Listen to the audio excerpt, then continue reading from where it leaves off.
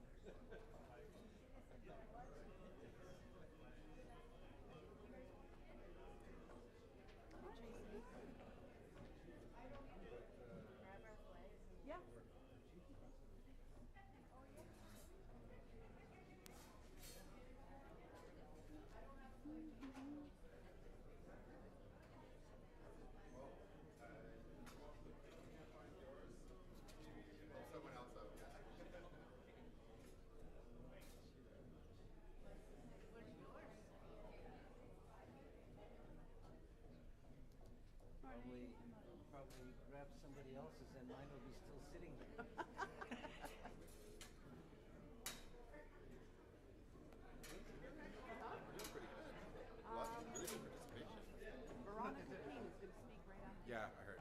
Yeah, yeah, yeah. Do the speakers know? Yeah. Okay. Okay. Good.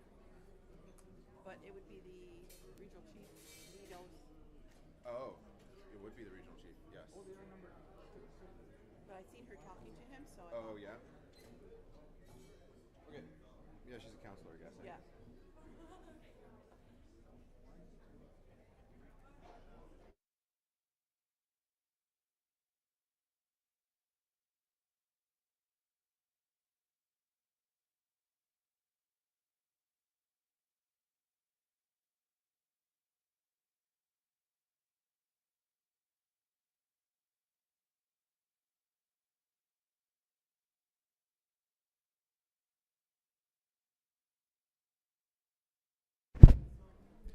Good morning, everyone. We've got some lonely flags up here. So if you're a First Nation citizen or just want to help out, please come grab a flag. We're going to start our grand entry in about 2 minutes. Thanks.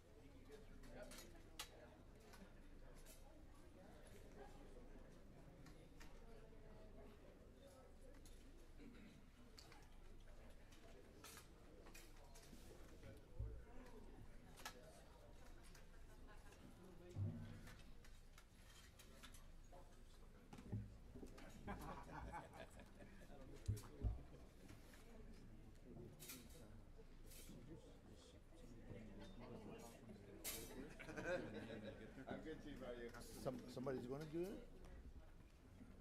Opening prayer. And then the territorial remarks is going to be with Veronica King. It's not in your notes. Okay. But I'll let you know. That's a, you got a different one, eh? Yeah. Huh?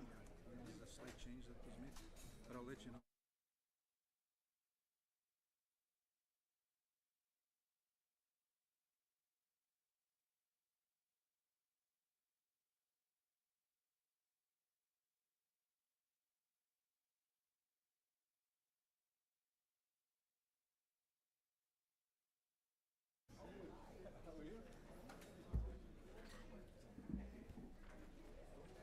Stay with us here. There should be something around. I think that's easy. Bernard. Grab it for you when. Okay, sounds good. What time is it? Oh, when she does her.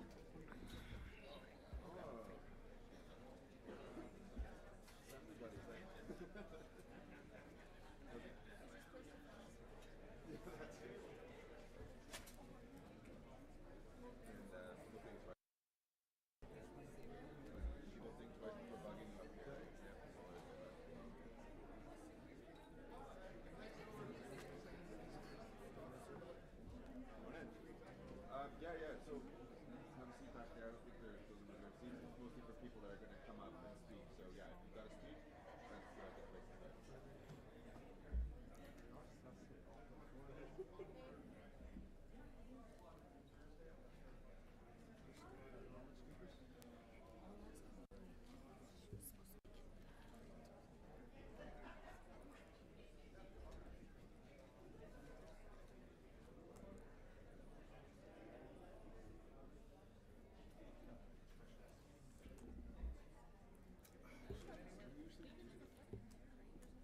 Yeah, maybe we'll do that next time. That's actually good. Oh, well, Joel said.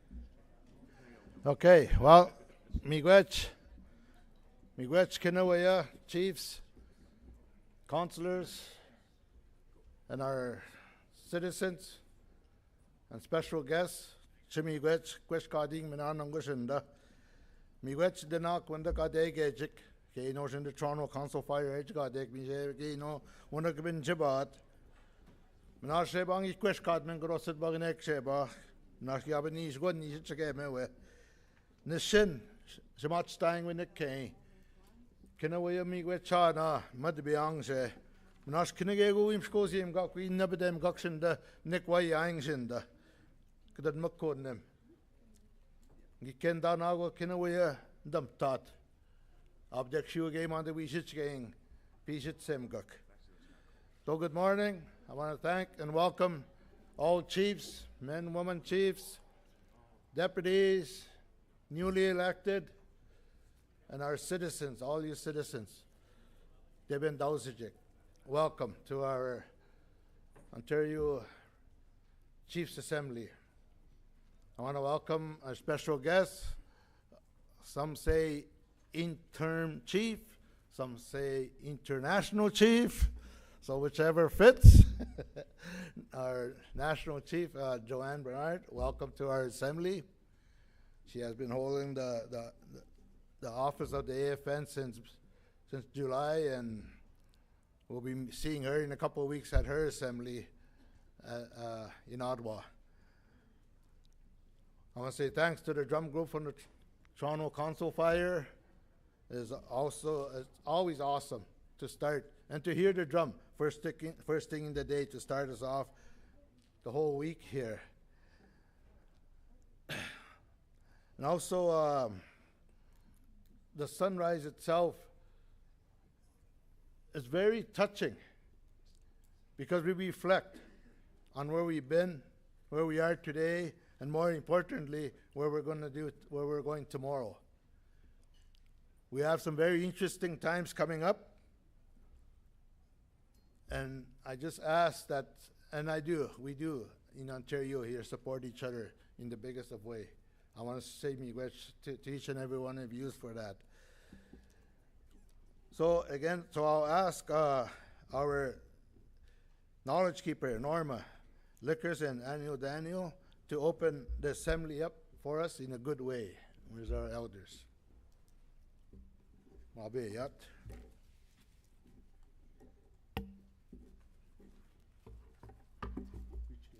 He's coming.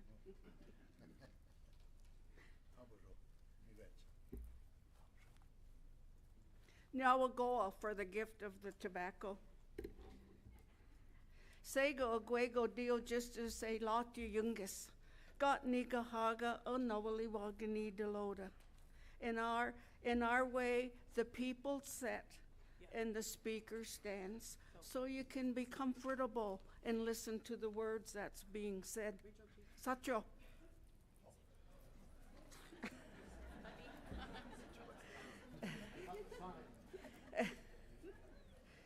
Kunjukwa.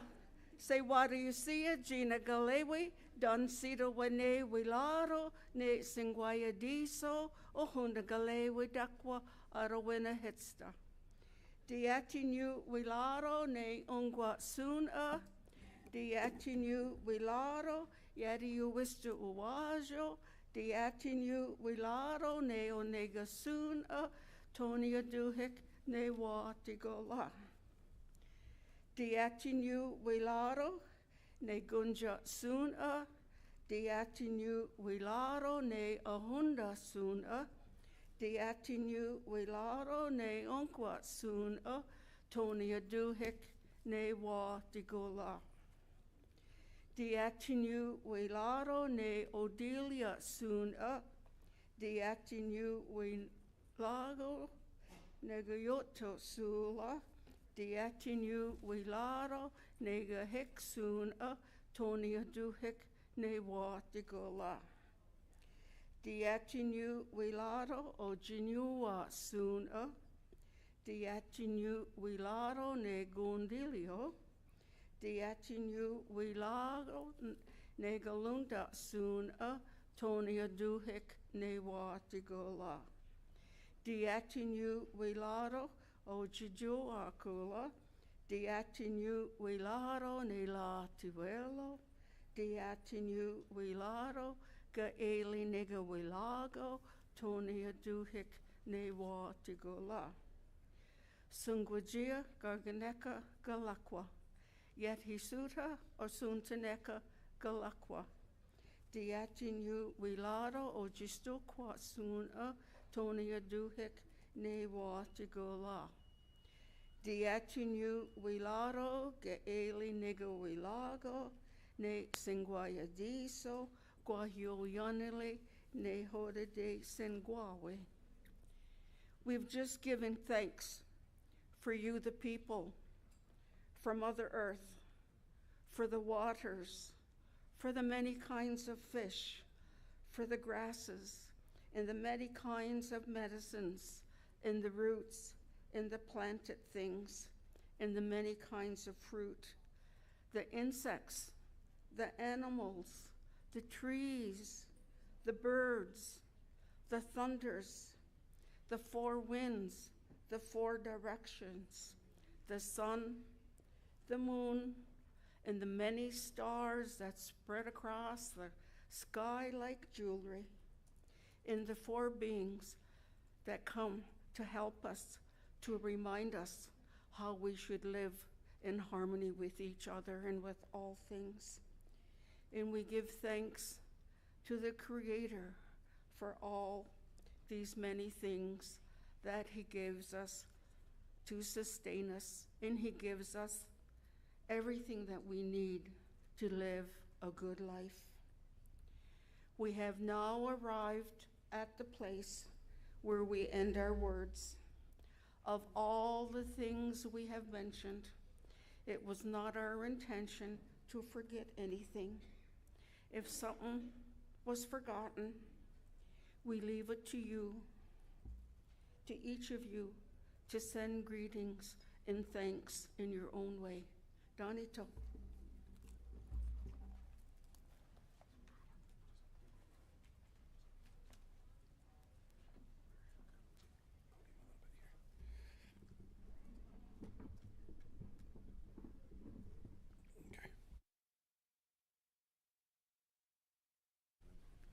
Bujo. Sine nene indishnikas makwandorum.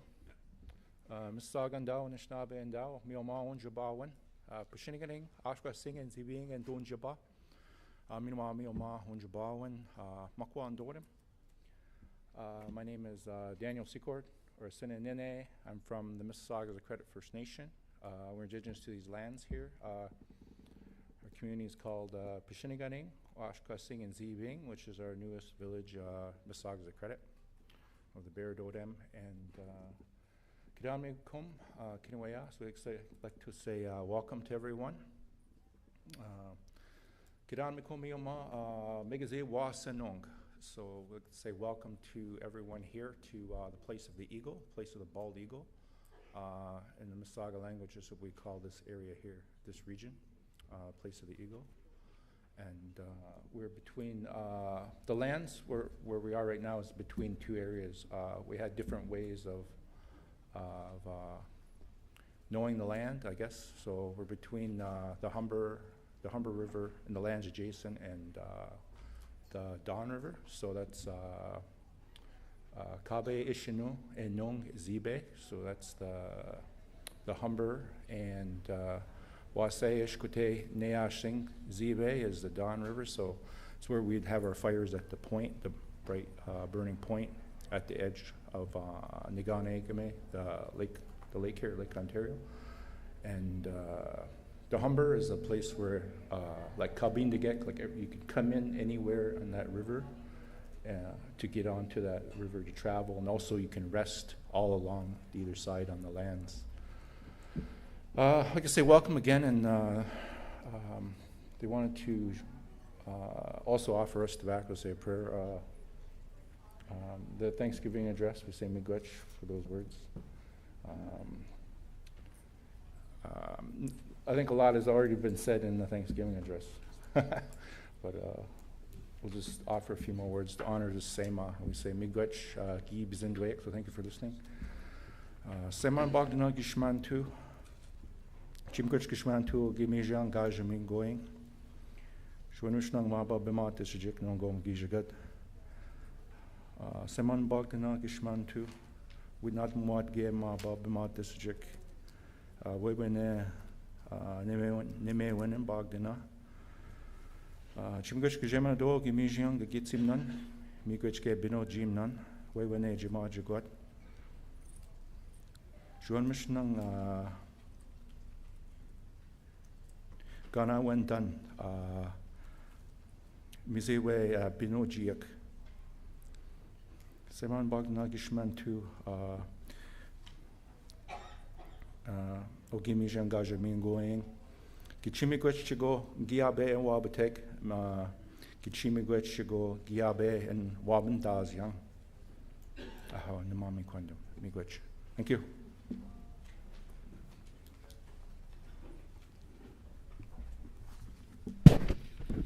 Now, miigwech. Chigo damak maba wat sakn get in the mount jiring gain ocean the edge but the quay bangisha yabani kit nimnege go abdeg mande yabani sing go kuhit kemes jago gosning se ni shigo kwem ko tago senda jem kwen maing kwayok benochia garbidens jik wase yabandom dan animna washabigiat Nas Chigazok Nimna. Gabagun Gushe, but we just send Jip Coat Tausian and Gushenda. We call mine Pane, Mem Dig the no Jibinanek, Jagoma Jigazot. They were Kidiawe, Nano Mengiam Dan Jebzing we. Nashkemabak do Mam Nash and the Mabum Tekenani, but Kajashgomabang Gishabana, when Engi Mudbeme, we've scored now, we imagine a kid. Sky Gishiana. Manashkan Mada, Kenny Basic Nich Kangi Maja, White Chris River and Jabba, Kidenski Oknango, Manashkagi no inch bike, Kago the way update with the Nakmak Bedek when it came, where you got Majat, Qued Mada, Nango Gate, no cake. Me gate, Nango and Jamonji Ding Nangosenda. So a few short words before our welcome to our territory by the representative. Name. first and foremost, I just want to echo the murdered missing woman. There was a special day this week, I understand, for the murdered missing woman and children, boys and girls, and also for the children. I think it's today, a recognition day for our children right across. I asked leadership to be for us to be, I don't know what the word is, I'm looking for a strong word, but our kids are still being put in the vehicles and taken away by services. I know because I went through it just a couple of weeks ago. So if we can,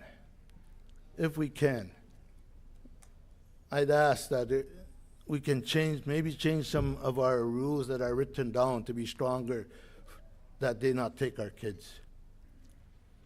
I'm proud that we have First Nation frontline workers to protect our kids, but our kids are still being taken through them. So I ask if we can strengthen that. We don't want our kids in 2070, 2080 to be dealing with what we're dealing with now.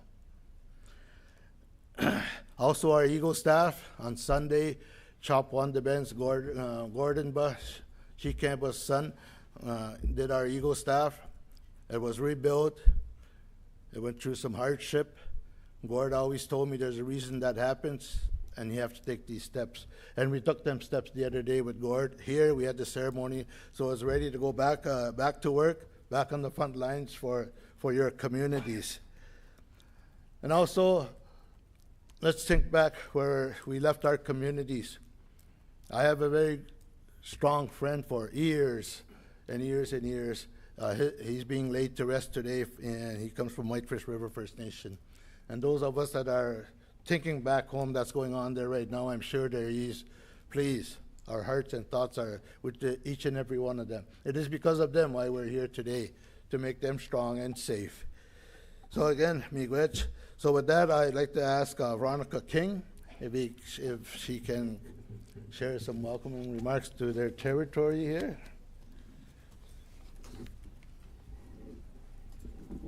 Sure, miigwech.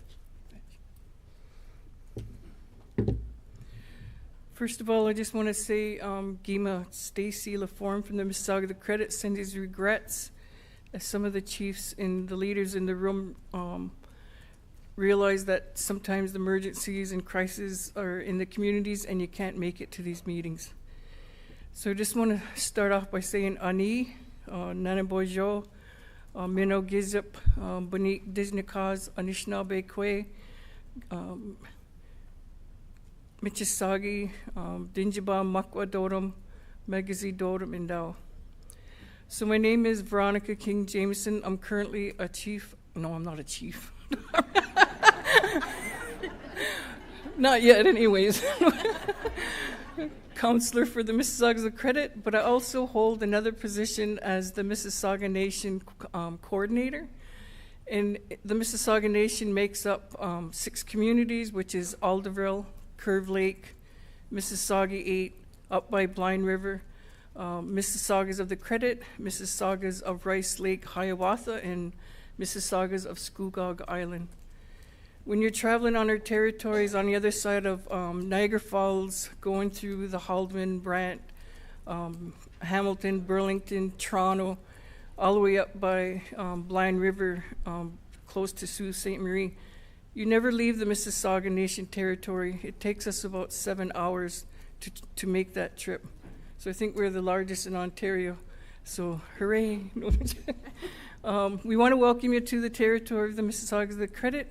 And if you can indulge me for a few minutes, I'm going to ask you to stand up. And what I want you to do when you stand up, I want you to look to the left and I want you to look to the right. And I want you to look at everyone to say, "You're great, you rock." And I want to video it so I can send it back to Stacy.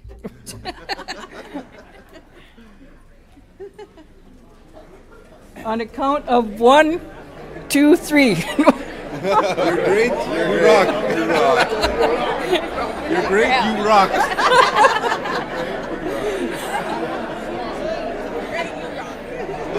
You're great. All right. You're rock, Stacy. No. Miigwech, you can sit down. Oh. Actually, I wanted to show him that video so that when he comes up, I know he's always asking me to bring his poem book and read one. I'm like, no, I'm not going to do that. But I'm going to show him that you asked me to do this for you, and I'm telling you that I had standing ovation. Miigwech.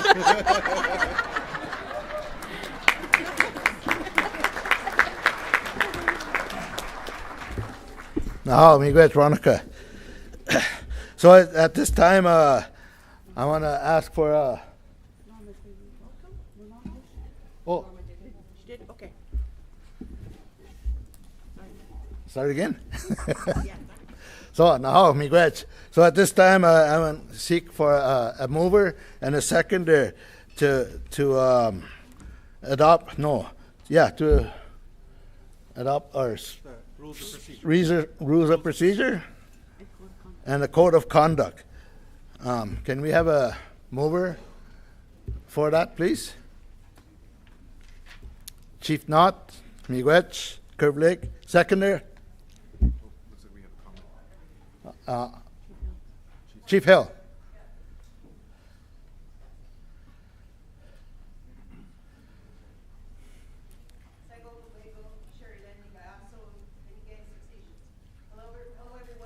Chief Whoa. Woke you up. Chief Sherry Lynn Hill from Six Nations. I was wondering if we could do an amendment here under the in-camera. I would like to propose an amendment that all elected councillors be included in these matters of importance. So that will be for the speaker, right? Or That's an amendment to the rules of procedure, I think she's asking for. Yeah, that's right. Which is fine, we can just pay that, but it'll have to go to the full vote. Rules of procedure? so we'll do that. Yeah. Yeah. Now. Oh, not motion. Okay. So, If I say it, we'll have a. so I'm just going to, I have no standing here right now, but I will assist Ontario Regional Chief to go through that process. So there are the rules of procedure that have been emailed to everybody. You also have a hard copy that everybody has a copy of. It's part of the meeting kits. The rules of procedure have a process to go through in-camera sessions. The rules of procedure do not currently, actually what they do allow for is the chief or the designated proxy of each First Nation to be in camera. So the request on the floor is to change the rules of procedure to allow band counselors to be in the room during in-camera sessions. Just to understand correctly, is that the request that's being made? Okay, thank you. So what we would need is a resolution to make that change. We have a mover, we would require a seconder, and then we'll open it up for discussion. Chief King, are you seconding? Chief Wilfred King, Kiasagi, and Shinabek Gulbe First Nation. I would second the resolution, but having said that, at other AGMs, and I think at the last meeting we had with the Chiefs of Ontario, I believe councillors were allowed to attend the in-camera sessions, so we already set that precedent already. Miigwech. Thank you, Chief King. So the process that you've been following through your assemblies is we require a motion to go in camera when we go in camera, and then if you have other people that you would like to stay in the room, we open the floor to entertain a motion. You submit your names. Those would be councillors or anybody else from your that represents your First Nation, and then they would be allowed to stay in the room. So correct, Chief King? That has been the process. So it is allowed for in the process. So we can do two things. We do have a mover and a seconder. The seconder has commented that we already do this process anyway, that it's okay, that councillors can stay. We just have to go through that formality of entertaining a motion. So two options. One is we continue doing what we've previously done, which would allow band councillors to stay, or change the rules of procedure as you've requested. So two options. Chief, we'll leave it to you.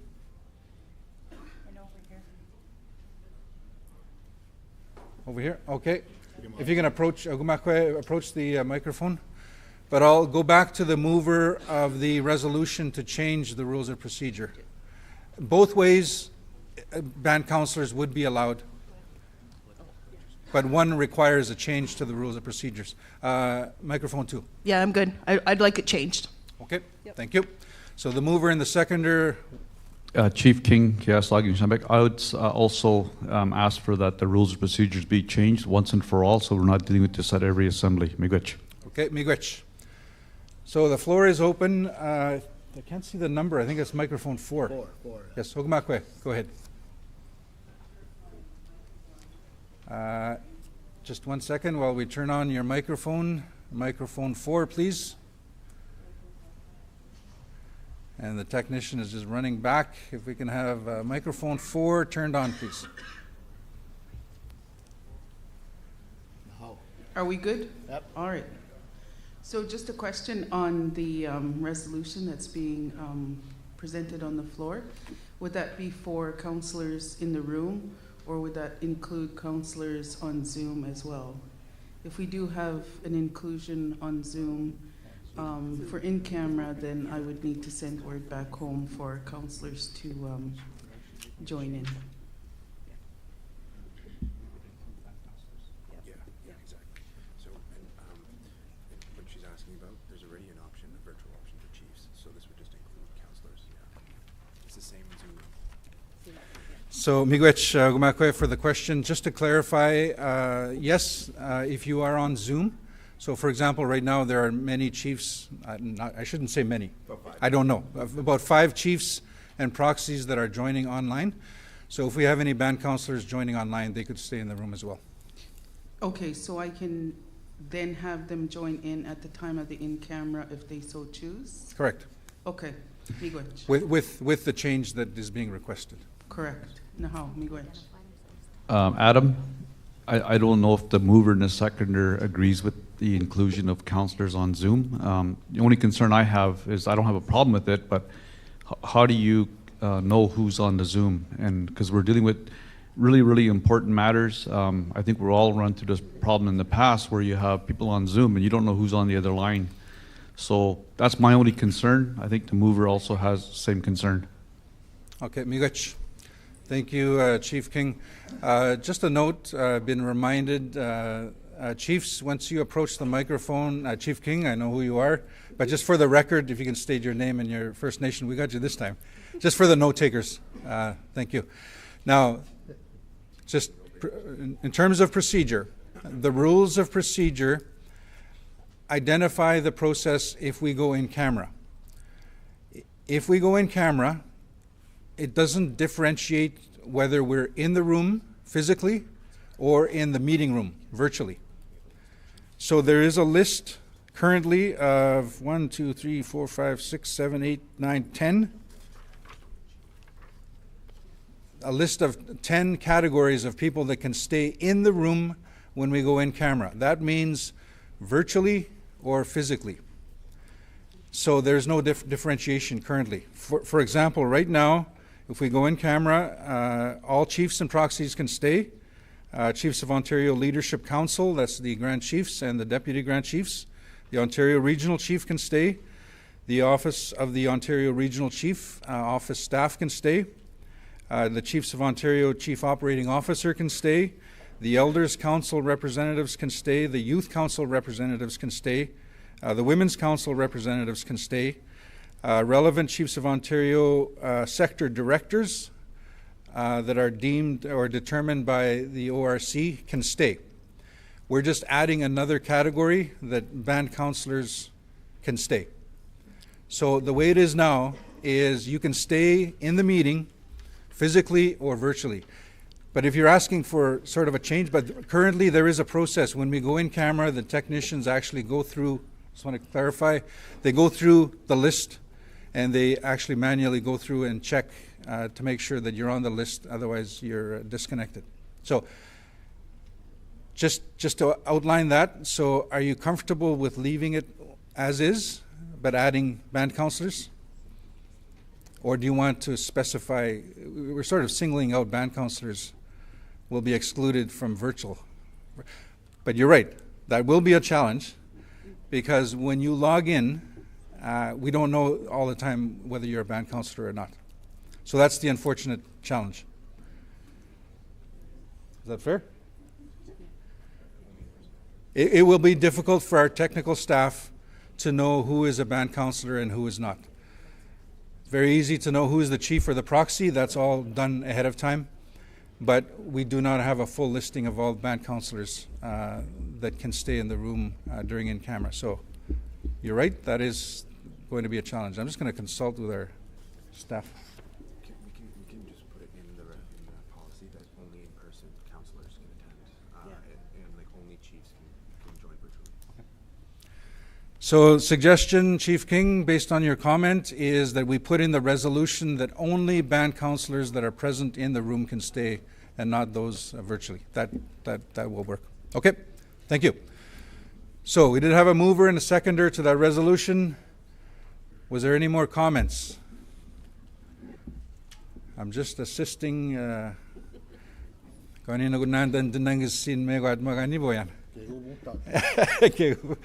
So I'm just assisting a regional chief who is the chair currently of this assembly. Any more comments? So that is the resolution to adopt the rules with that change. Okay? Do you want to go through the... Oh. Chief King, go ahead. Chief Wilfred King, Kiaslagi, Nishnabek Gully First Nation. I just want to clarify, it's counselors that are in the room, and perhaps should they be registered counselors rather than just someone just popping out of nowhere and saying I'm a counselor? Like they should be registered with the assembly. Miigwech.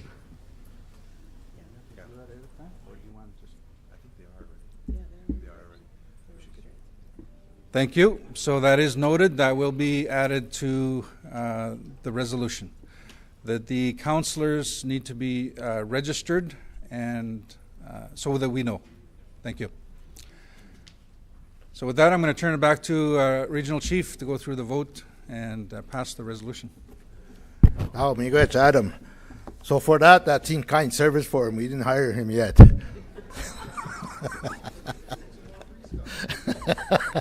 Any more freebies? Now's the time. No. Okay, so now at this point, seek a mover and a seconder to adopt our chair and co-chair and our youth. We have to go through the vote for the other resolution. Oh, the one we just finished? We have to How come you sat down? You gotta vote. Okay, so the rules and procedures, vote, question's been called with the amendments. All in favor of the resolution?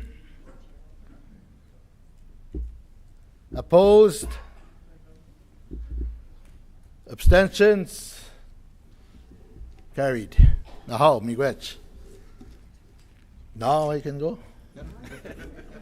Okay, now I'm seeking a mover for our chair and co-chair and our youth and a seconder, and for lead speaker Adam Fiddler along with Vera Pawis Tamalgan and Caitlin Peters, who are up here with us. So I need a motion, a mover, please. Chief. We come kong. Someone quit tonage. Oh no, what? Come you go, eh? Chief, we come kong. I've moved. Seconder. Rachel Mantuabi. Chief Perot, Kuchiching, Brian Perot, Chief Perot. All in favor of that motion? Opposed? Abstentions? Hearing and seeing none? Carried. So at this time, I'll turn it over to the chairperson, Adam Fiddler. Gintam? Or Gin? Okay, you fight over it.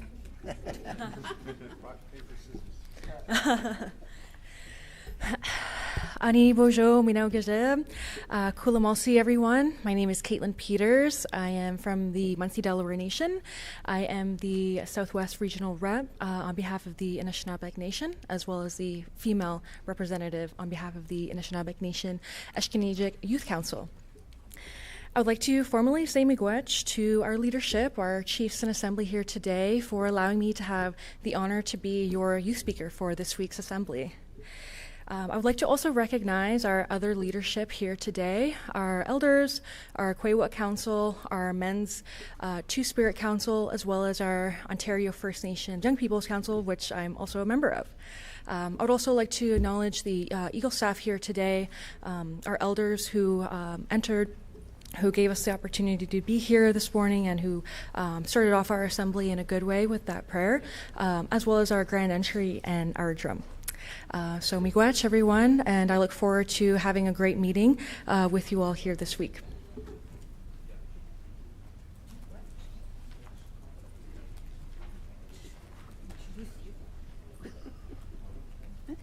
So I want to say, Winnabojo Kinawea. It is with great honor and privilege that I have accepted this EMA to help and be of assistance to the Chiefs in Assembly for your fall assembly. And I'm looking forward to all of the work that we're going to put our best minds and hearts and love to for our communities, for yourselves as leaders, and for the children in our community, the children that really give us cause to bring our best work and our best selves forward. So with the great love and focus and my attention here, I will do the best that I can to do this job along with my colleagues here. So miigwech.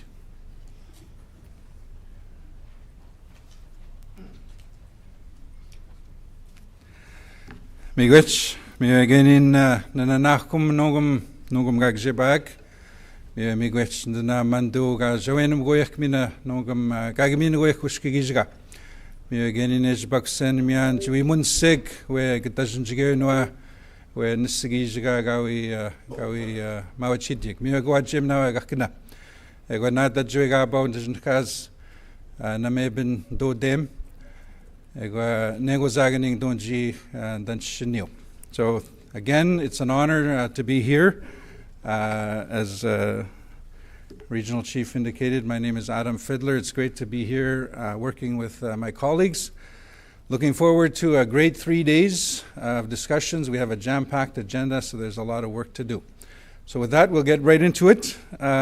We already got right into it with the resolution technical discussion. But I just wanted to highlight some things as well in terms of the rules of procedure. So we went through the rules of procedure. We made the slight change. A couple of things that I want to point out. One of them is the process for resolutions. So there is a resolution deadline, which is 5 working days before the first day of the assembly. So the resolution deadline was, I believe, November 14th. I think it was November 14th, so that's the information that went out.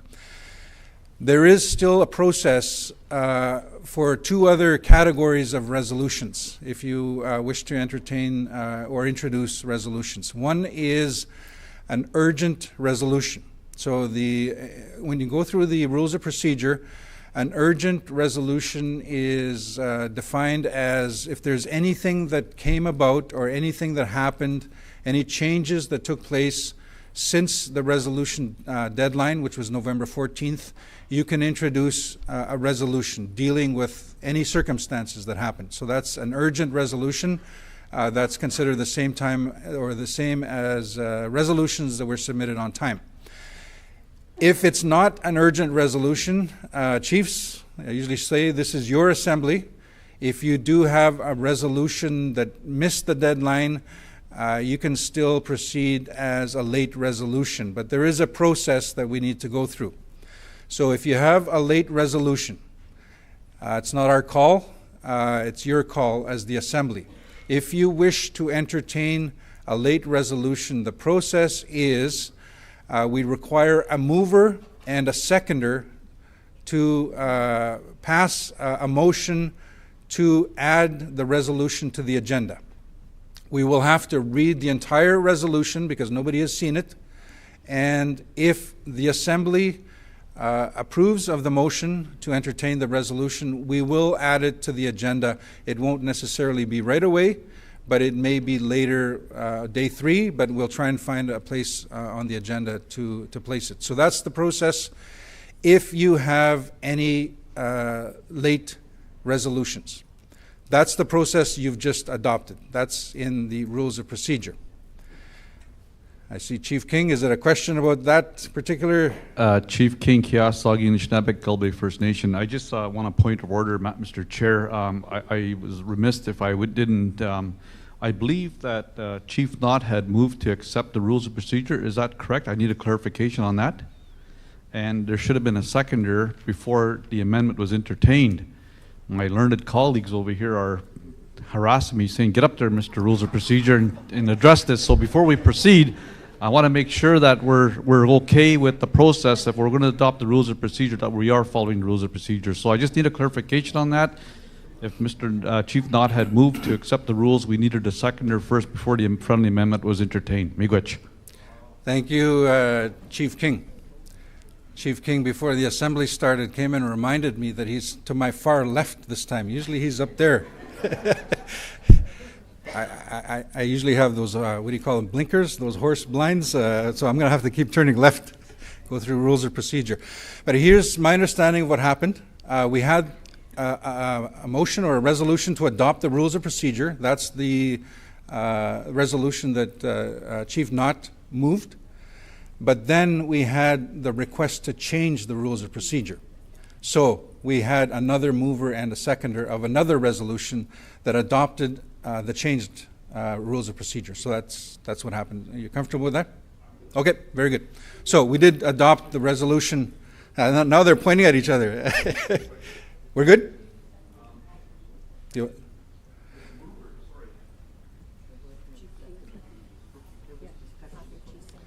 Chief King, Gulbe. I don't want to spend too much time on this, Mr. Chair, but shouldn't that have been, the mover should have agreed to that amendment? Or we didn't even have a seconder on the, I think it was a friendly amendment from our part. So basically, from our perspective, I think what happened was the first resolution died on the floor when there was a request for a change, and we had the mover and you agreed to second. Okay. So we had a brand new mover and a brand new seconder. Okay. So the first resolution died because there was a change. Miigwech, thank you. Okay, Miigwech, thank you. So again, going through the resolution process, if you have a late resolution, we can entertain it, but of course we have to go through a motion. We need a mover and a seconder, read the entire resolution, and it's up to you whether you will entertain that late resolution. That's the process. A couple of other things. In camera, we talked about. So there is an in-camera process on the agenda tomorrow morning. Tomorrow morning, the entire morning will be in camera. Process to go in camera, of course, we need a mover and a seconder. We need a motion to go in camera. And then to come out of in camera, will require a motion. So that's the process that we'll have to go through tomorrow. We've changed who can be staying in the room, who can be included, but also you may have other advisors. You may have legal advisors or other technical support that you require in the room. We would need a motion to include those people to allow them to stay in the room when we're in camera. So that's the process.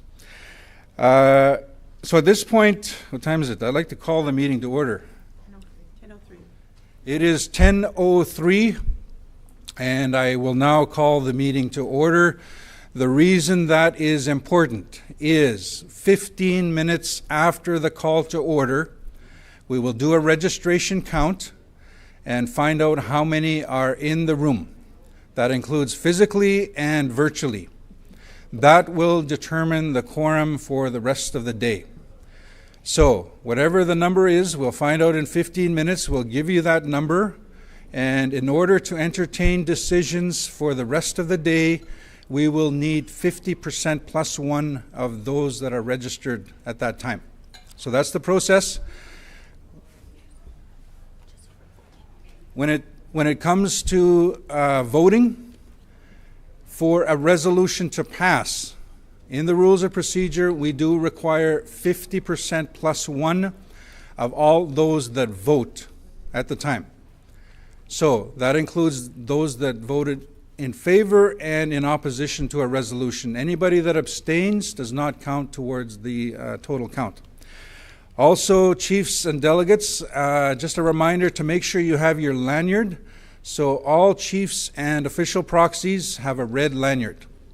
And that is how we recognize who can vote when it comes to resolutions. So also make sure, I just got a note here, make sure your badges are rescanned by the commissionaires as you enter the door for this morning and this afternoon. So there's a QR code on your lanyard, on your badge. If it's not in the front, it should be on the back.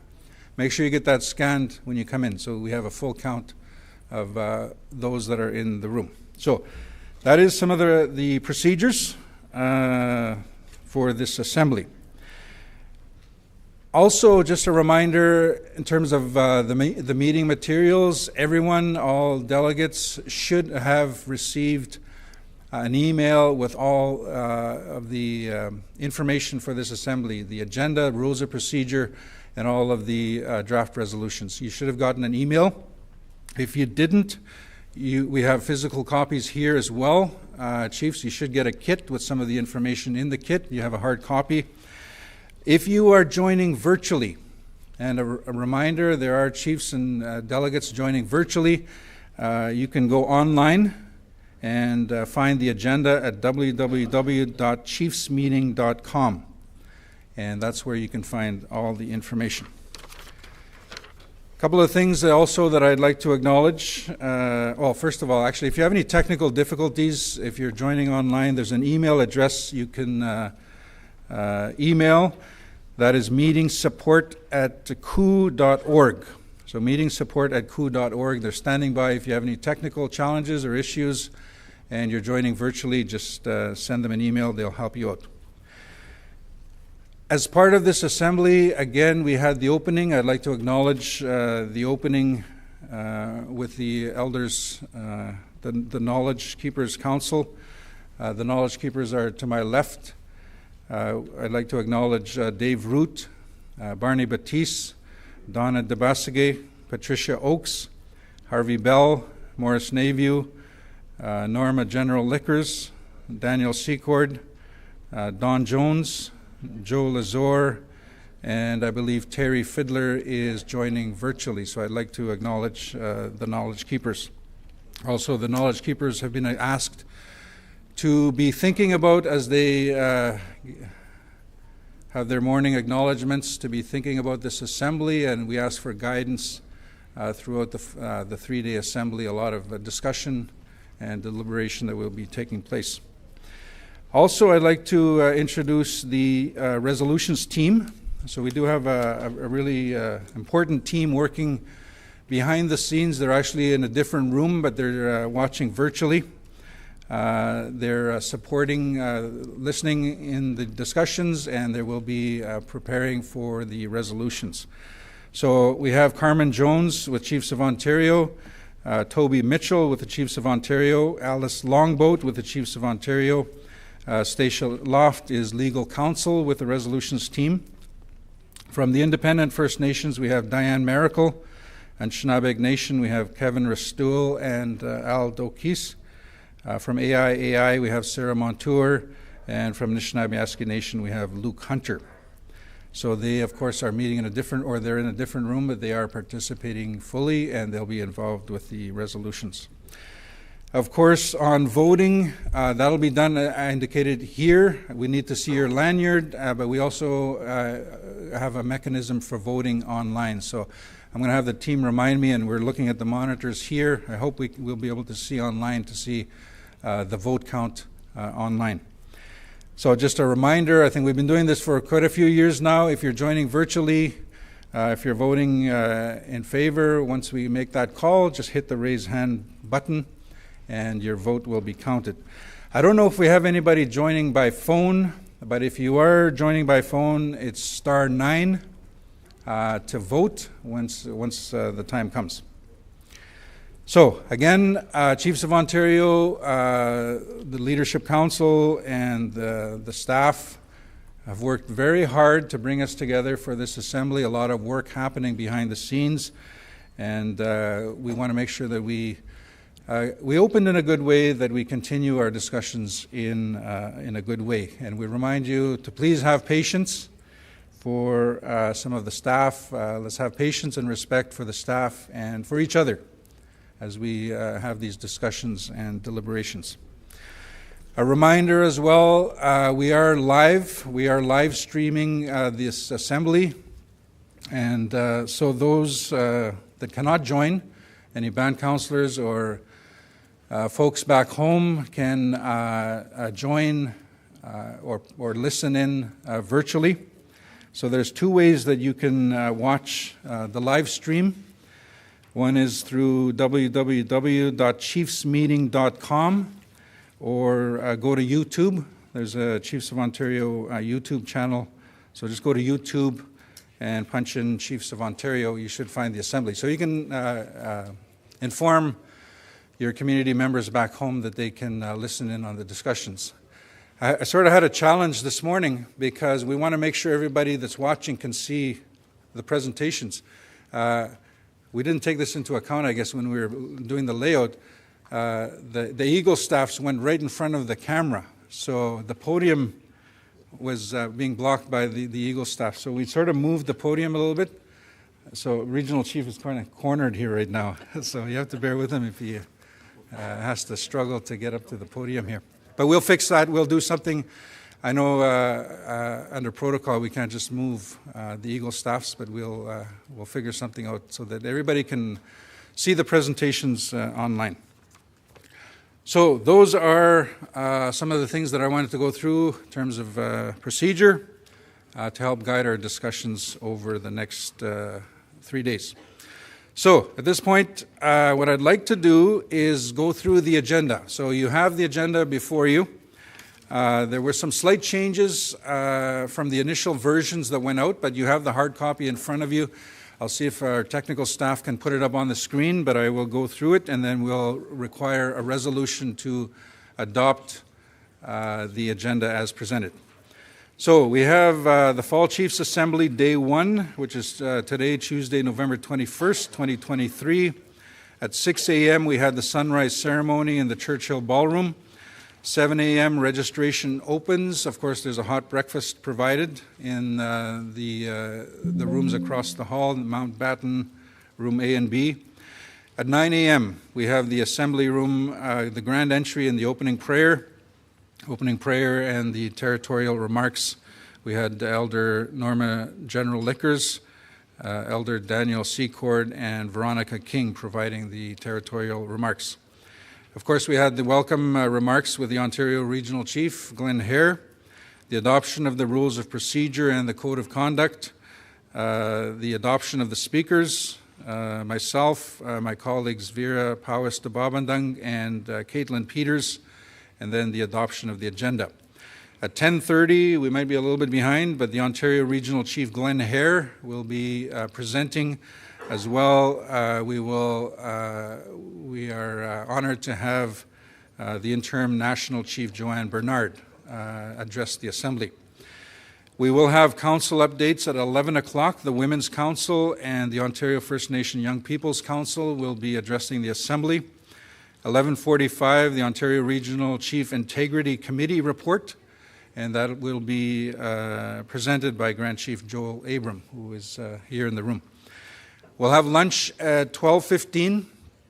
As part of lunch, there will be the Little NHL update, and that'll be taking place, of course, across the hall. We will reconvene at 1:15. We'll have the federal drinking water legislation. That'll be led by Kathleen Padullo, Director of Environment. At 2 o'clock, the federal health legislation. There will be a resolution as part of that. That'll be Toby Mitchell, the Director of Health. 2:45, we'll have the restructure of First Nations lifelong learning table. There will be a resolution as part of that as well. That'll be led by Julia Candlish, the Director of Education. 3:30, the Ontario Bilateral Education and Learning Table with a resolution, again with Julia Candlish. At 4:15, we'll have the Elder and the Youth Reflections. This evening, we do have a number of sessions happening, Chiefs Committee dinner meetings. The Chiefs Committee on Economic Development will be meeting in the Baker Room, and the Chiefs Committee on Health is meeting in the Windsor Room. And I know there might be other sessions, caucus sessions happening this evening. I know Anishinaabe Nation has a caucus session, not sure of the room, but that'll be taking place this evening as well. For tomorrow, day 2, 6 a.m., the sunrise ceremony in the Churchill Ballroom. 7 a.m., the registration opens with breakfast. 9 a.m., a reminder, we will be in camera. So the in-camera sessions, there are 3 of them, starting at 9 a.m. With policing and enforcement of First Nation laws. There's a resolution as part of that. That'll be led by Jackie Lombardi, Director of Justice. At 10 a.m., another in-camera session, the relationship with the Government of Ontario. That'll be led by Chris Hoyas, Director of Policy and Communications. And then 11 o'clock, in-camera session dealing with long-term reform, Child and Family Services update. And that'll be led by representatives from OKT and social services sector staff. We'll have a break, 12 o'clock, we'll have lunch across the hall. We'll reconvene at 1 o'clock. The meeting will be open again. We'll come out of in-camera. First item will be supply chain and procurement. That'll be led by Arvind Sharma, the Director of Economic Development. 1:45, gender-based violence and missing and murdered Indigenous women and girls action plan update. That'll be led by Nancy Johnson, the Director of Women's Initiatives. At 2:30, First Nation Data Governance Strategy, led by Grand Chief Abram Benedict, Mohawk Council of Akwesasne. At 3 o'clock, IPCO Federal Court Challenge, Self-Administered Police Services Update, led by Jackie Lombardi, the Director of Justice. And then at 3:45, we'll be dealing with resolutions. Just to let you know, right now we have 14 resolutions that have been submitted. 5 o'clock, we'll have the Elder and Youth Reflections. And then we will close. There's a special evening session happening at 6:30 p.m. It's a film screening of a film called Into the Woods. It's Into the Weeds. I just came from the woods. Into the Weeds. It's an environmental film. And it's had really good reviews, we're told. So that film will be presented. There will be an opportunity for questions and answer with the director. So that'll be tomorrow evening. Day 3, final day, again, will open at 6 a.m. with the sunrise ceremony in the Churchill Ballroom. Registration opens at 7 a.m. At 9 a.m., from 9 a.m. till 10:30, we'll have the Assembly of First Nations National Chief Candidates panel. We'll have presentations and a Q&A. So what we've done is each of the candidates, there is a 15-minute allocation, 5 minutes to make a presentation and 10 minutes for Q&A. It's very important that we be impartial and that we allow everyone for the exact same amount of time. So again, we will allow a 5-minute presentation that includes everything as part of their presentation, 10 minutes for Q&A. So that'll be between 9 and 10:30 tomorrow morning, Thursday morning. At 10:30, we have Minister Patty Haidu, Indigenous Services Canada, will be here. At 11 o'clock, we'll have the Knowledge Keepers update. At 11:20, we'll have resolutions again. At 12 o'clock, we'll have Minister of Crown and Indigenous Relations joining virtually. Minister Gary Anand Sangari will be joining online. We'll have a working lunch on Thursday, and then we will continue on with resolutions. And the plan is to begin closing at 3:15 with the closing prayer and closing ceremonies. So, Chiefs, that is the proposed agenda. What we do require is a mover and a seconder, and then if you have any comments. Mover, microphone number 2, please. Bonjour. Sagachwe Indigo Bijou Dotem, Couchiching Donji. My name is Brian Perot. I'm the Chief of Couchiching First Nation. Adam, I just suggest what I'd like to hear is an update on Bill C-53. I know the regional chief was requesting an extension of the process there. So can we get an update somewhere in this agenda in the next 3 days? Yeah, we can. We can do it. We have time at the caucus, the AFN caucus, to talk about it. We can also give a very brief update today. What time? At 4:30. Okay. Thank you, Chief Perot. So the process is, before we make changes, I need a mover and a seconder. I don't know if you'll move? Okay, thank you. I need a seconder, so I think microphone 4. Talking about the agenda? The agenda, yes. I have a change to the agenda. Sorry? I have a change. Okay, so before we go to changes, I need a mover and a seconder, and then I'll open it up. Do you want a second? I'll second it. Okay, Corby, just for the record. Chief Corby, Ondick Donlekani. Microphone 4, please. We couldn't hear. Go ahead. Okay. So Jackie Lombardo, who's doing a presentation at 9 o'clock on Wednesday, she requested our IPCO federal court challenge to be moved up right after, probably at 10 o'clock, because she's here anyway from the Director of Justice. So our team is coming up. That's the only time they're going to be able to meet. So hopefully we can be on the agenda at 10 and moved up on Wednesday's agenda. Okay, Chief Corby, before we go to that change, I want to go to the first change, just to follow the order. Chief Perot, suggestion is 4:30 today. Would that work? Whenever? Okay. Okay. So just so that we have it on the agenda, what we'll do is on day 1, today, 4:30, after the elders' reflection? Before. So 4:15, right before the elder and youth reflections. So we'll have that update on Bill C-53. I'm going to write this down. 4:15 today. Thank you. Okay, so going back to, what's the suggestion? What time are you proposing? 3 o'clock on Wednesday, the IPCO Federal Court Challenge is on the agenda. We want to move it up till 10 o'clock because Jackie Lombardi is going to be here at 9 o'clock in the morning. She asked us to see if we could get it moved up to 10. So we do have people coming for 10. Okay. So I'm going to go back because I know that we have people coming at 9, 10, and 11. So just give me 1 second. I'll consult with the staff. Those are in-camera sessions, and we only have one chunk of the whole morning is in camera. So that's not an in-camera session, and these are going to be very long sessions. Like we don't have time in the morning. Yeah. So if anything, we can bump it up to that's as soon as 1 o'clock. Chief Corbier, so I'm just consulting with the staff. The morning sessions on Wednesday are all in camera. There's 3 specific items that will be dealt with, and so it's important to have those discussions together. Suggestion, if you would like to have, right now it's scheduled for 3 o'clock. If you'd like to bump it up a little bit, we can bump it to 1 o'clock, sort of push everything down. But at this point, the morning is allocated for the in-camera sessions. 1 o'clock would be great. So 1 o'clock? Okay, so what that does is it changes the order. So the federal court challenge is what we're talking about. That'll be at 1 o'clock and everything will be moved down. Okay. Mover, Chief Perot, you're okay with that change?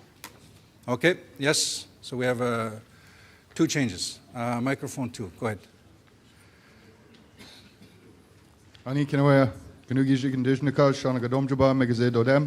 Good morning, everyone. My name is Chief Adam Pawis. I'm from Shawanaga. I see I have 2 items that potentially we could suggest as a friendly amendment.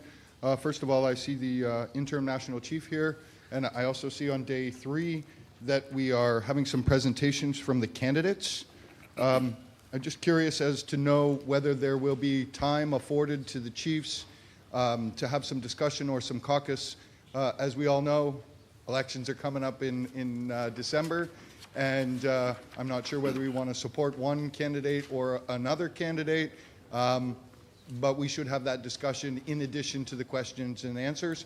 I don't know where that fits on the schedule. So that would be my request for a friendly amendment, to add some time so that we can have some open discussion about who we would support collectively, if that is the desire of the chiefs. So before we go to the second one, the suggestion would be at 11:20 on Thursday morning, after hearing from the candidates. So that would be a discussion on AFN elections. Would that do it? Yeah, it does for me if it's okay with the mover and seconder. Okay. The second request? My second request is a matter of housekeeping, Mr. Speaker. I can't remember whether it was at our last assembly or the assembly before, but we had an in-camera session. One of us breached that session, and I have not heard any resolution or proposed resolution or discussion.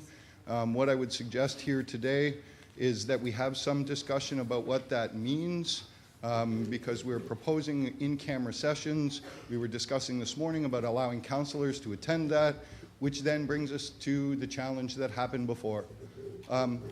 And with all due respect to Chief Archibald, we believe that it was him that was communicating to former ORC.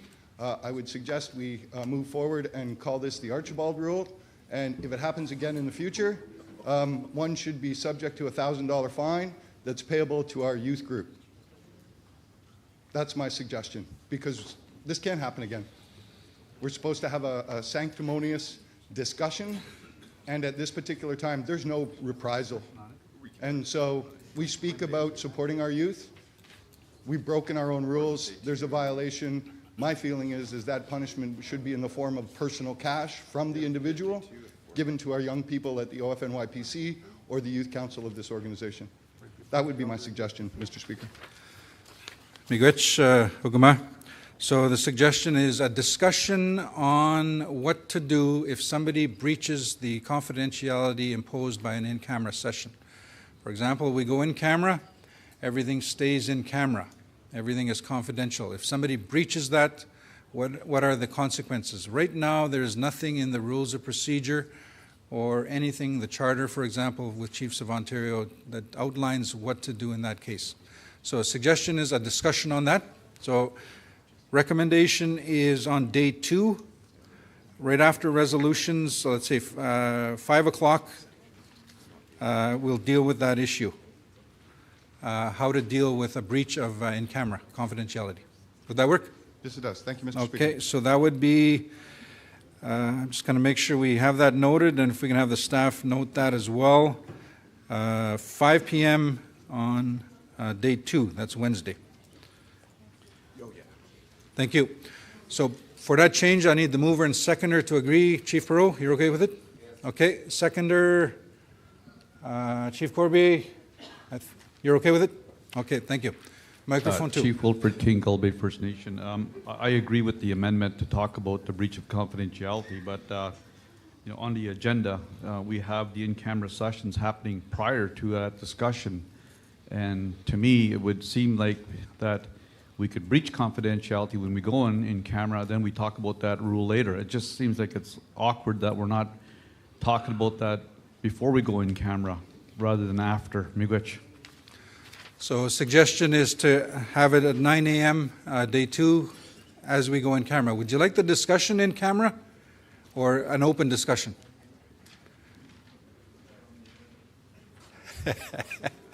That can be on the agenda.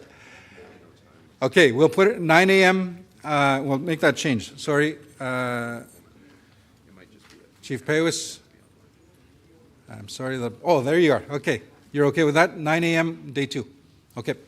Mover, Chief Perot, Chief Corbier. Okay, thank you. Any more discussion? Second call. Oh, if somebody can monitor online, see if there's any hands raised, let me know. Last call. Any discussion? Okay, with that, I'm going to call for a question. The agenda has been amended. This is a resolution to approve the agenda as amended. All in favor, raise your hand, please. Thank you. Online. Any opposition? And again, I've got to remember to go online. Nothing. Abstentions? Nothing. Nothing online. So thank you. Resolution is carried. We've adopted the agenda. Thank you. We can get on to business. I'd like to turn it over to my colleague, Caitlin, for the next agenda item.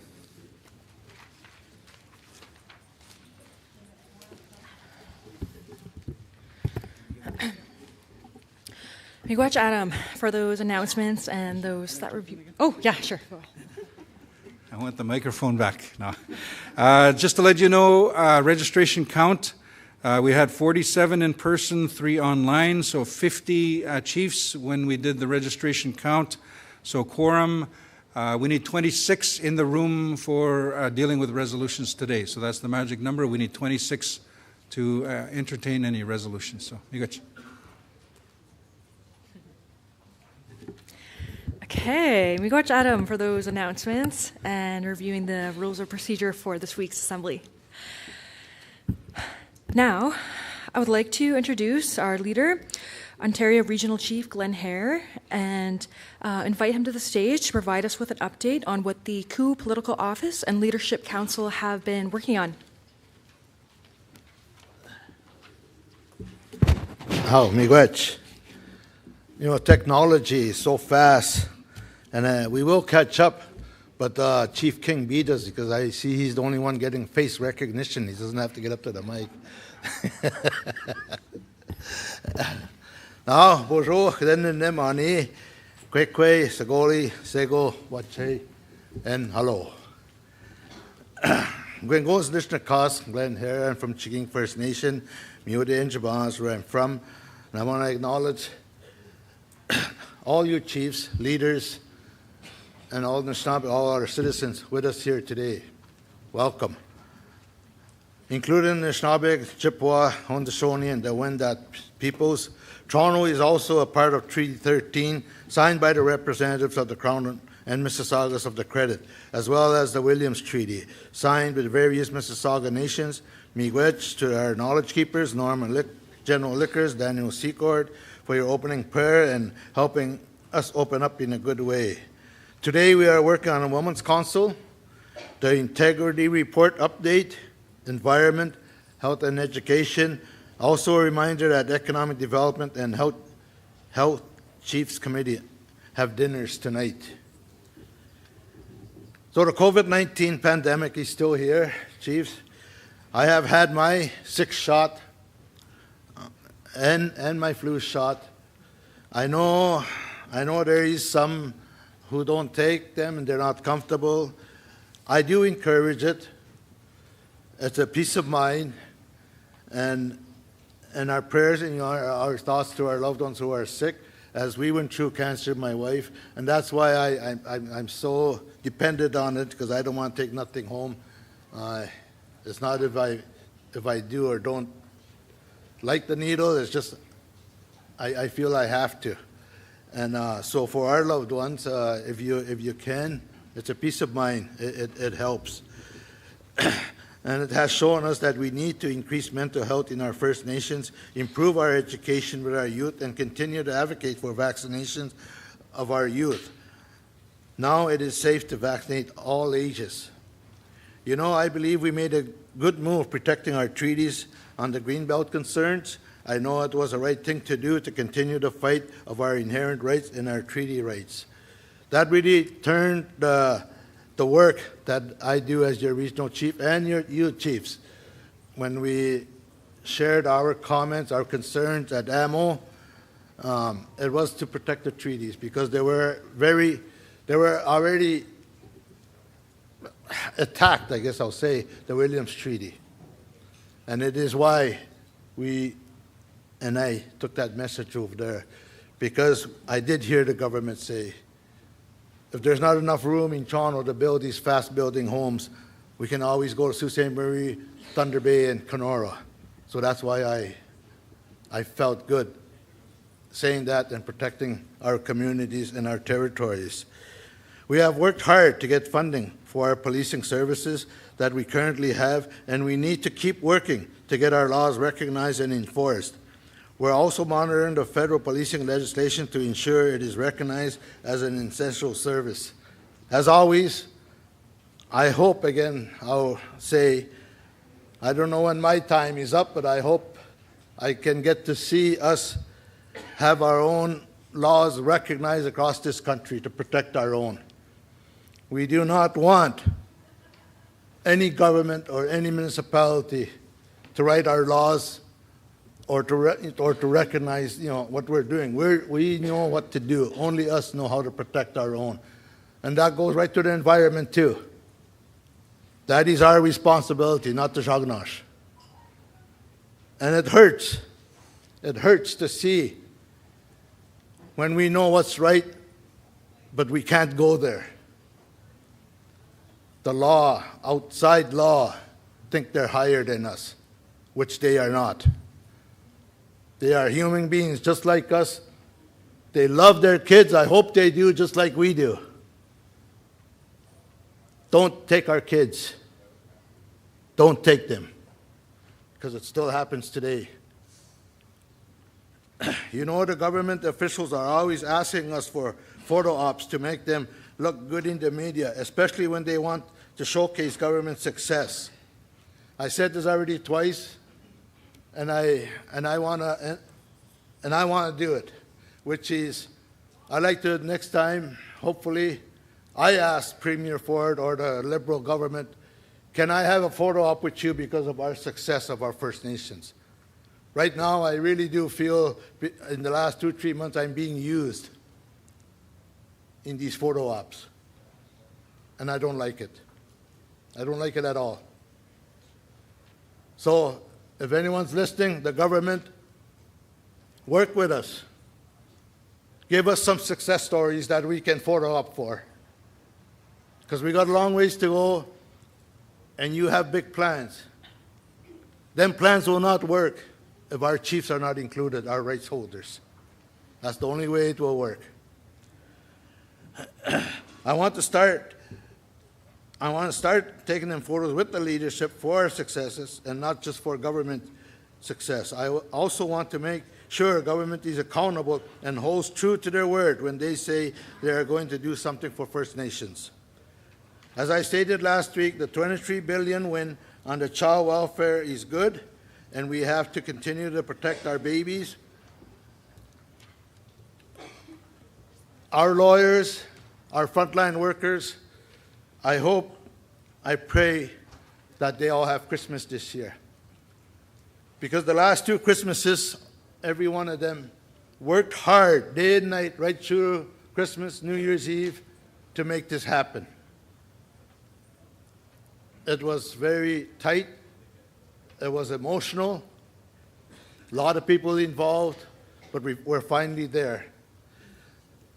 So saying that, we also need to ensure that lawyers do not take advantage of our children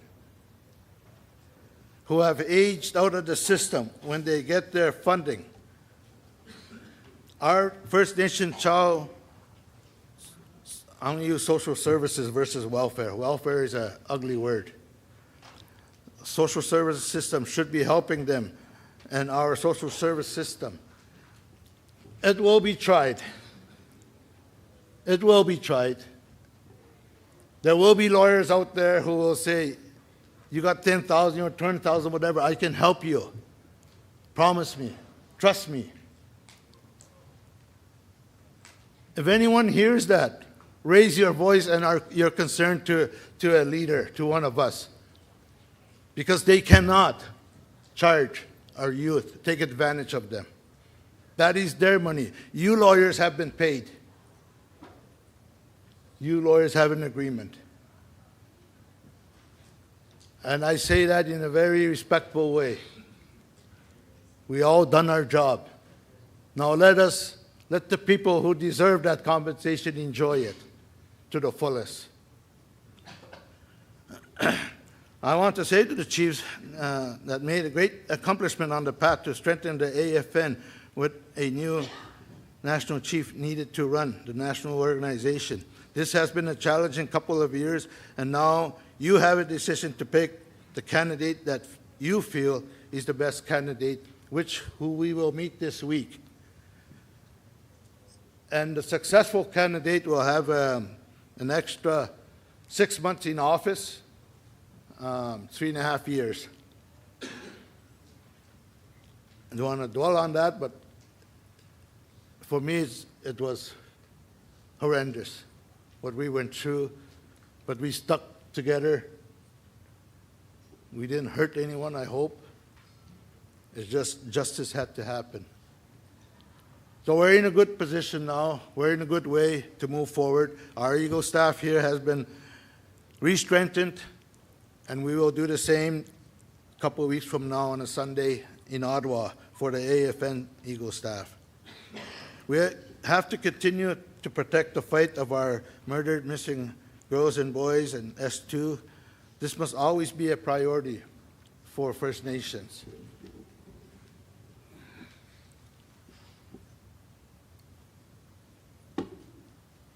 The election of Wap Kinew, the Premier, that's another one of my comments for many years has been fulfilled, which was, I hope someday we can have an Anishinaabe voice in the House, and Wap's our first one. So I want to congratulate him. We congratulate him on his success to being Premier, and I hope there's a little bit of comfort there to see what happens to the landfill issue in Manitoba. If we really did our homework, I would safe to say probably we have a relative there somewhere too that we don't know of. We continue to keep the fight with the Métis Nation of Ontario. Well, excuse me, MNO. They're not a nation. On Bill 53, even if the Liberal and the NDP parties are agreeing to support it.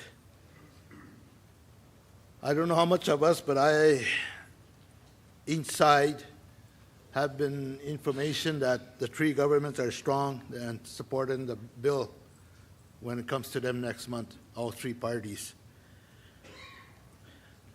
So I don't know what that says to us, but there will be an update, Chief, later on today on it. We need to fight every step of the way. The duty to consult on our land matters, especially when it comes to land, treaty, and to protect all our rights. We will take the fight to the court, even if we have to, especially if our treaties are being broken. We need more funding to continue this fight, so please let us know if you have any creative ideas to address this. We cannot, I hope we don't sit back and because there's no money. I've heard that already.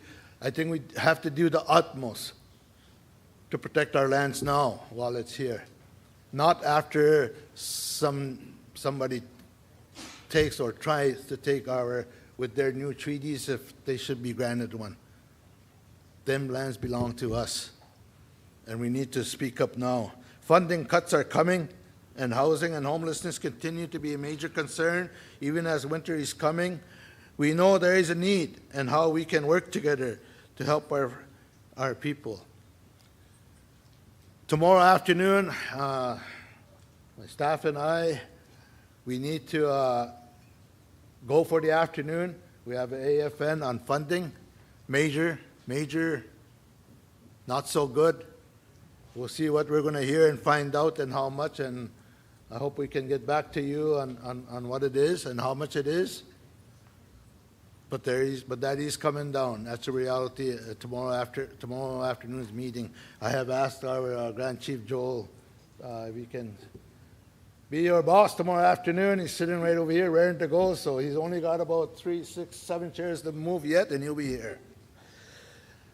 And I was happy to hear again Wap Kinew being the Premier, a voice in the circle, and I think they've heard me say.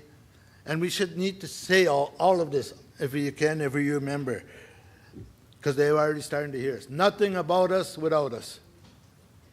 Nothing about us.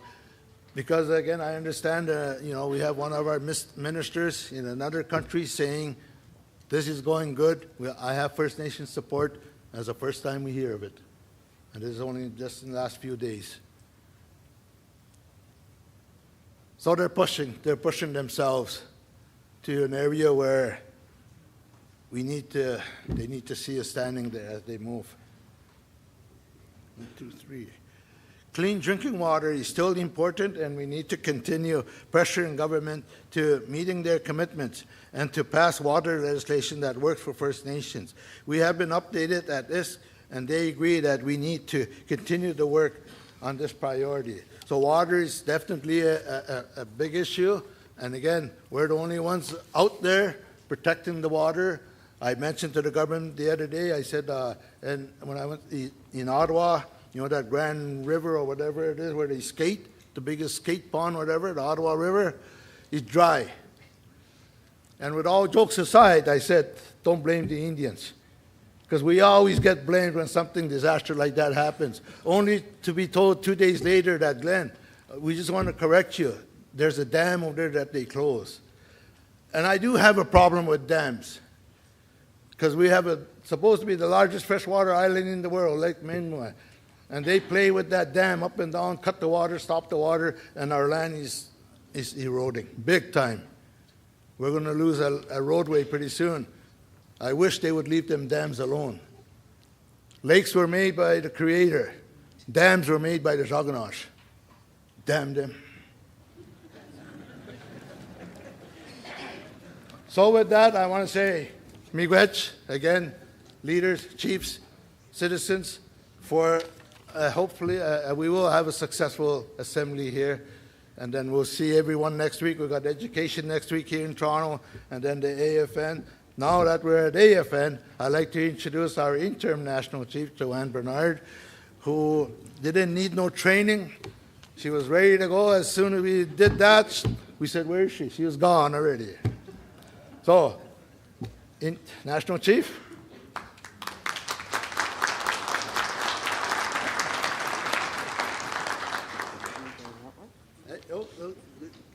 What?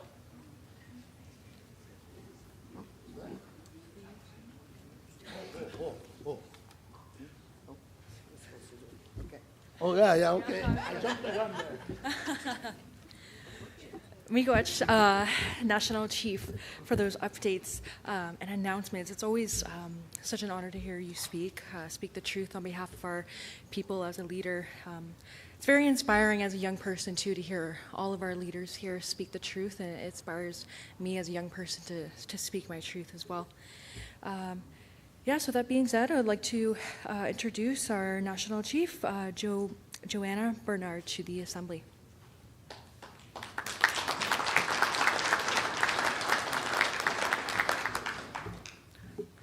Quay. Greetings. My name is Joanna Bernard, Interim National Chief for the AFN and Regional Chief for New Brunswick. I would like to thank the elder for the opening prayer, the drummers, the staff carriers, the flags, and I would like to also recognize the territory that we are here having this assembly today. Now, I'm going to try to say, I think it's the, where is it? Oh, it's on my phone, sorry. The Chippewa. Let me see. I do want to do this recognition. It's important every time we do speak. And thank you, everyone, for the opening ceremonies, and the prayers are very, very important. Okay, so the Chippewa, the Hood Oshoni, and the Anishinaabe. Yes, thank you. I do want to apologize that I can't introduce myself in my language. Our language was lost, the Wolastoqey language, in New Brunswick. It's on the brink of extinction. So it's and it's sad every time I hear someone say their names and introduce themselves, and I'm not able to do so. So, as the interim national chief, my priority has been to uphold the rights, interests, and concerns of First Nations, following the guidance from you, First Nation leadership, and the AFN Executive Committee. Part of this important work includes addressing pressing issues facing our communities and ensuring that the voices of our people are heard and represented effectively. This also includes restoring accountability, transparency within the AFN, and upholding the values that guide our governance within the AFN. Since assuming office in July 2023, we implemented a 6-month work plan that addresses unresolved issues at the AFN and moved forward on priorities identified by leadership.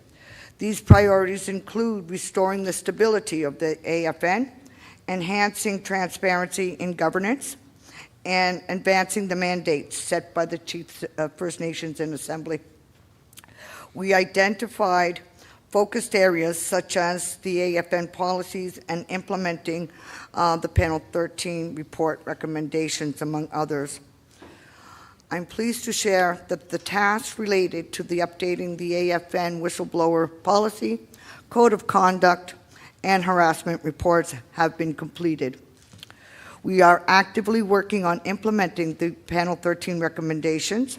So when you do attend the Special Chiefs Assembly in December, you will notice banners, there will be flyers, there will be things that are around the event area to ensure that zero tolerance and our code of conduct must be upheld with every participant of the AFN. So there's a new registration form when you do register, and I do want to encourage all the chiefs to register for the upcoming assembly in December. As you know, we will be voting for the new national chief, so let's find a really good leader to take us through the next 3.5 years. But I do want to note that there will be a form, a code of conduct form, that every participant will have to sign. I've already signed mine. I put it up on, it should be on the website, and I'm encouraging all the executives to sign their form, as well as all the chiefs that will be participating. And also anyone else who participates has to sign this to be able to come into the forum. So I encourage everyone to look for that, and if they could take care of that as soon as possible, that would be wonderful.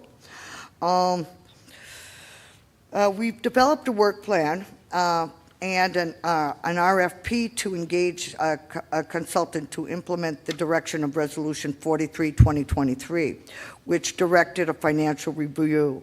To that end, we've also posted our audited financial statements on the website.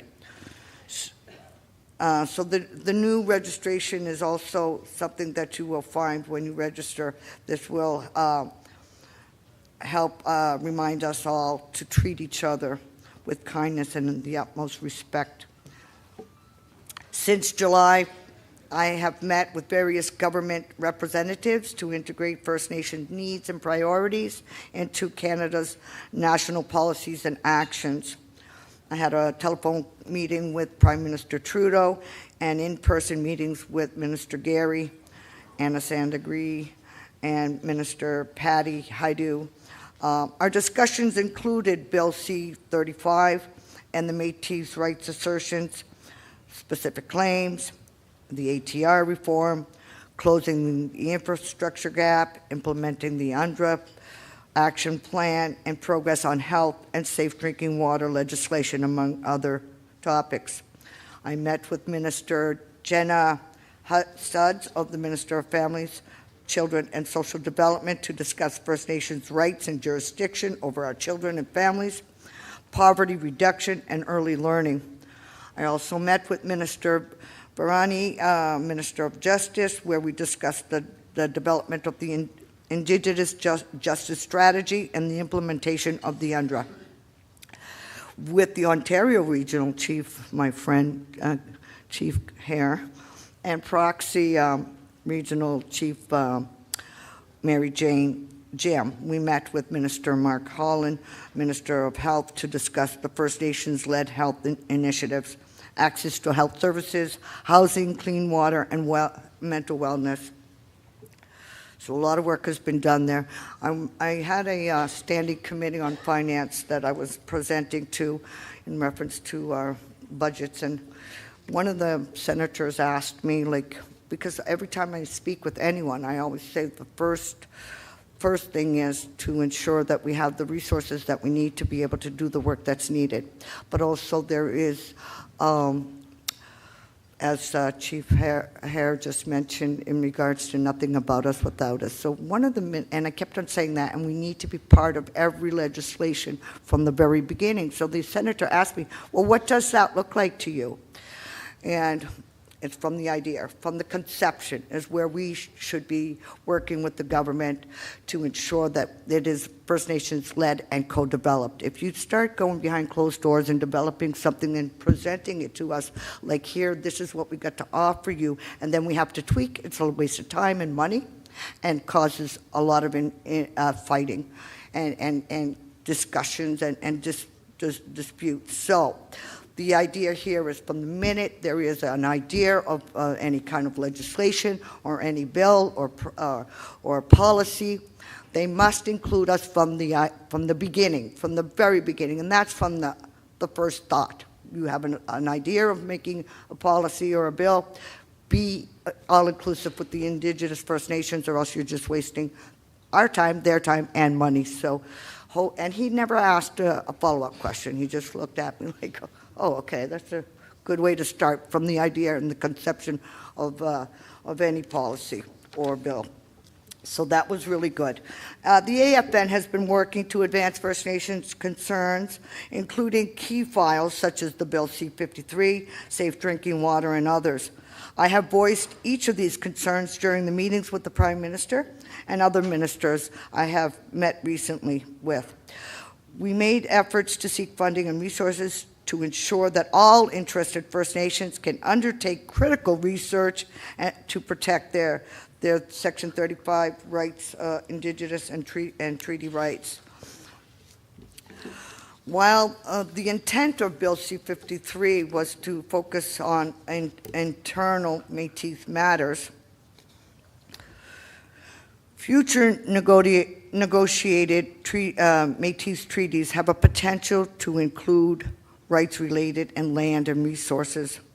This includes hunting, harvesting, fishing, and resource management. This will result in First Nations Section 33 rights being infringed. Be prepared, it will.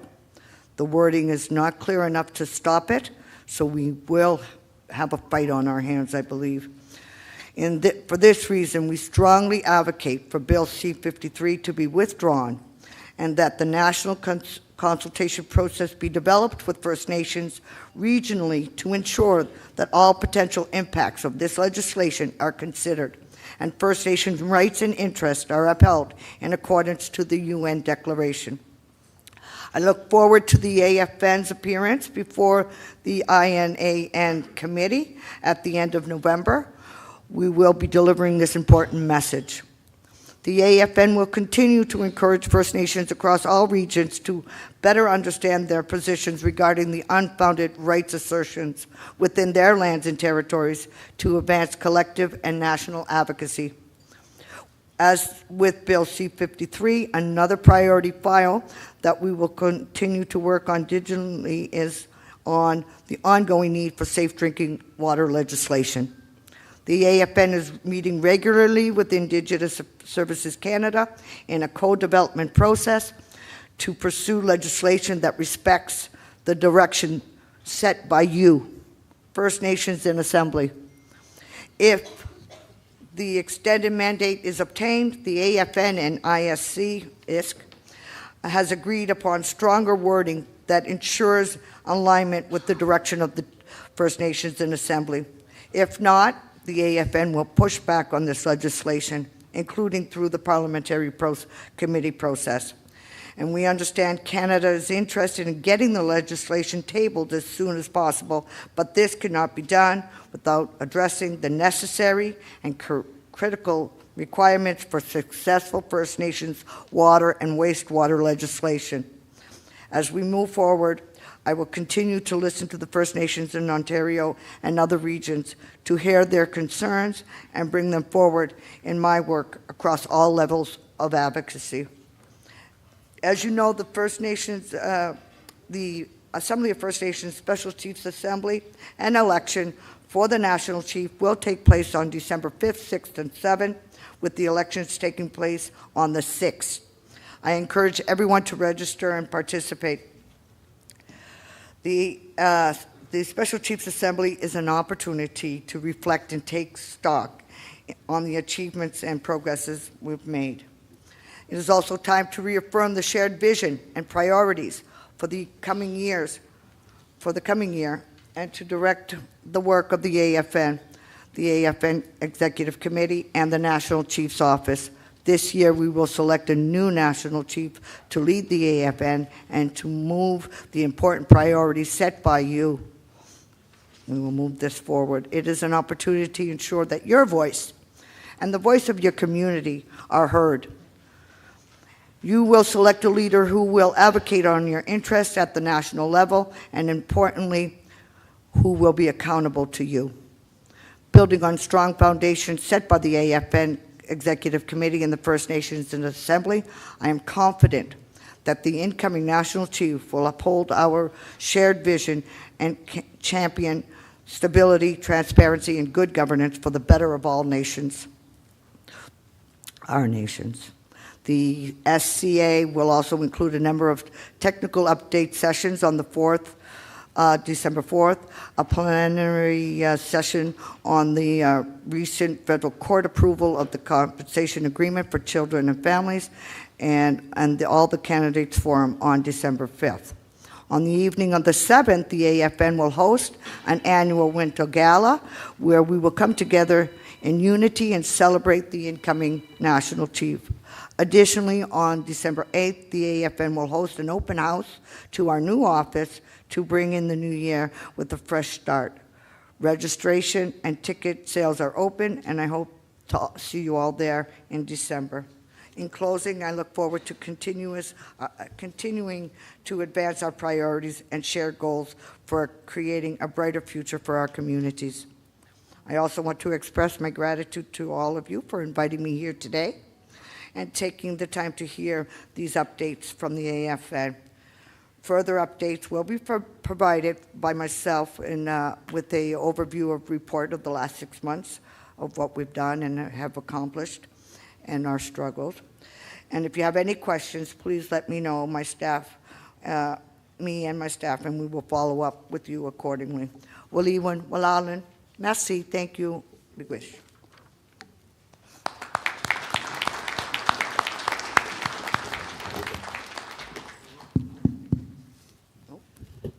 Chief Perot, mic 2. Bonjour, Chief Brian Perot, Couchiching First Nation. Miigwech, Joanna. And I want to say, and I ask the indulgence of the chiefs, at a difficult time at the AFN and the turmoil that we were going through, I want to say miigwech to you, Joanna, for stepping up, that bravery to step up at a difficult time and take on that role. And I'm asking the drummers to do an honor song for the work that you did, for the courage that you showed in fighting for all of us. I'd like an honor song for Joanna Bernard. Miigwech.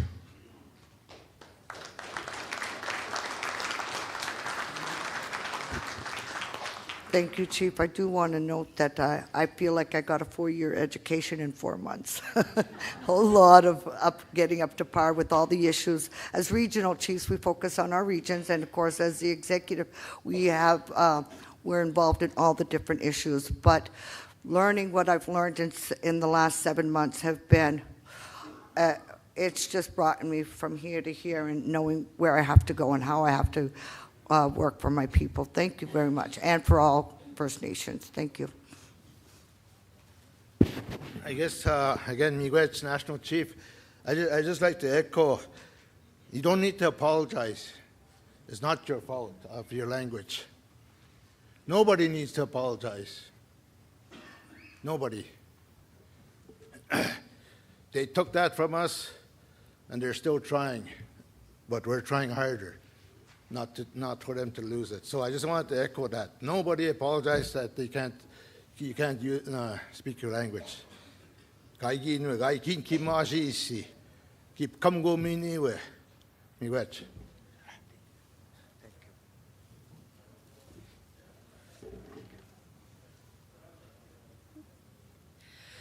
And I've just been informed that our drum group is on their way for our honor song for our national chief.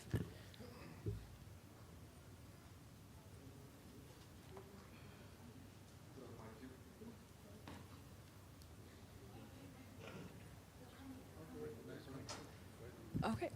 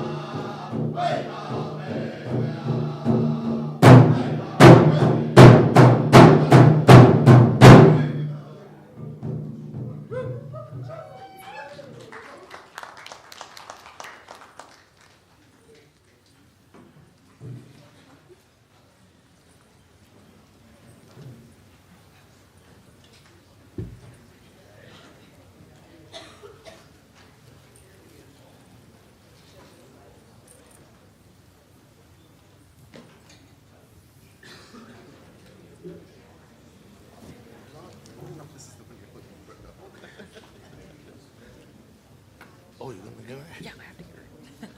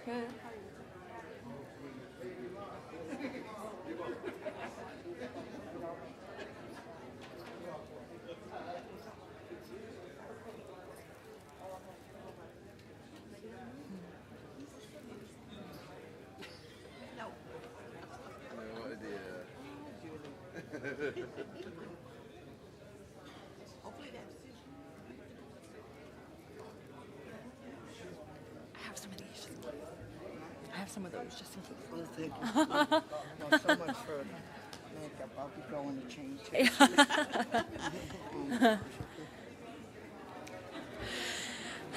And now, if I could have your attention, everyone. Excuse me. If I could have your attention, everyone. Oh, turn it up a little bit. Thought that was wrong. And now, on behalf of the Chiefs of Ontario, I would like to present our National Chief with this gift.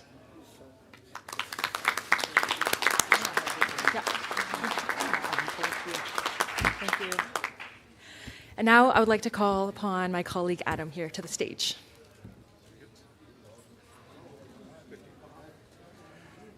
Miigwech, thank you very much for that special acknowledgement of our interim national chief. So we'd like to move along to the next agenda item. Now we have the council updates, and we'd like to start with the Women's Council. So I'm going to invite Deputy Grand Chief Anna Betty Ajnibeneskam to come up and make the presentation on behalf of the Women's Council. If we can have Tia Quachigan standing by with the Youth Council, please.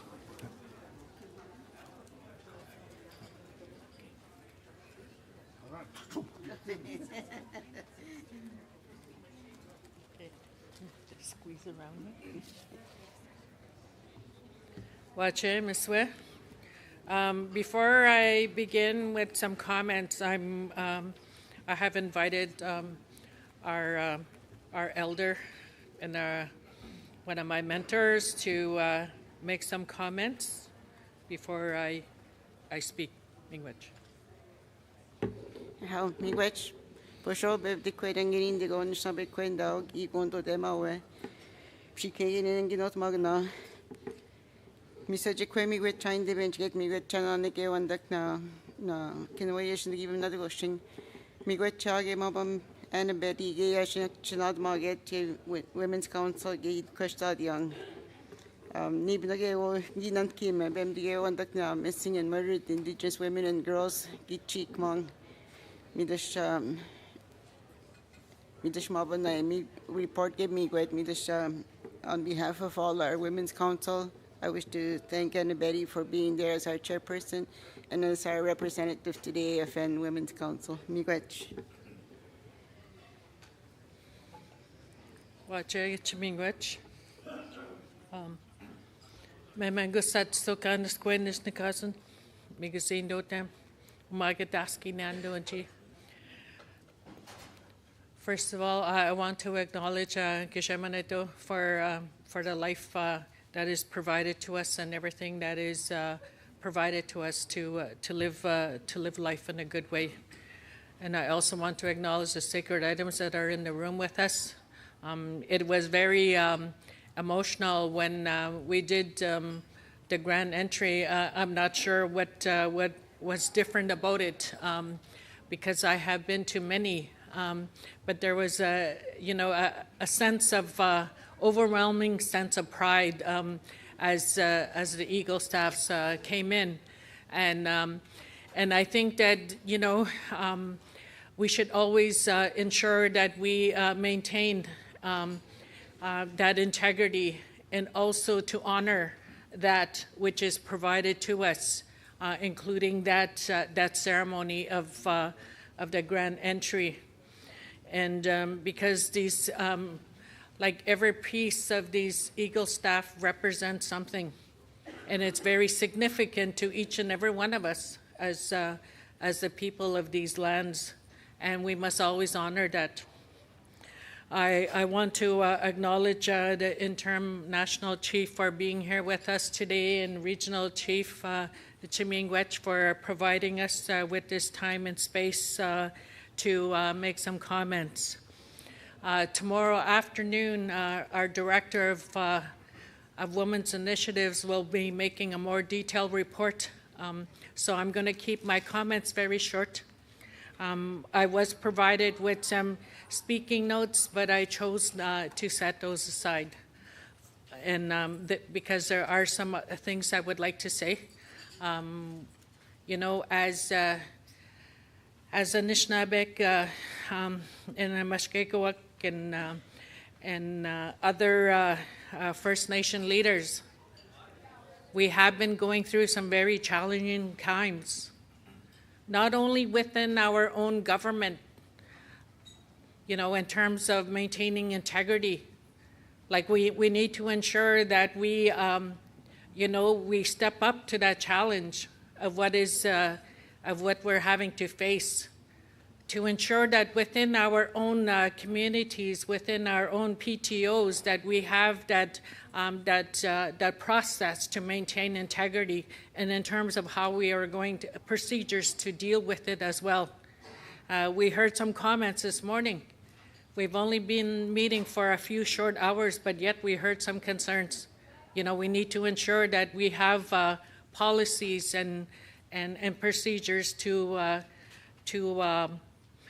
implement and to follow, because the people that we represent are deserving of to ensure that we're maintaining integrity, and also our Women's Council have been very in terms of committing to the fulfillment and advocating for the calls for justice.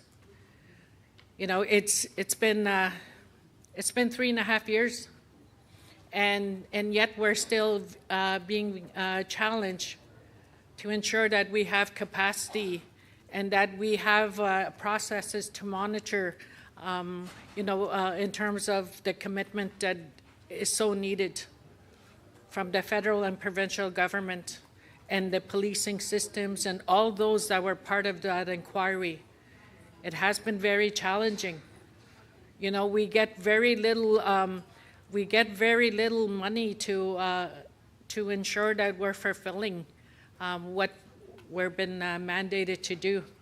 And we call upon all leaders to get educated and to be aware of those challenges that we face as women. It's the risk that we are in, which is contributed by financial challenges, is also within our communities, within our families, increases poverty, increases vulnerability, and that is something that we need to address. We need to have more of our women have those opportunities and resources, and we've also been asked to include men and boys in our MMIW process.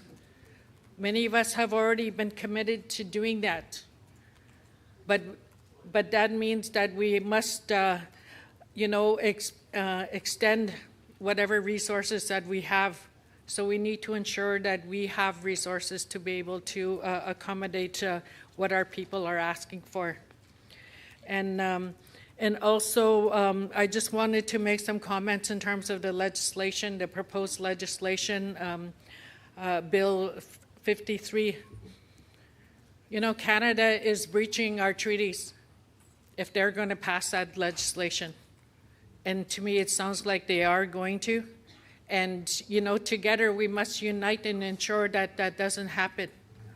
And we must commit to ensure that there are the financial resources to be able to fulfill and to accomplish and to protect our treaties.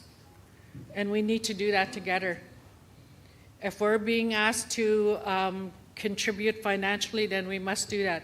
If we're being asked to take the time, then we must do that.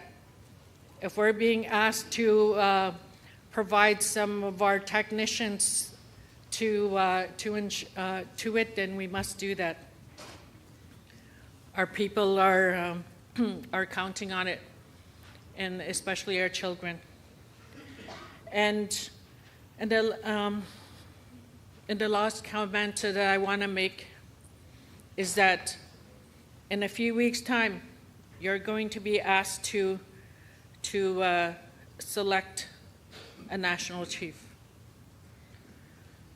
I know we have been going through some challenging times in the past few years, and I commend all those individuals who have been speaking with respect and with integrity and ensuring that we maintain that.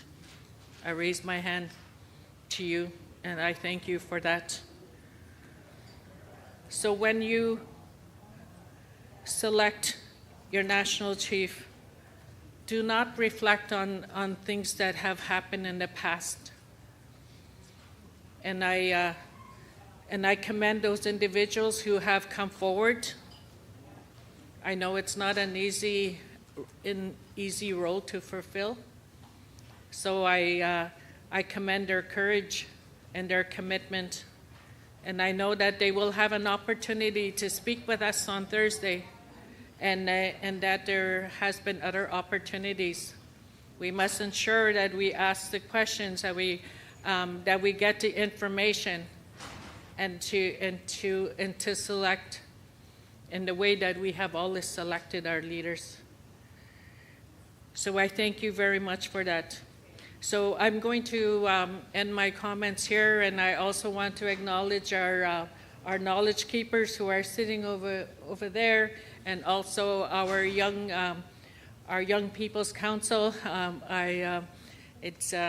It was very beautiful to see them join in the grand entry there this morning, and that's what we must always do, is to ensure that they are leading in the front. And so thank you very much, everyone, and and I bid you all a good gathering. Lache Minguch.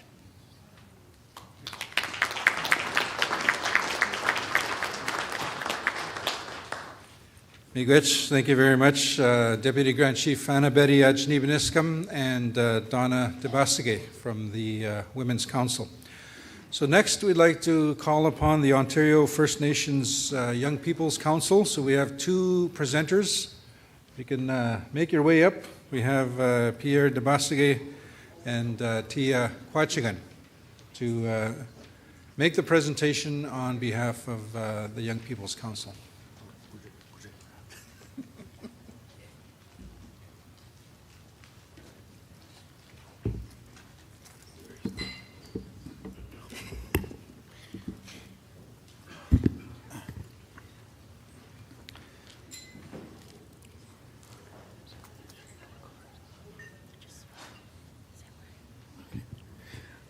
Ani, good morning. Before we start, I'd like to, of course, say Chimigwech to the Women's Chiefs and the Women's Council for allowing us this opportunity to speak to our council and to, of course, leadership. I'd like to again acknowledge all the knowledge keepers, our elders, and of course our staffs. It's very beautiful to see that there's more staffs coming to these assemblies. Is that something that I've actually called for many times, as the community start bringing their staffs.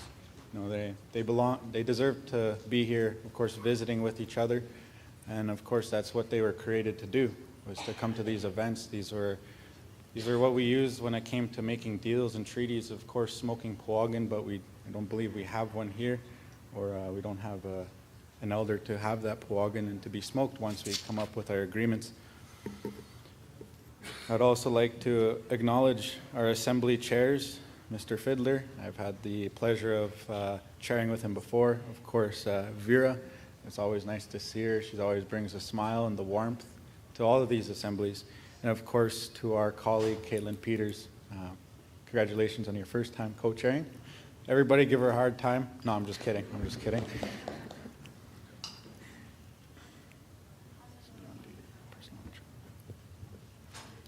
Jay, my name's Taya Quachkin. I'm presenting up here with Pierre. We'll be taking turns, but again, just wanted to thank the Women's Council for going before us and Anna Betty. I've always looked up to Anna Betty since I joined NAN when I was about 18, so it's good that we can be here together. And the Ontario First Nations Young People's Council is pleased to deliver this report to the Ontario Chiefs in Assembly to provide leadership and communities with an update on the status of youth advocacy initiatives and items moving forward.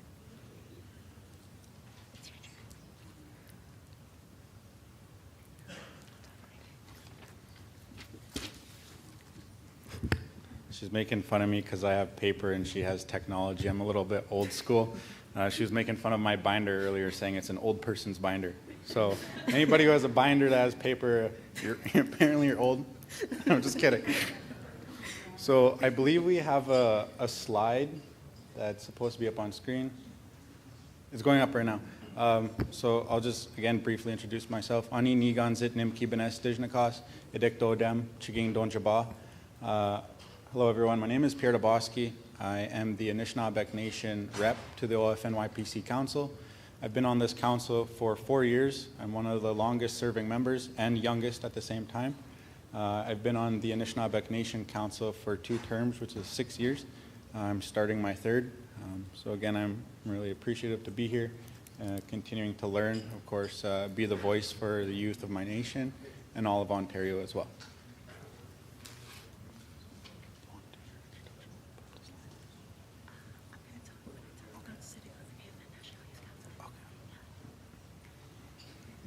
So I know we may be having some technical difficulties. Do you want to do this? Because you have them there.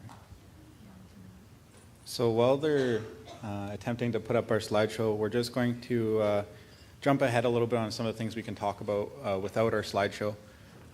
So OFNYPC just did a little shuffle. We had elections from the different PTOs.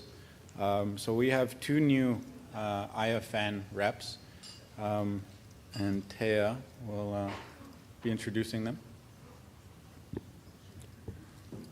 Yeah, we have our 2 IFN reps. They're just on standby if they want to come up and introduce themselves while we're waiting for our slides to come up. Sorry to put them on the spot. I know they were expecting to go a few slides in, but yeah, I can call them up.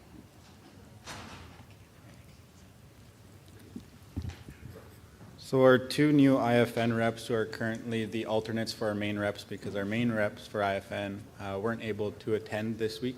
So they're alternates who are also new to OFNYPC.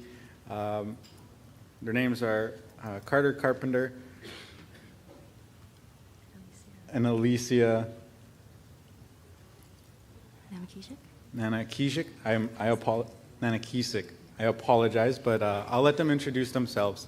So if we give them a nice little hand.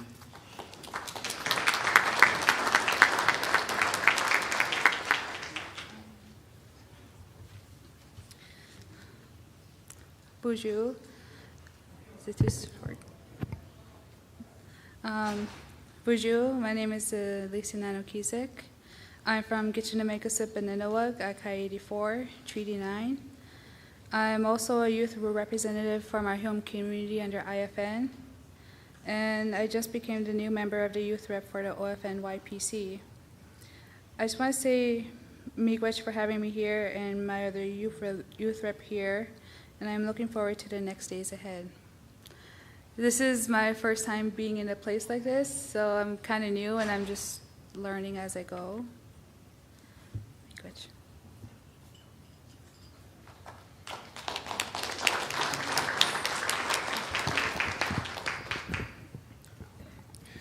Bonjour. Wazel Benes and Dishnakas, Atikan Duitem, Wapsmungundunji. Hello. My name is Carter Carpenter. I am from Wapsmung Independent First Nations, Treaty 3 territory. and I am a brand new member to the Ontario First Nations Young People's Council. I'm also a council member on the Kenora Chiefs Advisory Youth Council. And I just wanted to say a big chimigwech to the IFN youth for voting for me to this position. And I also wanted to say that I also represent the LGBT plus community. And yeah, chimigwech.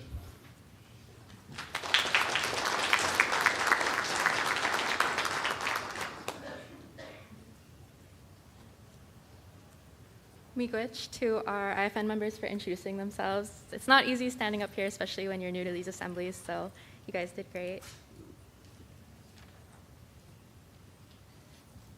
So I believe we have our slides up now, which is awesome. We don't have to wing it no more. So I think we can go to our slide 1. Perfect. So just a quick little brief about OFNYPC. The Ontario First Nations Young People's Council is the official youth voice for the 133 First Nations in Ontario. OFNYPC is comprised of representatives from the political territorial organizations, as you can see listed, the Association of Iroquois and Allied Indians, the Anishinaabe Nation, Grand Council Treaty 3, the Independent First Nations, Anishinaabe Aski Nation, and 6 Nations of the Grand River. And of course, the current serving members of OFNYPC are also listed. There are quite a bit of vacant spots. Actually, not really, sorry. Oh, so IFN, I believe there's no vacant positions. Right? Yeah, all right, so they are filled. We just didn't update the slide in time. So we can go to slide 2. The Chiefs of Ontario Youth Sector. The Chiefs of Ontario Youth Sector responsibilities are to provide coordination and advocacy support for the OFNYPC in their mandate of providing youth representation and perspective into coup, political, and technical processes. Our wonderful Lance Kopakog is the OFNYPC facilitator for the Chiefs of Ontario. He was also, as many of you know, he was also a council member as well, serving from the Anishinaabe Nation. So we can go to our next slides. So this picture was taken at the M&O rally back in June. That's one of the many things that OFNYPC is involved in, is of course Bill C-53. So we're everywhere, so you guys may see us from time to time. We can move on to our next slide. So these are the newly elected IFN reps, and Teo will be introducing them and reading their bio. Like I said earlier, they are not here, unfortunately, but we do have their bios and wonderful pictures. So we can move on to the next slide.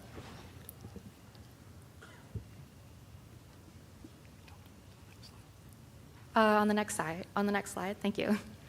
So we wanted to just briefly introduce our new members. So introducing Ramon Katakoipet.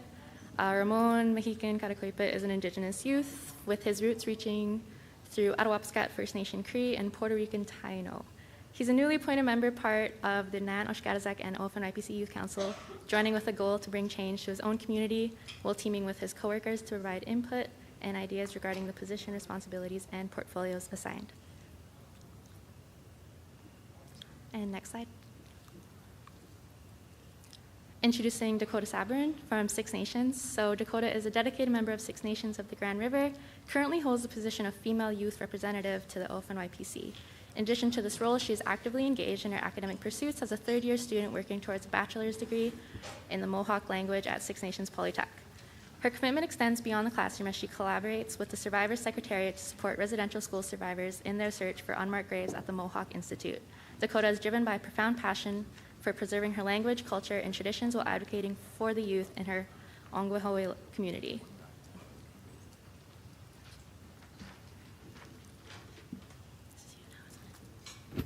So these are going to be some of the OFNYPC initiatives. So we can move to the next slide. So protecting and promoting the rights and future of First Nations youth in Ontario. So OFNYPC has consistently stood in support of the protection and promotion of First Nations inherent and treaty rights. OFNYPC calls for the defeat of Bill C-53. OFNYPC supports First Nation leadership in opposing the unfounded, illegitimate, and deeply offensive claims that the Métis Corporation of Ontario is making into our traditional territories. The future of First Nations youth in Ontario will be impacted by Bill C-53. Our voices must be heard. We are concerned that Bill C-53 will erode First Nations' inherent rights and the title for generations to come. OFNYPC will continue to monitor this issue and remains committed to supporting First Nations leadership and efforts in protecting our rights at every opportunity.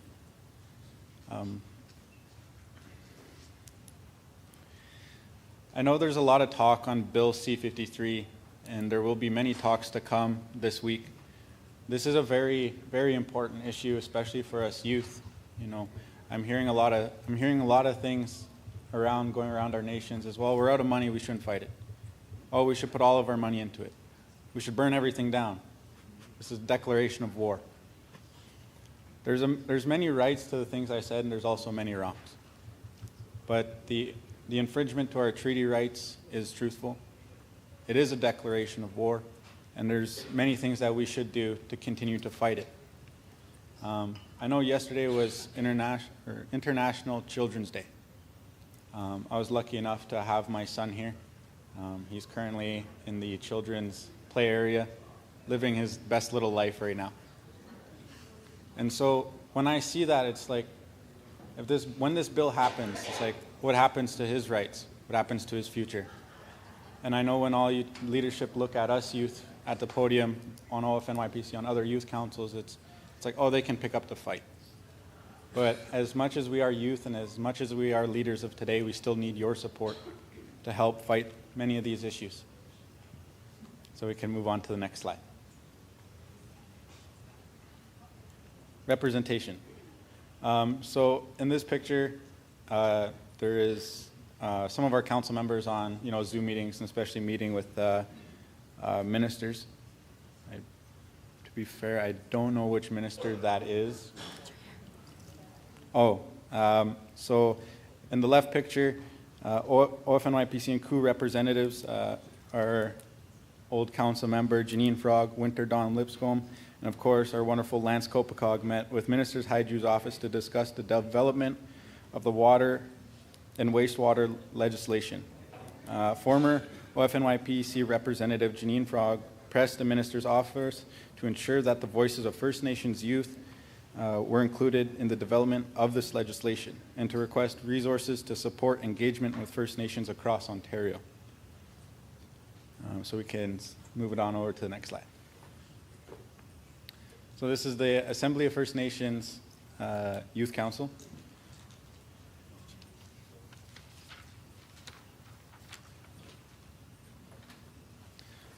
So it's kind of weird because we're kind of talking about ourselves here.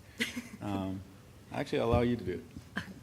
So we recently held our elections for the Assembly of First Nations National Youth Council, and that was held at the end of September, and Kieran Davis and I were elected to hold the positions on the National Youth Council to represent the Ontario First Nations National Youth Council at that AFN level, and then Caitlin Peters and Pierre de Bosseguet were elected as our alternates.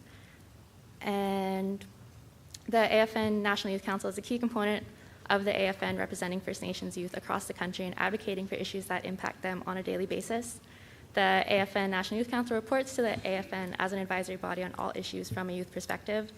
It is an honor being elected onto this role. I only briefly introduced myself earlier because I know I was asked to speak a bit about this new position. I have been on NAN's Oshkazak Council since 2020. That is for our region. And I also joined NAN when I was actually fresh out of high school. I worked my first 2 summers with Choose Life in Crisis, and Choose Life is our suicide prevention program at NAN for youth under 18. So those have always been my areas, I wouldn't say of expertise, but just of interest. for mental health and definitely suicide prevention. Also, education and environment and climate have been areas of interest and portfolios that I've held. I joined OFNYPC in 2022, and now, close to 2024, I'm on the National Youth Council. It still feels a bit crazy because I remember joining NAN at 18, I would attend assemblies, and I would see the youth councils and look up to them, and I always kind of had that goal. And now sitting on the National Youth Council, it's just coming to fruition. Sorry, I just blanked. But yeah, I'm just from a small community myself. I'm from Moose Cree First Nation. That's an island in James Bay, but I grew up in Thunder Bay, Ontario, so I just have them to thank. Ontario as well with OFNYPC, and just I really feel passionate about representing my people and my communities in the best way that I can. And Kieran isn't here to speak, but I know that he's also doing a lot of great work, and I'm sure he's working right now, which is why he couldn't be here, but miigwech. So I just want to briefly apologize that I did miss something in our representation. I'll just briefly touch upon it. We don't have to go back in the slides. So OFNYPC representatives have attended the Chiefs of Ontario Leadership Council meetings and assemblies, Indigenous Services Canada's joint gathering for the social sector, post-majority support services, and the CFS Capital Conference, Research and Data, Powering Up Data Sovereignty Conference. Of course, the rallies opposing the MNO on Parliament Hill in June 2023 and September 2023.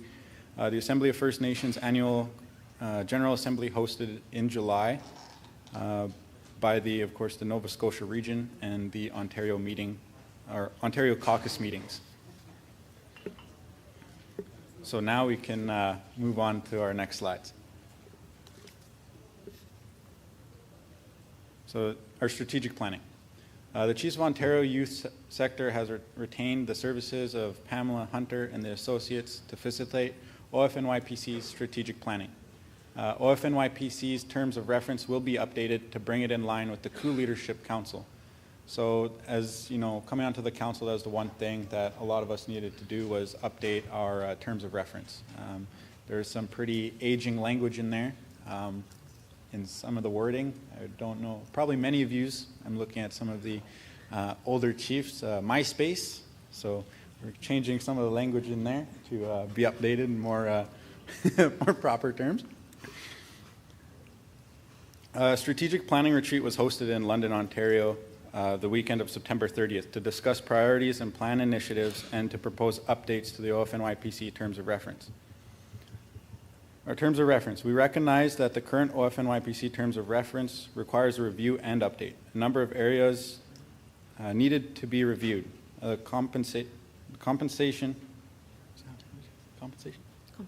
of the OFNYPC to ensure it's reflective of diversity and representation of First Nations youth across Ontario.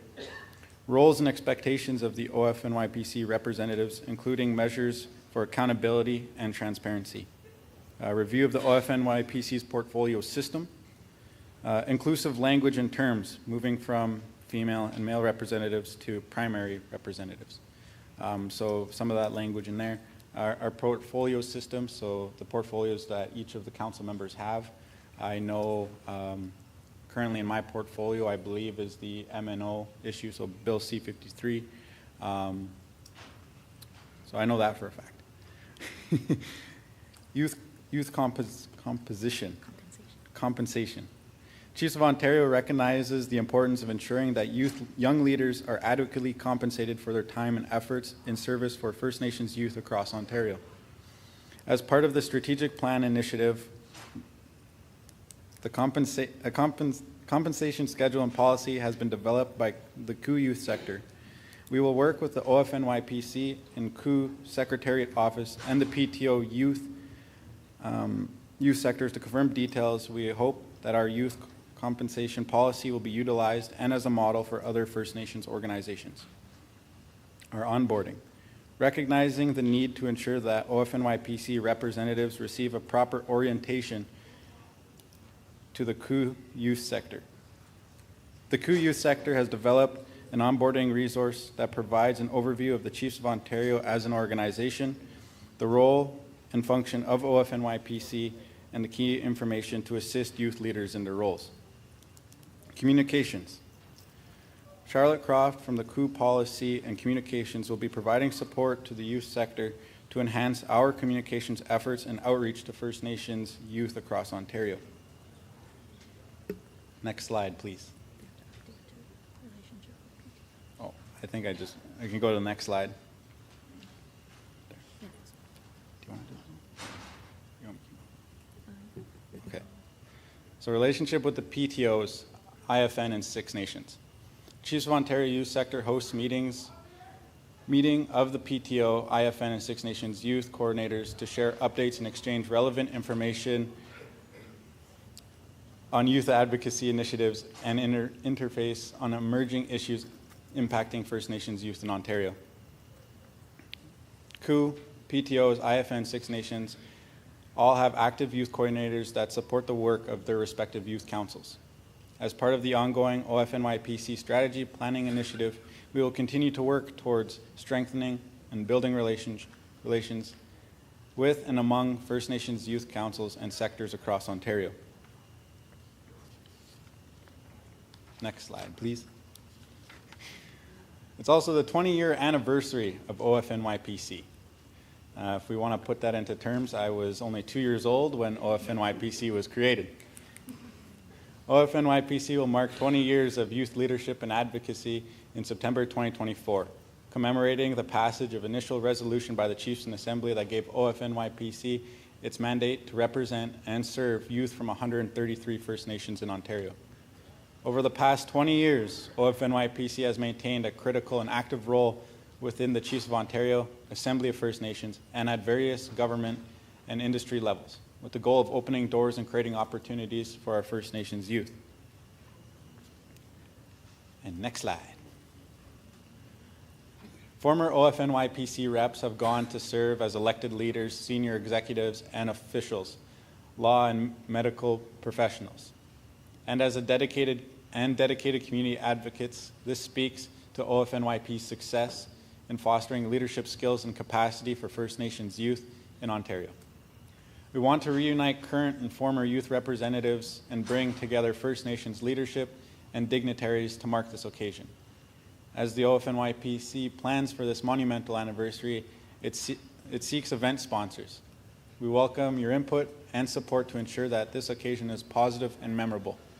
I know, for example, one of our alumni is former Ogima Mark Hill from Six Nations, as well as one of the previous Deputy Grand Council Chiefs, or Deputy Chiefs of NAN, I believe, was Jason Smallboy. So as you can see, there's a lot of success that OFNYPC has had in the past 20 years in fostering and making leaders of today, yesterday, tomorrow, and the future. So next slide. This is a large project that the Ontario First Nations Young People's Council has recently become involved in, and that is youth engagement in the Indigenous advisory process of the collaborative process on the second generation cutoff and Section 10 voting thresholds. So we seek the support of the Ontario Chiefs and Assembly to enable the OFNYPC and Chiefs of Ontario youth sector to participate in the Indigenous advisory process of the collaborative process on the second generation cutoff and Section 10 voting thresholds as part of the Women and Youth Caucus. Youth involvement is crucial to ensure gender-based analysis and unique perspectives are incorporated into the Indigenous advisory process, especially regarding the second generation cutoff issue, which affects the future of First Nations youth and our entitlement rights. Next slide, please. A bit more on IAP. We had confirmed $50,000 in funding to support OFNYPC's participation in meetings, engagement with First Nations youth in Ontario, and associated costs, including the preparation of a final report based on feedback received from youth. OFNYPC is committed to active participation in the Indigenous advisory process and leading engagement with First Nations youth in Ontario to ensure their perspectives are brought forward as part of the collaborative process. A recommendation was made in 2018-19 to address the second generation cutoff issue, which has significant impacts on First Nations families. Bill C-38, introduced in December 2022, aims to amend the Indian Act based on First Nations input. Youth involvement is crucial, and OFN YPC's participation will ensure that First Nations youth in Ontario have the opportunity to be engaged, receive information, and provide input on the topics raised. Through this funding, the Chiefs of Ontario will hire a report writer and compile a final What We Heard report. OFN YPC and Chiefs Ontario Youth Sector require a mandate from the Ontario Chiefs in Assembly to participate in the Indigenous advisory process.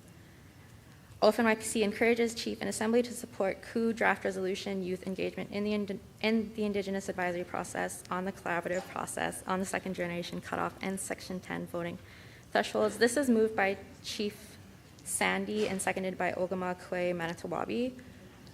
This resolution, I believe, will be raised tomorrow afternoon, if I'm correct. And if anyone has any questions, I already know we're pretty close to lunch now. So if anybody has any questions about this, they can be asked tomorrow when we bring the resolution forward. But we are excited about this. It is important. As young people, we are having babies, but something like we have to think about when we're starting families is, unfortunately, will our children have status? So I think this is a really exciting process that we've been invited to take part of. And just from that, we can go into our closing. Thank you to the Chiefs and Assembly for their time and attention. And I'll let Pierre close as well. So again, I know we're bringing up a resolution tomorrow afternoon.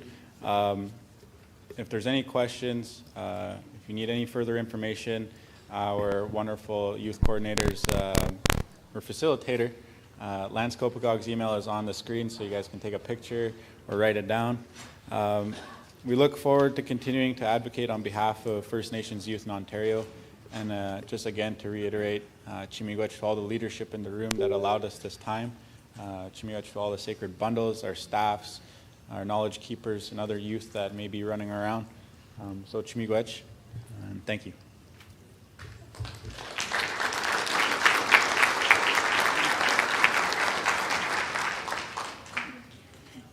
So, miigwech to the Ontario First Nations Young People's Council.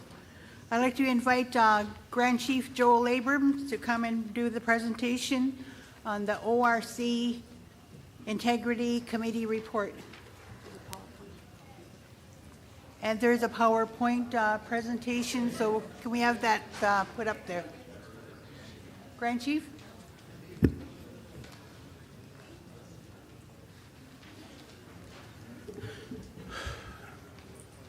All right, Saguli Sagwig, the Waslagate ni yung Yats, Ota Yuni ni Vigitalodo, Onya da Aga, Nawagahon Joda.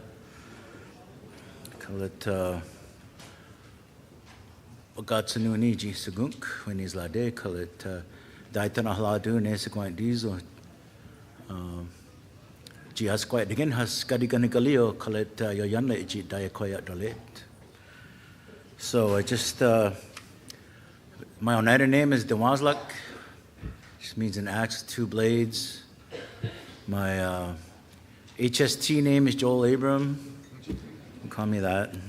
From the Wolf Clan from Oneida Nation. And I'm glad to see all your faces here today, and also ask the Creator to help us to have a good mind and to make good any decisions that we make during this assembly. So thank you for that.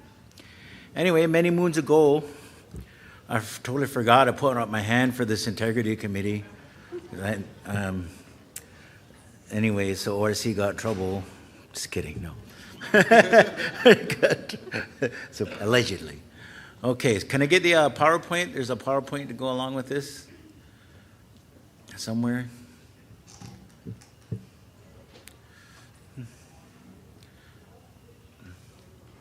There. Okay, there we go. It's over there at least. Anyway. Okay, so it's not just an ORC Integrity Committee, it's a Leadership Council Integrity Committee.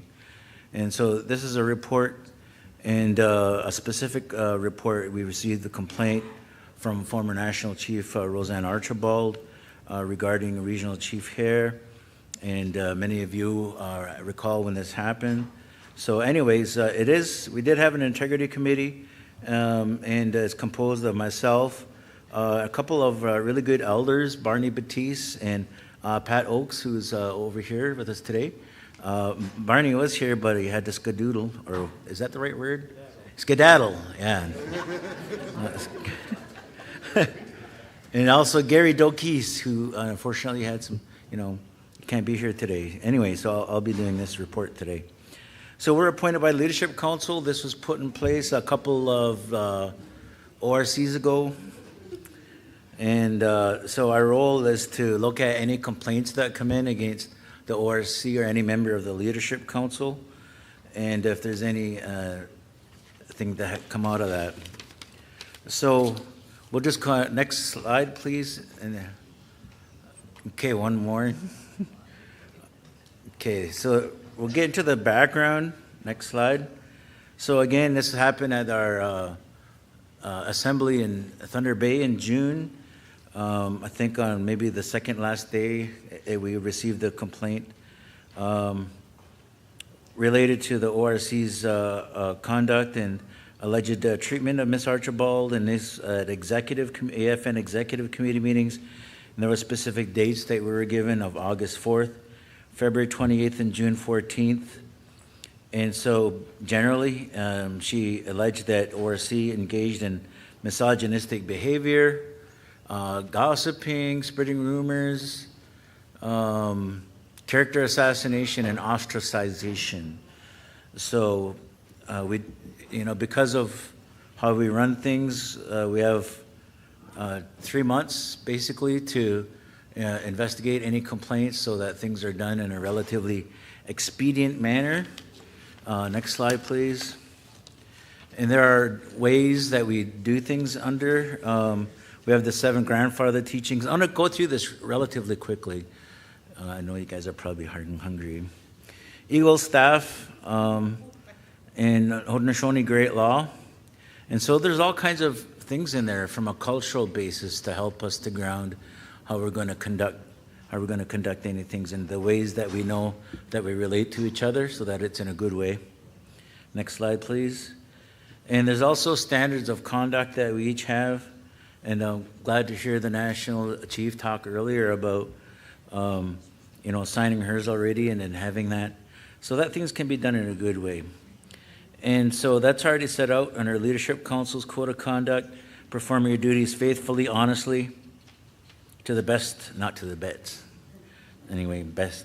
And protect confidential information, act with dignity and respect, not engage harassment or discrimination, or participate in national meetings in a constructive manner, not engage in disorderly, disruptive behavior. So these are all things that are generally good.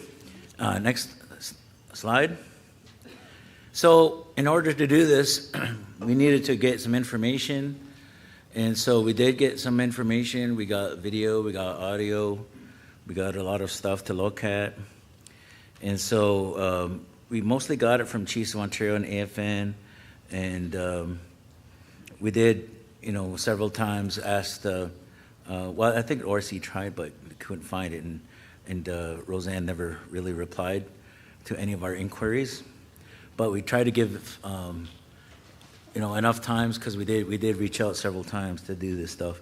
But we don't, we think, it's mostly information around extra context beyond the evidence that we had, which is video and audio evidence. And so we did meet a lot of times looking over this stuff. So next slide. So this is some of the evidence that we reviewed. Again, this is the video and audio that I talked about. We had the actual written statement. Events at the AFN General Assembly, July 5th to 7th, which were not part of the complaint, but we think added some context. And also the video recordings of the executive committee meetings. And also media coverage and social media commentary during the times of the meetings. Okay, next slide. So we want to get into some of the facts. What are the facts, ma'am? Next slide. The environment. So we had to look at, what was leading up to these executive committee meetings as important background. So again, in May 2022, 4 workplace harassment complaints were made against then National Chief Archibald. An investigator was appointed to review the complaints. Actually, that was one of the things that we had to decide if we were going to get a third-party investigator or do the work ourselves. And we just decided to do it ourselves because the evidence was there and If any kind of fancy schmancy legal definitions came up, we have dictionaries, we can look it up. And we had a legal person to help us too, Catherine Hensel, so that was pretty handy. And we had elders to guide us, and one of them was there during a lot of this stuff, so we thought we had everything we needed to do the work. And so we declined to get a third party in person in. So again, there was a suspension, everyone remembers that, and then they voted, the chiefs voted not to continue that. And then, that didn't help any though. But anyway, so things kind of went wild. You didn't see the videos, but I did. Anyway, next slide, please. August 4th executive meetings. So there were some key exchanges between the ORC and Roseanne, and ORC here did express feeling bullied by Archibald. She denied being a bully, citing her strong personality, and that often women are accused of being bullies when they're not. There was disputes over the agenda, and Archibald expressed feeling bullied by ORC here and that he was silencing her. And again, some of those discussions were quite heated, but our conclusions is that they just reflect the rising tension and conflict between them because of events prior to the meeting. And Elder Barney shared that both Hare and Archibald appeared to lose who they were and forget how they should have been acting towards each other. Next slide. Archibald raised the issue of AFN's suspension of her credit card due to unreconciled visa bills and complained of the unfairness of the AFN doing so. But her demeanor throughout that meeting is pretty common level, and ORC spoke passionate at length about several topics, including the need to provide reconciliation and just basically transparency. And he only interrupted her once during that meeting, and I think he did apologize for doing that. He recognized he did that. Again, next slide, June 14th. This was probably one of the most contentious ones that I remember, and there were several exchanges, not only between the national chief and ORC here, but several of the regional chiefs, I should note as well. So both Archibald and Hare accused each other of bullying the other, but we did not hear Hare bully Archibald. We did hear the reverse, though. There was interrupting, not letting him speak, and accused him of not following traditional protocol, and basically declaring everybody in conflict. Some of the key issues raised was objections to additions to the agenda, conflicts of interest in relation to Archibald and ORC Hare. Again, a lot of the conflicts were about conflicts of interest. Anyway, so Archibald accused members of the executive of blocking complaints against themselves when, anyway, they weren't even aware about what those complaints were really. RC Hare was visibly beaten down, and that's what happened in a lot of these meetings.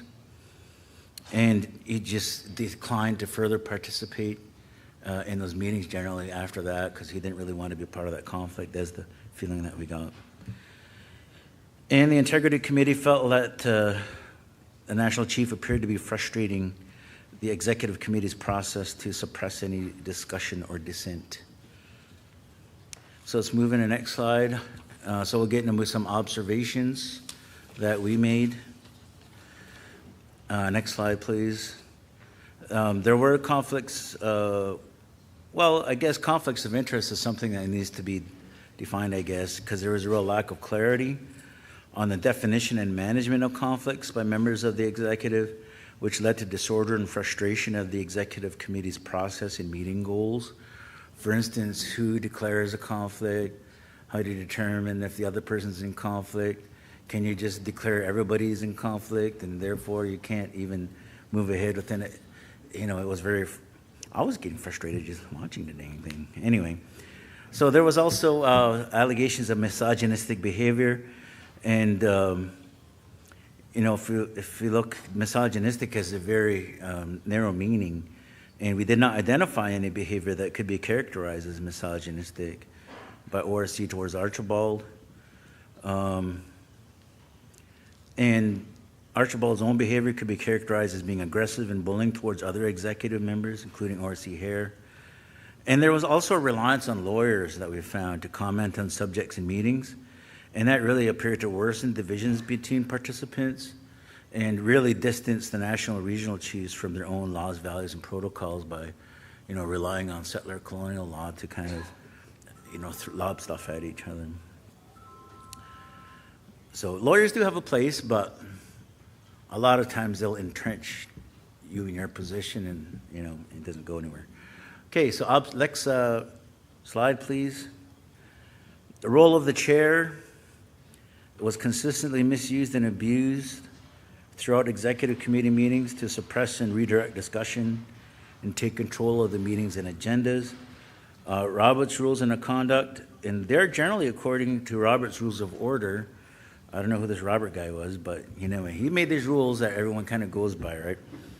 And so there was a bit of confusion about how these rules are in place, but they are grounded in colonial culture, right? And we're recommending that both COO and AFN ground meeting rules and processes and indigenous rather than colonial values and practices. You probably have to keep some aspect of them, right? But maybe at least put a little bit more of the cultural component in there.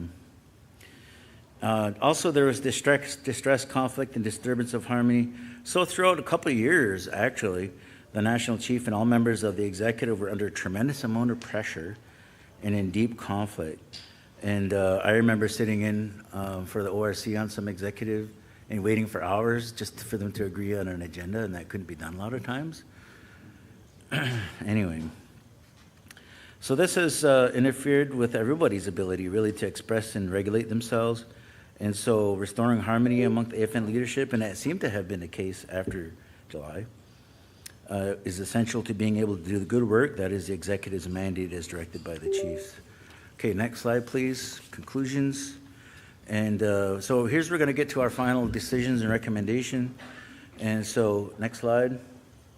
Our decision is we have not identified any behavior by the ORC which constitutes a breach of his obligations under the COO governance documents and policies, or a breach of Canadian or Indigenous law, or any evidence to support allegations made by former National Chief of ORC's actions towards her, which he characterizes as misogynistic behavior, gossiping and spreading rumors, character assassination, and ostracization. And again, we did try to, we did send her several correspondence, and she did not provide any evidence of these claims. And I don't know if she's operating under a different definition of these things than we were. So Ms. Archibald and ORC here clearly experienced conflict, but the conflict and heated exchanges do not amount to that behavior described in the complaint, and we find that no further investigation of this complaint is required. Next slide, please. We do have some recommendations, and hopefully we can forward these off to the AFN. Is that ceremony be used to bring members of the executive committee together and restore good relations and harmony between them. That we offer both former National Chief Archibald and ORC spiritual and culturally grounded care to recover and heal from the events of the last year. It must be very stressful. And if desired by either, a restoration of good relations between them, because we can see, I think mental health was damaged all the way around from all members of the executive and the former national chief. Executive committee members and committee chairs receive training in their roles and the conduct of meetings and decision-making processes set out by AFN and COO. That all committee and other meetings begin with a teaching from elders and traditional knowledge keepers, and that their role is not that of a referee. And we need to set the appropriate tone for the meeting and establish the role of the knowledge keepers in ensuring that meetings proceed in a good way. And also that knowledge keepers be included in a resolution of any difficulties encountered by any leaders and other participants in COO and AFN assemblies. Next slide. We also recommend that the Chiefs of Ontario Charter be amended to require that Chiefs in Assembly keep certain information, particularly information shared in camera sessions, confidential. I know that's probably a wishful thinking. Also, that Chiefs of Ontario make a recommendation to the AFN that a conflict of interest policy, which expressly addresses the definition and management of conflicts, be developed for the executive committee. And that the role of lawyers in committee and other meetings should be limited to commentary on specific questions of Canadian law and ideally avoided whenever possible. I think we've seen lawyers step right up and at the assemblies. Adopt Indigenous practices for discussion and decision-making in addition to Robert's Rules of Order, or adapt the rules to work more effectively. Request that AFN do the same. And also as a request and support a formal separation of the AFN executive from the AFN board as part of the restructuring of the AFN. I think they have started to do that work. Next slide, please. And our next steps is we intend to continue to support the Chiefs of Ontario, the AFN, the ORC here, and former National Chief Archibald with a view to taking steps to promote restored harmony and good relations. And healing from these past events of these last couple of years will take work and some time. And we want to deliver letters to both ORC here and Ms. Archibald summarizing the conclusions of the investigation. I think we may have done that already. And report to the Chiefs and Assembly. This is what we're doing now. And taking steps to restore harmony among leadership as recommended in the investigation report, and obtain direction from the Chiefs where needed to implement the committee's recommendations, including the proposed revisions to the crew charter and advocating for changes to the AFN's procedures and governance documents. So that concludes the report. We did meet the 3-month deadline. We reported to Leadership Council early September, I believe it was. So we did meet our 3-month deadline.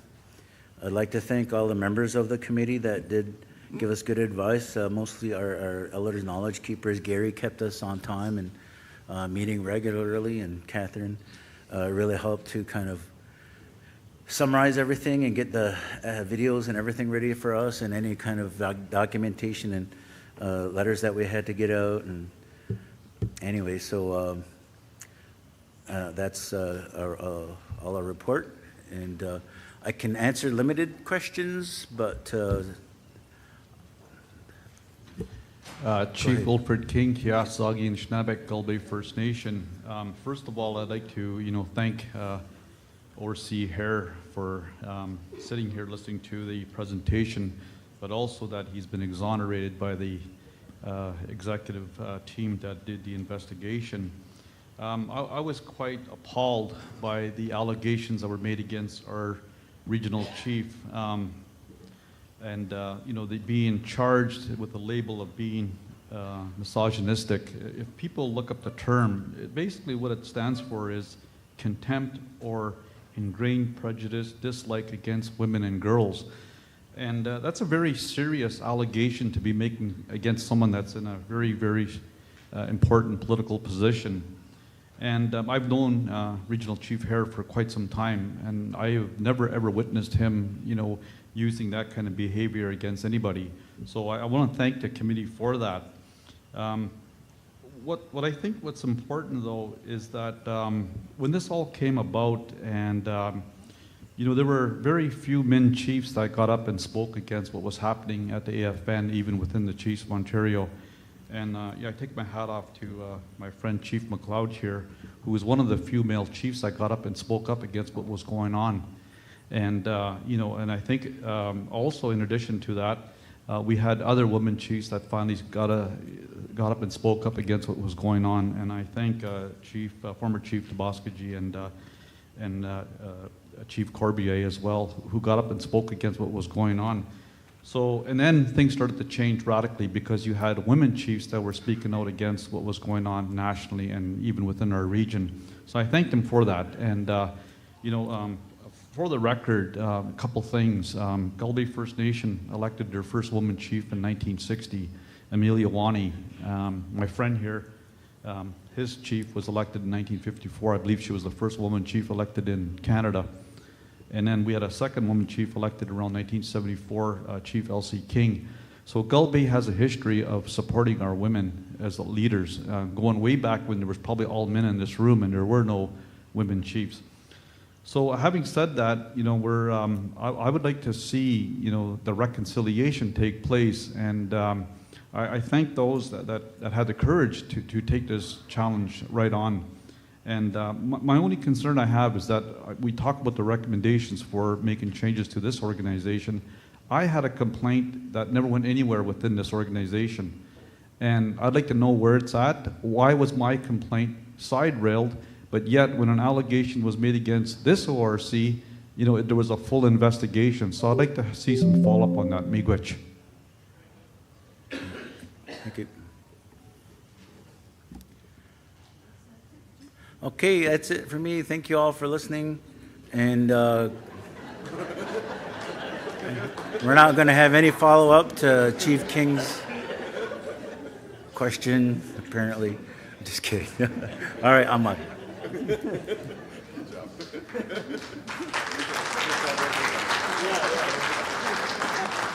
So Miigwech, Grand Chief Abram. Tracy? Tracy Antone? Good afternoon, everyone.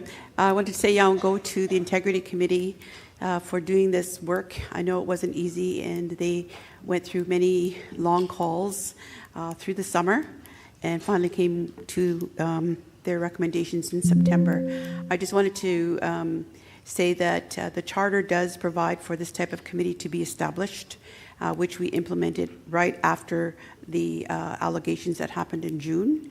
And then some of the recommendations in there would be to open up our charter, which according to our charter, we will do after the election of a regional chief in June. The charter must be reviewed by the Leadership Council, and at that time we'll make changes based on the recommendations or any other issues that have come up over the following term. Again, the charter has been proven to be a useful tool for us to address issues that have come, and we constantly make changes. And Chief King, I will follow up with you, so we can have a conversation. Now go. Now go. Miigwech. Our lunch announcements. There's lunchtime. It's buffet lunch, and it's going to be in the Mountbatten room. And it's in that back hall where we had the breakfast lined up there. We'll try and switch that up. That's a long ways to go between now and 2 minutes. And there's going to be the little NHL presentation, and reminder after lunch to scan your code with the commissioners, and that's it. See you after lunch. At 1:30. Thank you.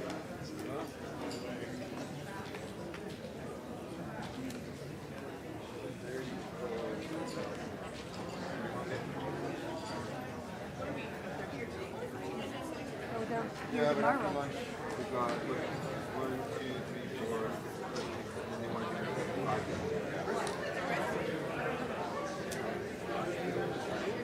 Pardon me? Oh. I thought it was tomorrow. Okay.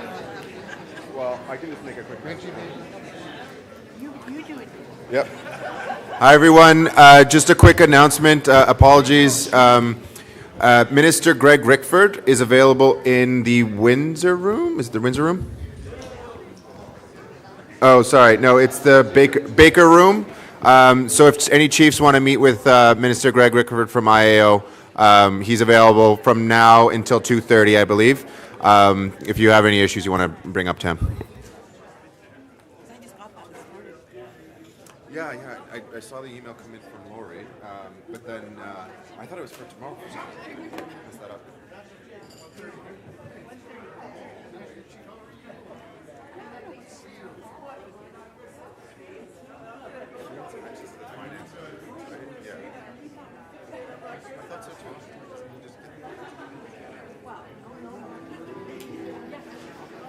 Oh, I see.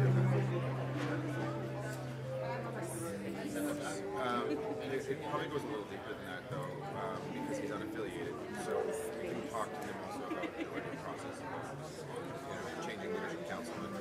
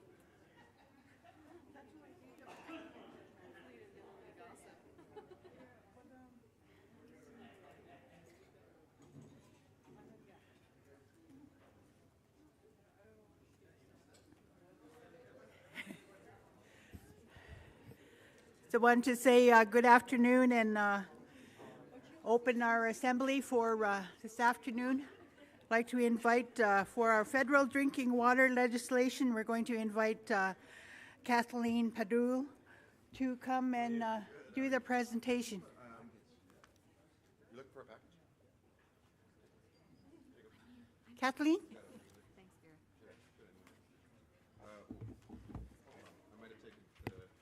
Well, Saguli and good afternoon, everyone. I am really happy today to invite two colleagues that I've been working with for a number of years, and really excited to provide this update today. Dr. Carrie Black is an advisor to the Assembly of First Nations and is a technical and policy expert in water, and I'm sure many of you know who she is. She previously worked as a senior policy advisor and has worked with First Nations on water issues for over 15 years. She is currently the assistant professor and Canada Research Chair in the Department of Civil Engineering at the University of Calgary in Treaty 7 territory. The majority of this experience has included working with and in partnership with First Nation communities on urgent and pressing water, sanitation, sustainability, and infrastructure issues across Canada. As a non-Indigenous settler, her research work is guided by Indigenous partners and First Nations in full and meaningful partnership and collaboration. And I would also like to introduce Linda DeBosque, Director of Government Relations and Advocacy at the Independent First Nations Alliance. Many of you know Linda, former chief. Chief Linda was born and raised in Chikeng First Nation, where she grew up in the land and is active in the sustainability of Mother Earth. She's a mother of 2 children and a grandmother of 1. She graduated with honors from the Confederation College's 3-year Civil Engineering Technology program in Thunder Bay. She holds a certificate in negotiations from Osgoode Hall, and she was first elected to Chikeng First Nation Council as a councillor in 2013, and she continued on as elected chief from 2015 to most recent 2023. She has participated in numerous portfolios, committees, and boards locally, regionally, and nationally across many sectors, including but not limited to treaty infrastructure, water, housing, environment, policing, mental health and addictions, community safety, economic development, education, health, emergency management, and community development. She is often called upon to provide advice and advocacy for First Nation communities, organizations, and leadership, and is known for her strong leadership style, knowledge, dedication, and passion for all First Nations peoples. So notably, she's been the first Indigenous trustee to hold the position of Vice Chair of Rainbow District School Board, and she is co-lead for the AFN on the co-development for the First Nations Safe Drinking Water and Wastewater legislation. So please put your hands together for Linda and Carrie.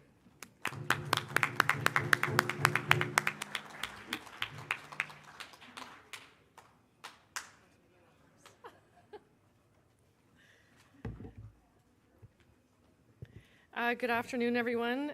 Thank you so much for having us back at your assembly. The last time we saw each other was in Thunder Bay just a few short months ago. As Kathleen mentioned, my name is Carrie Black. I am a non-Indigenous white settler. I've been working as an advisor to First Nations organizations on all things water and infrastructure for the last 15 years. And today, Linda and I are here to present an update on the First Nations water and wastewater legislation. Linda asked me to go first, and I think I've learned this much in the last decade, is that I always listen to Linda DeBosque, former Chief Linda DeBosque, and I try not to piss her off on a regular basis. So She also said, so that was perfect. She also said that the white person should go first so she could correct everything that I said afterwards. So we're on track. So we have some slides to share with you today. We are going to zip through them. I know you've got a really packed agenda and some important updates coming up after this one, but we want to make sure that we recognize there's been turnover with chief and council and leadership, and so there's some backstory here to the legislation that we think is important. I'm going to quickly zip through a little bit of that, and then Linda will come up and give you a little bit of the context in her role as co-lead of this joint working group that we established a little while ago. So, yes, the Assembly of First Nations is in the traditional unceded territory of the Algonquin peoples. I am grateful to be a visitor, uninvited guest back in the area that I grew up in the traditional territories of the Treaty of the Dish with One Spoon. And I'm also acknowledging online, virtually, all of the territories within which we gather both physically and virtually. You'll recall that AFN is an advocacy organization, not a rights holder organization, and so it gets its mandate from chiefs in assembly, and it does so through resolutions at the AGA and SCA. We've had many resolutions on water and wastewater legislation over the last 10 years, and those provide the direction. It advocates for all First Nations across the country from coast to coast to coast, but again, as you all know, it is not the rights holder and does not speak on behalf of. So, context of this piece of legislation, you'll recall a horrific piece of legislation that was introduced a decade ago, which was the Safe Drinking Water for First Nations Act, which everybody in the room fought against for many, many, many, many, many years, through many resolutions here at COO and many at the national table. That was finally repealed last June 23rd, 2022, so that's a decade after it first came into force. It also did nothing during that time period. It was in place for 10 years with zero movement on that piece of legislation. So it was just a piece of paper for the last 10 years. This past Christmas holidays, 2022, SCA, we had an emergency resolution, and that was the direct result of some concerns that First Nations had across the country about the lack of progress on the legislation and a need to re-examine our approach to that on what co-development is. Co-development is a word that's thrown around loosely by many organizations and the federal and provincial governments, but the way that AFN was mandated by the chiefs was that co-development needed to be a seat at the table throughout the entire process, including co-drafting, having the pen and being able to dictate what that legislation says and does. And it really called on the feds to ensure that that legislation had minimum standards for regulations on drinking water and wastewater, adequate funding, and this is important because we'll come back to these, suitable governance, and this is First Nations-led governance choices that you make, not choices that are made for you. Comments on source water protection and water rights, which are extremely important in the context of water and wastewater legislation, especially here in Ontario, where we have currently quite an overreach of the provincial government into your nations and telling you what you can or cannot do with your water and impacting upstream sources dramatically. And the last one was liability. Nobody wants to take over water and wastewater systems that are chronically underfunded and not operating as best as they could with zero funding to do so. So that was the direction from 2022. Where we're at right now is that this past February, draft legislation was released. A updated version of that legislation was reshared with you this past June directly from the Minister of Indigenous Services Canada. That version of the legislation was not posted online. Only chiefs received that direct email correspondence. It's similar to the one that you would have seen in February, but has some revisions. Both of those versions were deemed by First Nations to be not ready for prime time, and so there was heavy pushback to not table that legislation. At that time, under a non-disclosure agreement, the AFN with the Chiefs Committee on Housing Infrastructure, which has representation across Canada, pushed back and continued to work on co-development. And while a lot of that information cannot be shared because it's under NDA, there's been a lot of discussions that can be shared, and that's what we're hoping to update with you on today. The minister at that time, and reiterated at the end of the summer, her intention to table legislation in fall of 2023. It is November 21st.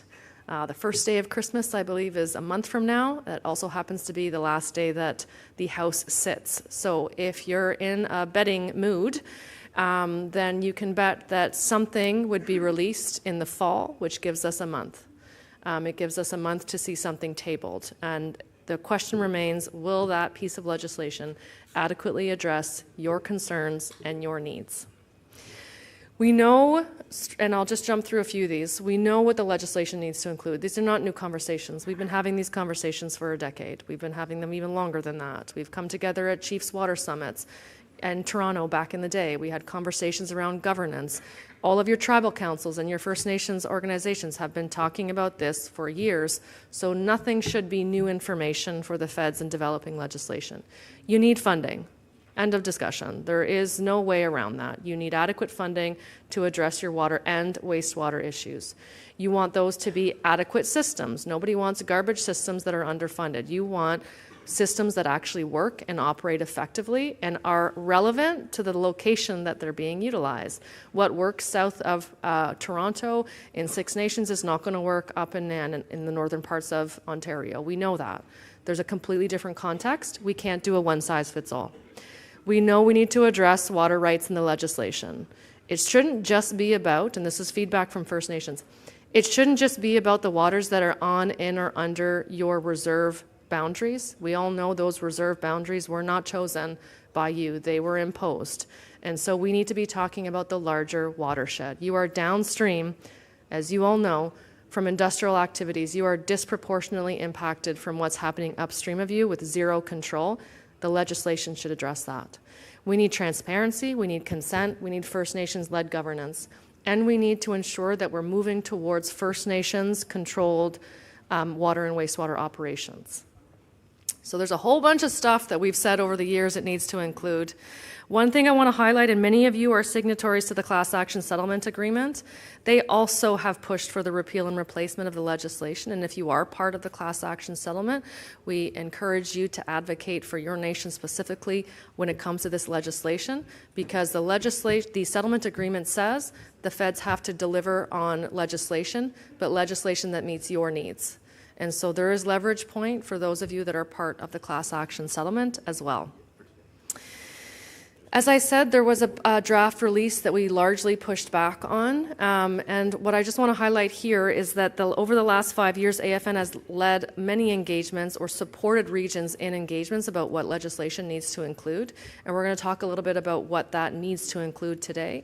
Linda DeBassier will share a little bit of the unique perspectives here in Ontario and what we all know Ontario needs to see in legislation. You have, without a doubt, been the loudest region on advocating around this legislation, and we hope that that continues, because it's really important, even if legislation is tabled, that you continue to advocate and push, because implementation of a piece of legislation is very different than the piece of legislation that's just in front of you. So it's a lot of work ahead of us during a very important transition time for First Nations leadership as well as Canada's leadership. We know that since 2019, the biggest issues that have come forth in our discussions around the nation, around the entire nation, is around Indigenous ways of knowing and doing, First Nations worldviews, your customs laws, and your culture, the cultural significance of water, assurance of funding, and not just like minimum or adequate or sufficient. Like, we want the whole kit and caboodle from start to finish, from planning and ideating around what water, wastewater needs to look like, to the long-term operation and maintenance of your systems. The operation and maintenance of your systems has been chronically underfunded for 20, 30 years, and as a result, you have systems that no longer just need a little bit of infusion of money. They need a whole overhaul, and that's a tremendous amount of money, and we need to push for that. The other pieces are source water protection, ownership, liability. We continue to push on those fronts. So those remain to be the key pieces to look out for with new legislation. How are your rights being addressed? How are they being lifted up? How are we recognizing your rights within the legislation? How is funding addressed? How will we ensure that on day one of the legislation, there's a commitment to provide First Nations with adequate funding? What about governance? It cannot be dictated to you. It needs to be defined by you and led by you. Liability will always remain an issue. These are systems that the federal government views as your systems. They view them as themselves as the funders, and y'all are the owners of those systems, and that's hugely problematic because you haven't had any control over those systems, and they've been so underfunded that that's a real power dynamic that needs to be overcome and addressed in this piece of legislation. Minimum standards and regulations is huge. We all recognize, especially in Ontario, that the Canadian Drinking Water Quality Guidelines are guidelines that set the very, very minimum. But science from around the world tells us that we need to be more stringent. The Ontario provincial regulations are much more stringent than the Canadian Drinking Water Guidelines, and many First Nations in Ontario have said that that's what the minimum bar should be, is those Ontario provincial regulations, and whatever you dictate needs to be included at your choosing. And the last piece on source water protection, as I mentioned before, critical in Ontario, in particular with the troubling developments at a provincial level on how we're changing watershed management. What we want to do now, and I'm going to pass it over to Linda DeBossier to provide a little bit of the Ontario context, and in particular provide some of the background on the co-led initiative between Canada and AFN to constantly ensure that there's a voice about what First Nations have asked for. So I'll pass it over to Linda.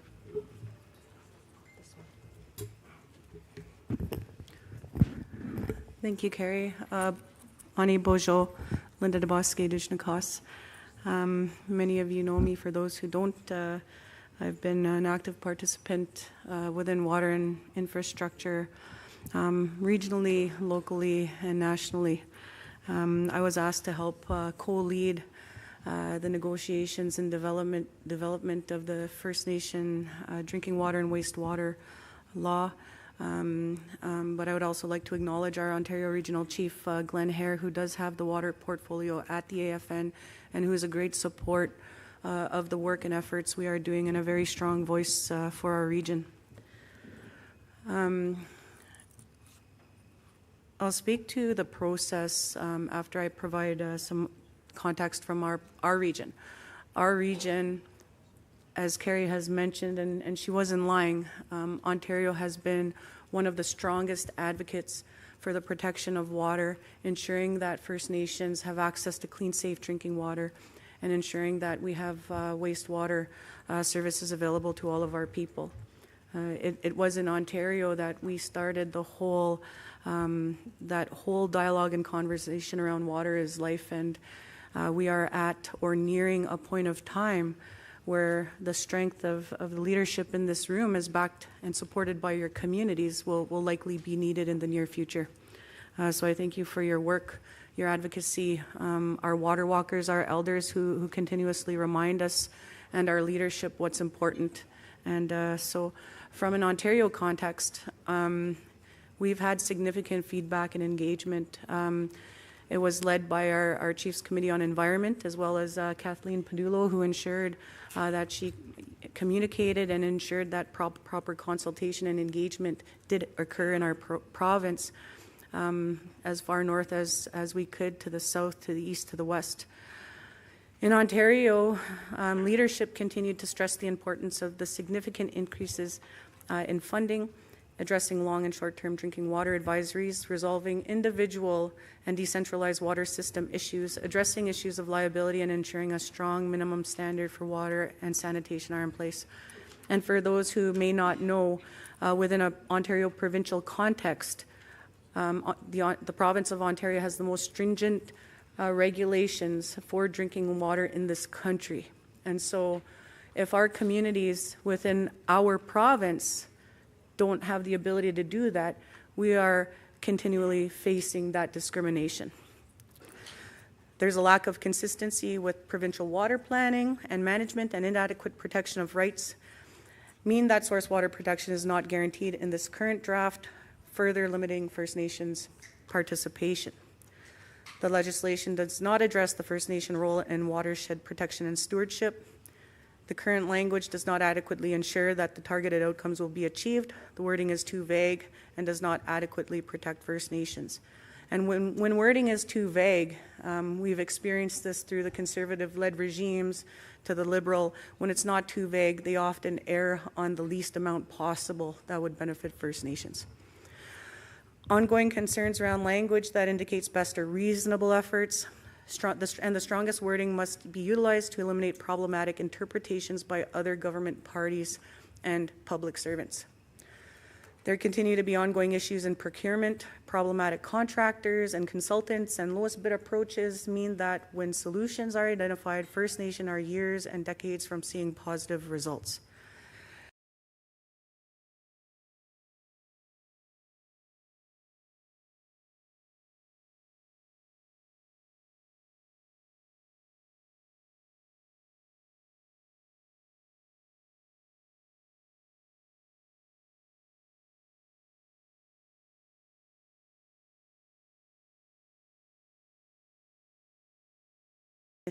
We need to ensure success of our leadership, our chiefs, our councils, our water treatment operators, and so on and so forth. So where are we now? As Carrie mentioned, there was a latest iteration of the draft legislation that was shared with the chiefs. This will likely not be what the legislation will look like once it's introduced. And Carrie touched on the commitment by the minister that it would be introduced this fall. And so I'm just going to go back, I think, to January, where AFN advocated, because of the pushback of the existing legislation back then, we started to push for a new and expanded mandate. And with the support of Regional Chief Hare and Regional Chief Woodhouse, we were able to get a commitment from Minister Haidu to seek an expanded mandate within Cabinet. Where the flaw is from our is that when government talks about co-development, it's not the same definition as we would have as Anishinaabe people in terms of co-development. Co-development means in the federal colonized processes that will work with the First Nations up to a certain point in time, and then it gets introduced into a cabinet privilege discussion, into a what they call cabinet privileged, where we aren't able to be participants in those dialogues. It's really with the ministers, committee, and then full cabinet, and we don't know what happens in there. We don't know what advice they're given. We were only able to go as far as we could before we were stopped at the door. So right now we continue to meet weekly with our federal partners. We operate under a non-disclosure agreement, so there are elements we cannot share publicly because of that process. And trust me, it's a process I do not like either. But rest assured, some of those meetings aren't the prettiest. You know, there's a lot of hard and tough statements that are made by our team to push Canada to ensure that they create a piece of legislation that meets the needs of our First Nations people. And so now, ORC and Regional Chief Woodhouse did help us advocate and lobby the minister to seek an expanded mandate, to which she made a commitment to in front of our regional chiefs. And we went through that process, and so AFN produced an annex to this memorandum to Cabinet of what we heard from coast to coast to coast, with the intent that it would help the minister achieve that mandate. So right now it's currently in that process. We are anticipating introduction in a relatively short amount of time. And as Carrie had mentioned earlier, there is a lot of work that needs to be done. And we presented at the Chiefs Committee on Environment last night, and I really implored our leadership to be place very close attention on what's going to come out, what's going to be introduced into the House, because it likely will not meet what we need to help support our communities in ensuring that we get clean, safe drinking water provided now and into the future. So what we are doing at AFN is we are preparing documentation, Plan B, C, and D, because many of us have a hard time trusting that process, and for good reason. And we want to make sure we equip leadership across this country on behalf of their communities, the advocacy tools that can help them. We recognize that we do have new leadership that come in from time to time and may not have been part of this journey, but we don't want to see anybody fail either. So we always want to be there to ensure that we provide that support, as is the role of the AFN. And so for many of you who know me, water is very important to me. Participating in different ceremonies, and we did so this morning at the sunrise. And for those who did not attend, don't worry, we prayed for you too. So yeah, it's very serious, and it's not something that any of us should take lightly in the coming week or 2 weeks or 3 weeks. It's something we need to pay very close attention. And I know in Ontario you'll have a really great technician at the Chiefs of Ontario, being Kathleen Padullo, as well as the strength in our PTOs, as well as our independents, that if the time comes and we really need to push for the changes we need to, we'll have to do that likely in the parliamentary process. So we want to ensure that everybody has that strength backing them up.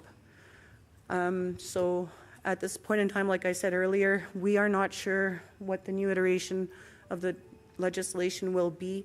We don't know when it's going to be released. What we've pushed for is an advanced copy so that we can analyze it, but that commitment has not been secured. I know they're working on it, but we're not sure if we're going to get an advanced draft to help. But certainly we are waiting, and we are available as we continue this journey. We're known to meet during New Year's and Christmas holidays and on weekends, and that's what our team has done. So the other people on our team, my other co-lead is former National Chief Phil Fontaine. We have Dr. Carrie Black. Our legal counsel is Marilyn Fair. Our technician at the AFN is Julie Pellerin. We did have Irving LeBlanc with us for a significant amount of decades on this work, and that's transitioned to a more senior director. And is that it? And the joint working group, we do also have a joint working group within the AFN who's also helped guide this, and they come from all of the sectors. So with that, that concludes our presentation. I just ask you all to be very aware of when this comes out and really read the language within that legislation thoroughly. And as quickly as possible, AFN will get the materials out as quickly as we can to our regional water coordinators across this country, to our PTO leads. And we want to ensure that if we do make the call, we'll likely also be relying on our water keepers as well to help with that push. Miigwech. Chief Perot. Bonjour. Brian Perot, Chief of Couchiching. You know, what you're talking about life, Nebe,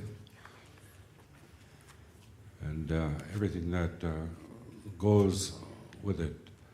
You know, we have our different ways of supplying water to our community. My community have been trying to get a water treatment plant many years. We live next to a municipality, and we're steered in that direction by the federal government to take the water from them. But it's like they're holding that over us. They have threatened to shut off our water before, you know, and so difficulties like that, and I will be continuing to pursue our own systems, but a much better systems than in what they've been providing in the past. And the work that you're doing, I want to thank you for that. In Treaty 3, we have the women that do ceremonies every spring after ice out and ask for that help from the spirits. And this difficulty that you're having discussing that legislation. And again, I don't want to upset any of the chiefs, but Linda, you've been doing this for a long time, you know, and your helpers there, and I just want to honor that and say that. And when we hear the sacred songs, we're calling on those spirits to come along and give that help. So one more time, I would just ask for that a song. The drummers are at the drum, just to call on the spirits to assist you in everything that you do, and miigwech for everything that you're doing. It's the woman's responsibility to speak for the water, and that's exactly what you're doing. So miigwech, I would ask the drummers to call on the spirits to help along with this difficult work that you're working on through the legislation, and also to honor you and honor your work. Miigwech.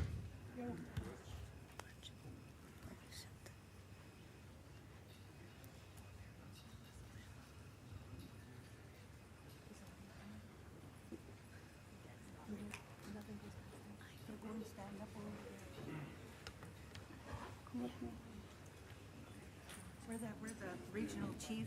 No, going round over there. You're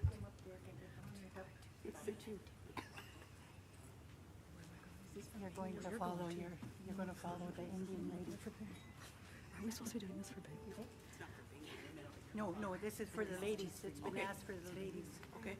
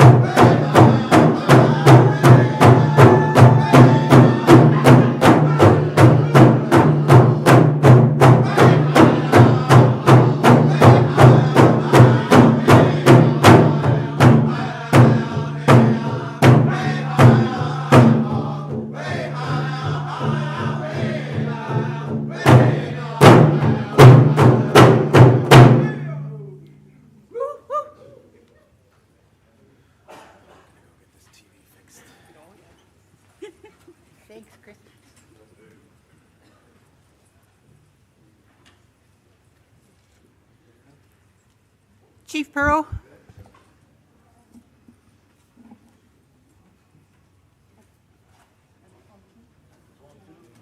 Microphone 2.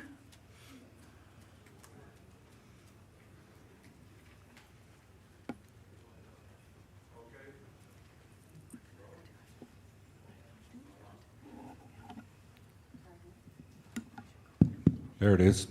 We watch for that. I'm from Treaty 3. And, that's a second time today I've asked for that help. And some of you may have been in our assemblies in Treaty 3. We always have the drums. We always have our pipes, our eagle staffs. And when we have assemblies, we take the time to call on the spirits. We're very spiritual people, and our traditions there to ask for that help, and that's what we're doing, and that's the reason I've asked twice today. But it is to really honor those people that are doing that work. And when those songs are rendered, the spirits are coming, and we're asking them to help in the work that you do. So I just want to let you know that I'm not trying to take over the meeting or anything, but we have strong beliefs in this way in Treaty 3 territory. So I just wanted to say that, and miigwech to all the chiefs and everybody in the room for allowing me to ask for the, and miigwech to the singers, miigwech to the drum, for all of everything that they're doing here, because we have to acknowledge that the drum, the songs are sacred. They have a spirit, and that's really what we're doing. So miigwech to everyone for that. Miigwech.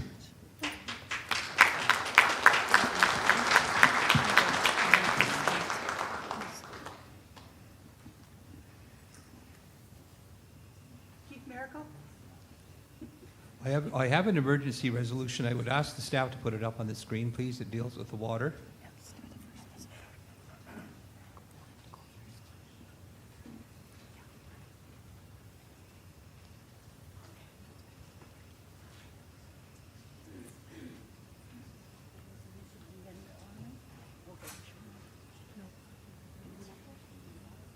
Is it working, Chris? Just give me a moment, Chief. Okay.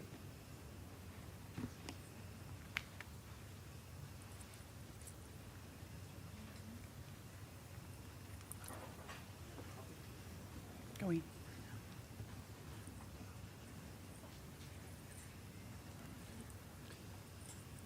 I bring this resolution forward as an emergency resolution. And the reason being is that at our Environment Committee, what we've heard all along, even at the Chiefs Committee on Housing and Infrastructure, is that the government has said with the resources that are required, they would deal with it, figure it out later. We need more than a political promise from the current government. We need something that's binding in legislation, that the government will provide adequate funding to ensure compliance with the regulation, and that's what my resolution is about.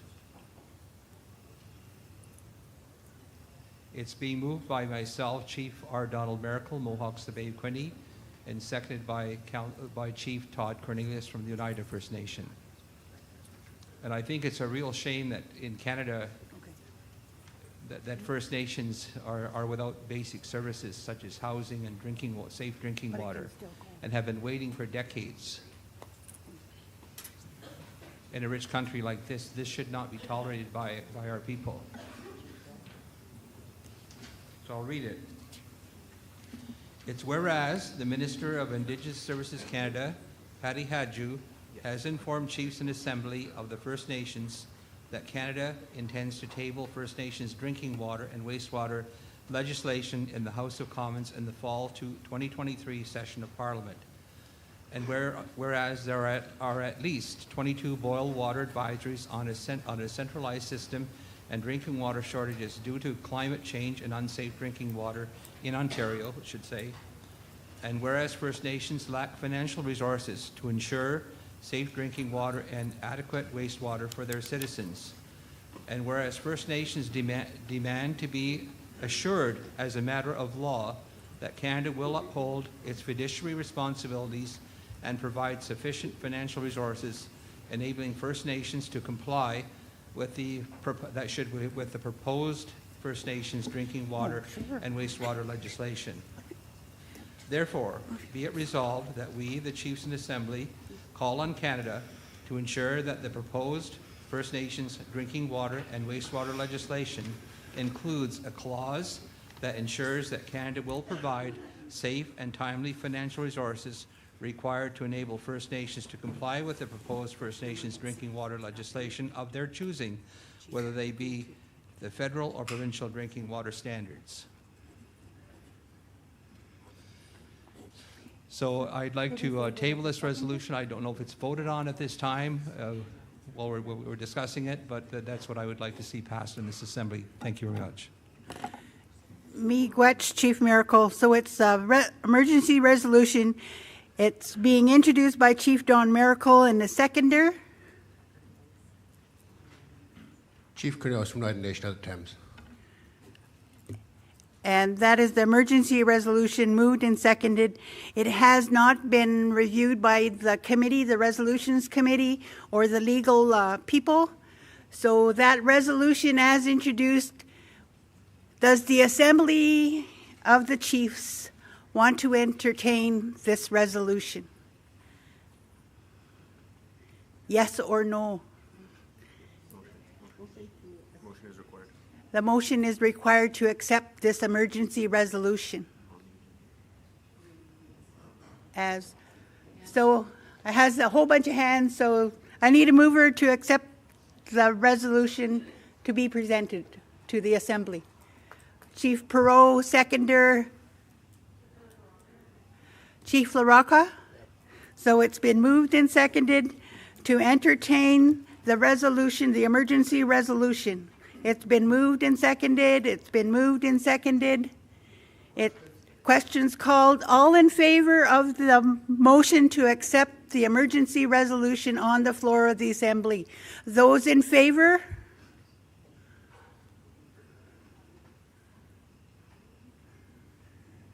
Online, anybody? Those opposed? Abstentions? All right, motion is carried. Thank you very much, Chiefs, and thank you, Chief Perot, for the asking for the spiritual, Okay. our ancestors to help us, and we need the Creator's help too. Thank you. Yeah. So, Miigwech, Noe, you will be, this resolution then will come on day 3 when we're doing that resolutions package. So it will be the emergency resolution as Chief Don Miracle has requested. So with that, and then we have another resolution. No, that's it. No, we have one.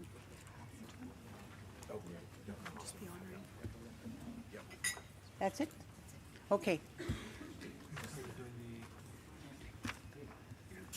Okay. You ladies, good job. Keep on going. I'll move.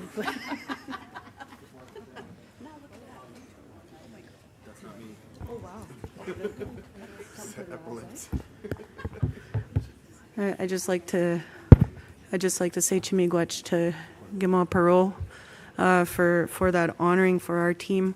When we go to ceremonies and we learn about those teachings about being honored, it really truly isn't about us.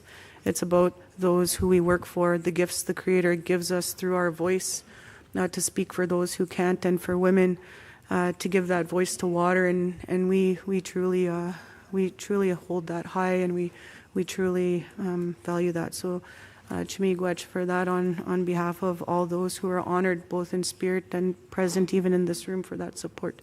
So Miigwech.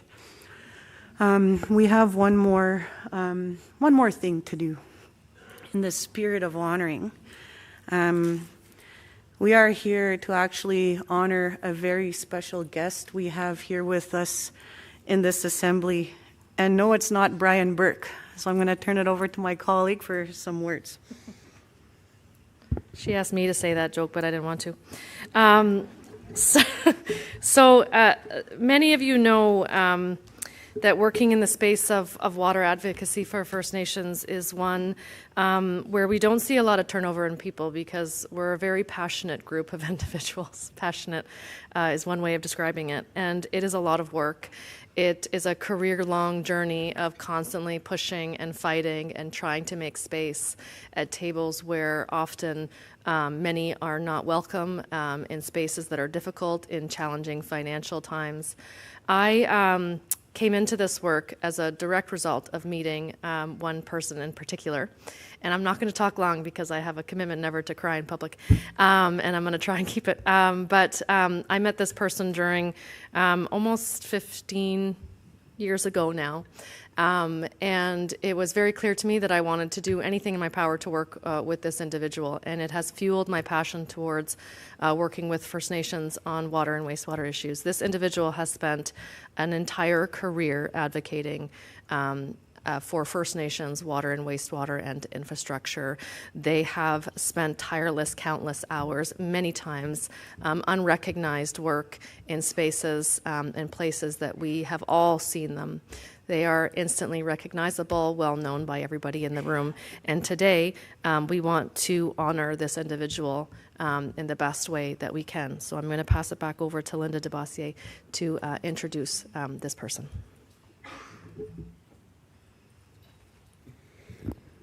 At this moment, I'd like to invite our very special guest, Irving Bing LeBlanc, who has joined us, and we snuck him here without him even knowing. So, Bing, if you could come and join us.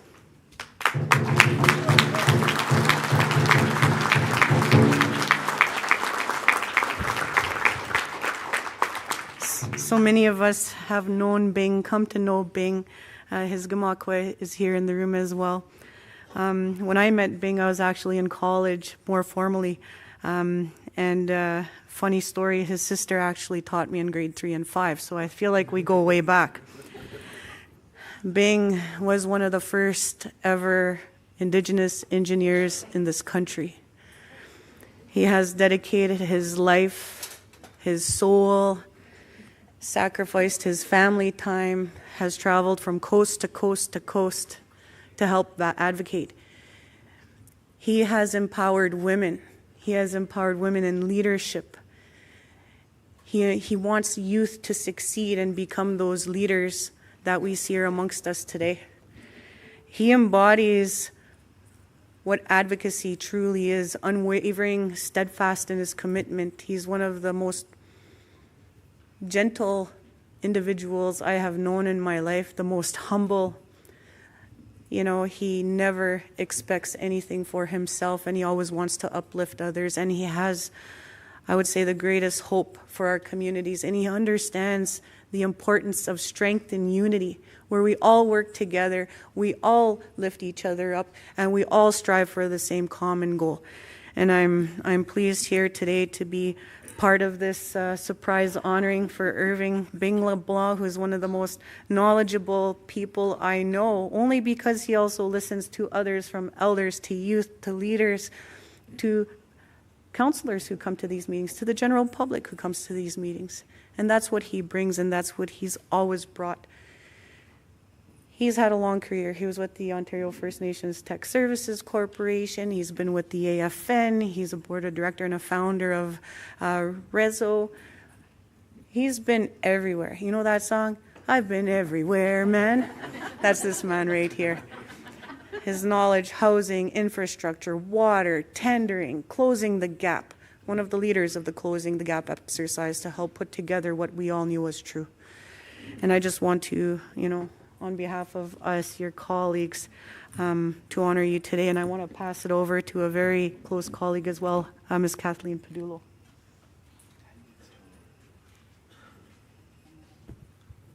I'm going to quickly cry.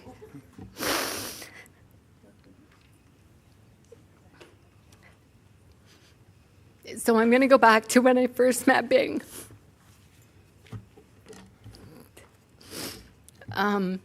It was just before Walkerton, And Bing was at OFN-TSC, and I was just starting my career, and I was with INAC. They called themselves INAC at the time.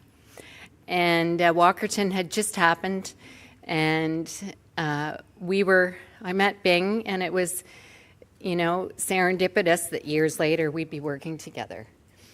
And, he was so knowledgeable and continues to be, knowledgeable in the field of engineering, but really speaking as a voice for First Nations peoples. And, I think back to that time and I thought, oh, wow, you know what? It'd be great to be like Bing. And I know that there's a lot of people that have been inspired by Bing, and so I'm just really honored to be here today to say, thank you, Bing. And I hope that we continue to work together and our paths will cross. But really, it has been a real honor. So, thank you. No. And so now I'd like to ask the drum if they could please play an honor song for Irving LeBlanc. And I'll ask everybody if they can please stand.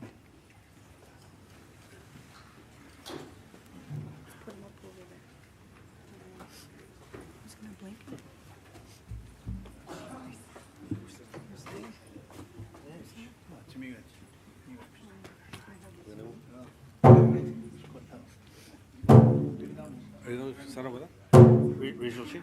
I can do something.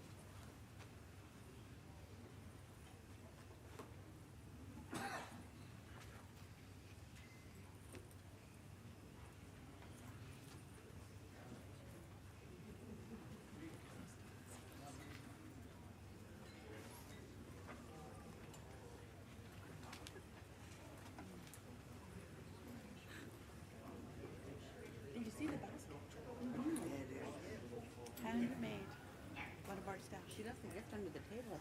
No, I didn't.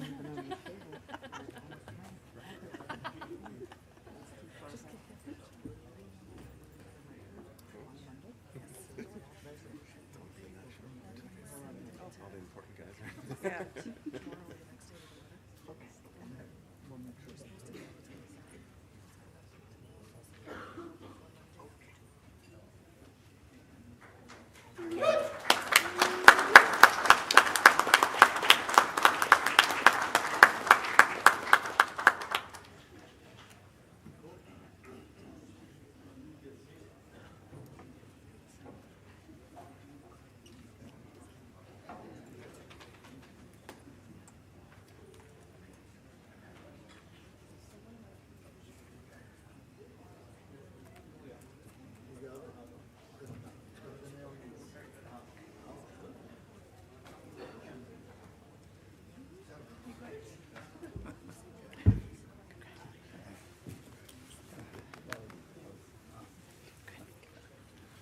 Thanks so much, Bing. Thank you. Miigwech. Going to invite Caitlin up to do the next agenda item. Caitlin?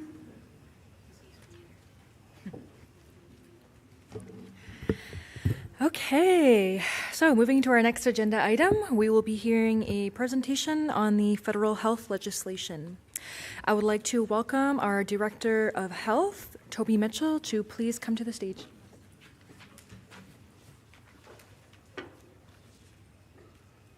Thank you. She's always working. Good afternoon, everyone. We do have some guests to do the presentation. I know a lot of you have heard me talk about health legislation a little bit over the last 2 years and are probably sick of hearing me talk about it. So what we've done today is we have our chair of the Ontario Chiefs Committee on Health, Grand Council Chief Niganabi, who will be going through a presentation just updating you guys on what has transpired with the federal distinctions-based Indigenous health legislation. And as well, we have Julian, I'm going to say your last name wrong, I'm going to try, Castagnoway, who is from ISK headquarters, and he will be presenting after Grand Council Chief to provide an update on their end as to what we can expect with the legislation moving forward. So with that, I'll turn it over to our chair of the Ontario Chiefs Committee on Health. Oh, miigwech. She said they're tired of hearing me, so I'm going to make them tired of hearing you. Oni boju kwinget inishnikaz mesbeaging donjaba nemedodum. Good afternoon, everyone. My name is Reg Niganabi, and I am the Grand Council Chief of the Anishinaabe Nation. As was said, I am also the chair of the Ontario Chiefs Committee on Health, as well as a member of the National Chiefs Committee on Health with ORC. I want to express my gratitude to you all for taking this opportunity to come together and support the collective priorities of our communities at this assembly. I'm here today to provide an overview, update, and lead discussions on the Indigenous Services Canada proposed distinction-based Indigenous health legislation. We have Julian Castonguay, as was mentioned, from Indigenous Service Canada is in attendance, as well as they will be able to provide some additional details on this legislation. Some of this information may be repetitive for some of you, but we wanted to provide a quick background for context before we move into our presentation. It's important to highlight the opportunities and challenges that we have encountered during this process in order to understand how to move forward. The distinctions-based Indigenous health legislation, or perhaps we can call it D-Bill, is something, if you read it that way, for short, was introduced back in 2019, of course, by Prime Minister Justin Trudeau during his re-election campaign, if you recall that at that time. It is now mandated through Indigenous Services Canada with the intention to, in quote, fully implement Joyce's principle and ensure it guides work to co-develop distinctions-based Indigenous health legislation to foster health systems that will respect and ensure the safety and well-being of Indigenous peoples. It is fundamental at this point to note the inadequacy of the engagement effort because First Nation leadership nor the Chiefs of Ontario were offered an opportunity to contribute to the initial design, vision, and intent of this legislation. We have reached out to ISK a number of times, and we are relieved that they have sent a representative to our meeting today. But we would be remiss without acknowledging that it is very, very late in the process now. Once COO learned of D-Bill, as it is called, as we're calling it, the Health Secretariat commissioned a legal review in 2020, which was provided by Najuan Law, to assess potential impacts. Immediately, 4 key issues were highlighted: jurisdiction over health, purpose and content of federal health legislation, impact on Aboriginal and treaty rights, and concerns regarding the legislative development process. Over the past 4 years, these primary concerns have not changed at all.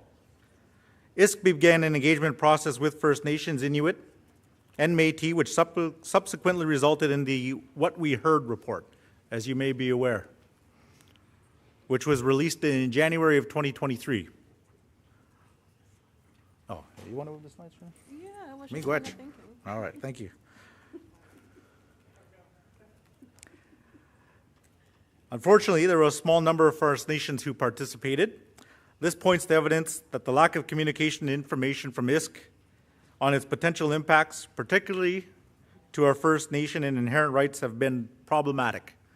First Nations have not received enough information, nor the proper resources to effectively be involved in development of this legislation.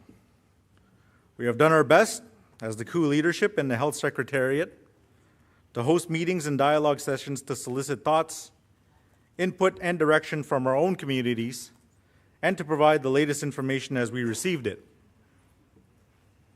We have heard consistently that the limited information and funding to allow communities to conduct meaningful engagement has created barriers for First Nations in this process.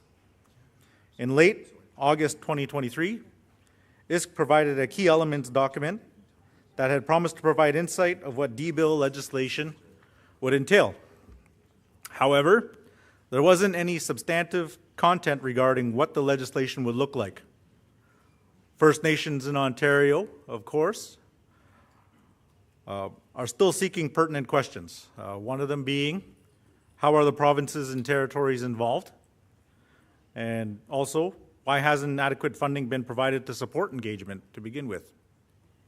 First Nations are rightfully weary about being included in a pan-Indigenous approach. How will Canada ensure our inherent treaty rights and rights holders are not overlooked? How will they ensure that First Nation entitlements are not diluted when new policies will include Métis? Furthermore, the key elements document indicated that plans to increase data collection will be done in a pan-Indigenous manner, which carries a risk of disregarding OCAP principles. Without any plans to amend the Access to Information Act legislation, for instance, to ensure protection of our data, we are undoubtedly critical of this approach.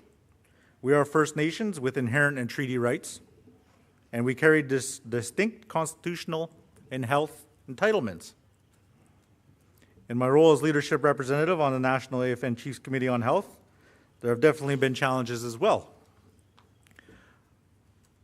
While AFN and the National Chiefs Committee on Health previously supported exploring potential opportunities that D-Bill could provide, this is now under significant question also.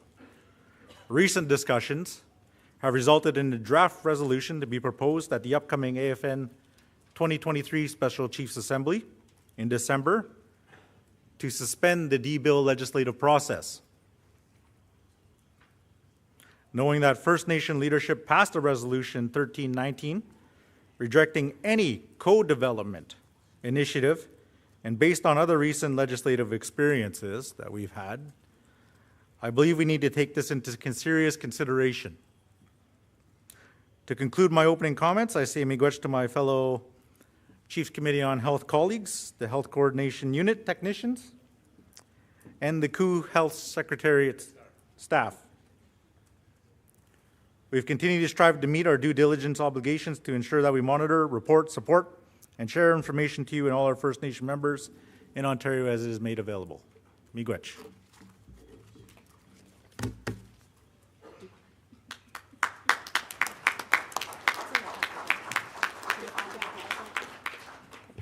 Thank you, Grand Council Chief. Just for everyone's information, the slideshow that we quickly went through and wasn't lined up is in your package. So if you want to take online on your package, if you want to take a minute to look at that in a little bit more detail, it's in there just for everyone's to review and provides a little bit of background context for anyone who is new to the health legislation file as well. And just for everyone's information, you can access all the online documents using the QR code on your badges. So on the back of your badge, there's a QR code. Scan it. You'll have all the documents available there. Okay, and next up we have Julian from ISK who will be presenting as well.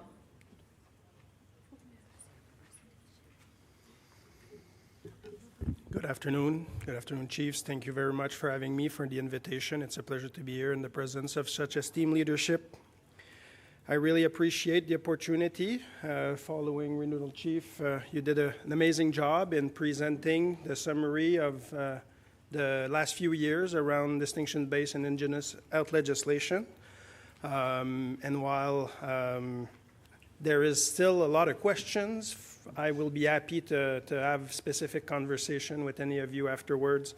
But I appreciate and recognize the concerns that have been raised, and just want to reiterate how it is, why I'm here, why we need to lean into those difficult conversations, and that it has not always been an easy process, as it is a challenging and complex matter. Indigenous health, you all know it better than anyone else, and with needs that are so distinct from one ocean to the other, a process to co-develop such a legislation has been fraught with challenges and difficult conversation.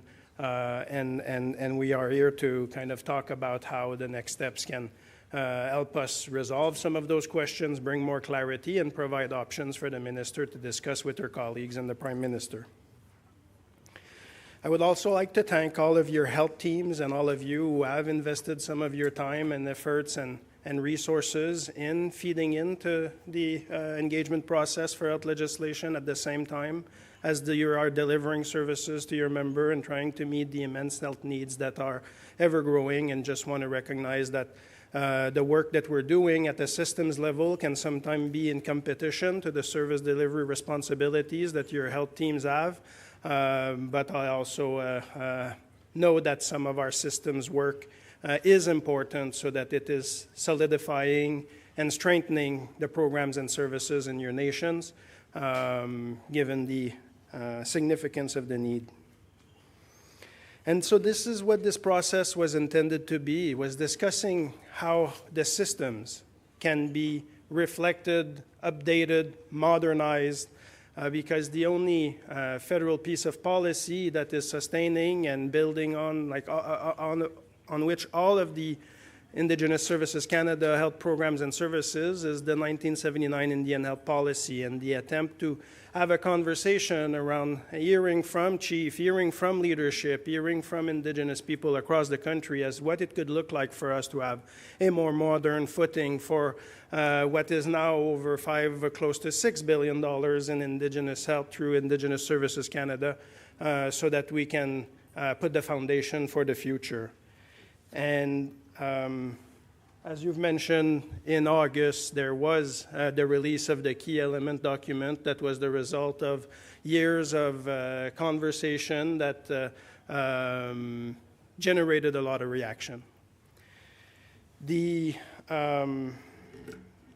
feedback was definitely mixed. There was some appreciation for the content in there, some appreciation for the preamble language, some appreciation by some around what it is trying to achieve. but a lot of concerns were flagged. A lot of concerns were raised. We've received over 39 submissions in response to the key element document. We've had 27 conversations with Indigenous partners across the country to hear directly what those concerns are and what the perspective might be after all of this work and conversation on the future of the First Nation health system. And we've heard, and as we've heard just now, that there is a lot of frustration in response to where we're at in the process. And earlier, the speakers were talking about the challenges when we talk about co-development. What does that mean? Where does it start? Where does it stop? Those are very real challenges that we've had to contend with and that we've tried to find as much space as we can to be transparent throughout the process. But the question of cabinet privilege was also the same challenge that was mentioned earlier at the water legislation presentation. We have heard from chiefs, we have heard from health technicians that there should have been a bit, and there should be more conversation at the nation to nation, that there was not enough time to support adequate participation in co-development and meaningful engagement on the content of what was presented in the key element document. And we've heard it, we recognize it, the minister of it and her team, and at this point we are clearly at a critical juncture given this was an open-ended process. There was an intention going into it that there is something that can be done to improve the foundation of the health system that we are all operating together. Clearly, when we ask questions, we get answers, and that's what you have all done. And so as we look at this critical juncture, the minister is bringing back kind of what she's heard from all of you, from other Indigenous partners across the country, in setting this process or setting whatever alternative process might be the result of her decision-making with her colleagues that would respect partners' readiness, that would respect what we've heard about needing more time and improving upon the process that we call co-development so that the transparency can be present throughout. And the minister is also wanting to have as much option as possible so that we can make progress wherever we can, be it through legislation or policy approaches, because a lot of people, a lot of chiefs have asked, why legislation? Is there some things that we cannot achieve through policy? And I believe that that is a question that we will have to answer going forward, because there's still a lot that we can do short of legislation.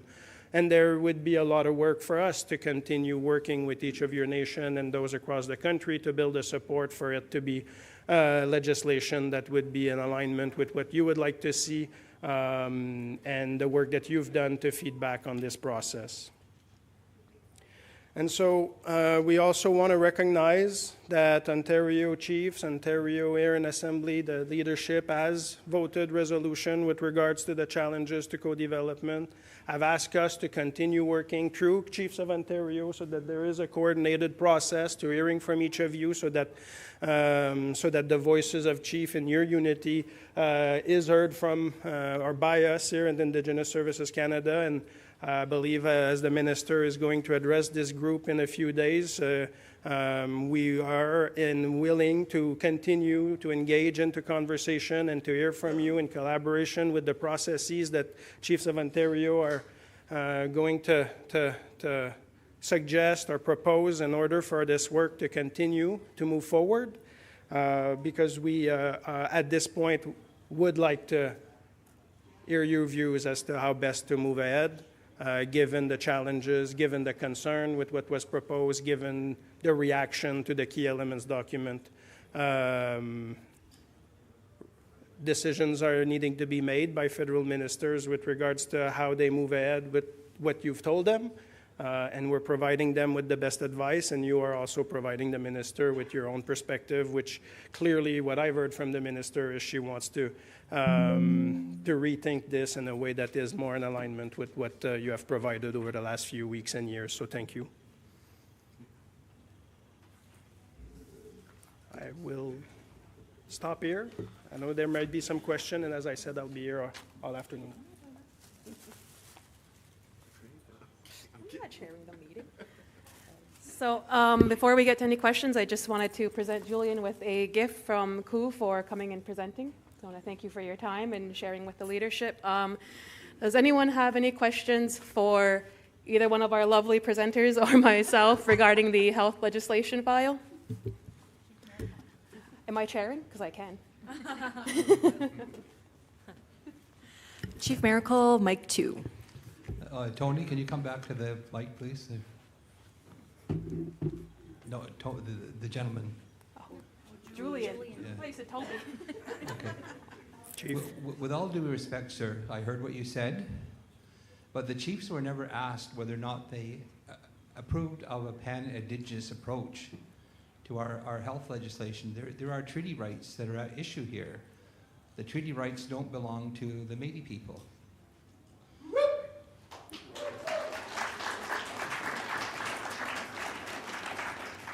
You know, under Canada's Constitution, under Section 9124 of the BNA Act, the federal government has legislative authority for Indians and land reserved for Indians. That does not include the Métis. The existing rights that were recognized were the ones that were there in April of 1982. The Métis people did not have these rights. So we do not support a pan-Indigenous approach to our rights. And so the Métis have to be backed out of there. You can't just unilaterally amend treaty rights and give them to somebody without the consent of the treaty rights holders. A treaty is an agreement between two parties, our nation and the Crown. So the approach is all wrong, and that whole distinct base legislation should be withdrawn, because it looks like you're just trying to pan-indigenize everybody and equalize the rights. You know, ministers have said there's not enough money in the programs now to deal with the needs that's there. Why would you want to create more entitlement to make it worse for the people that have treaty rights?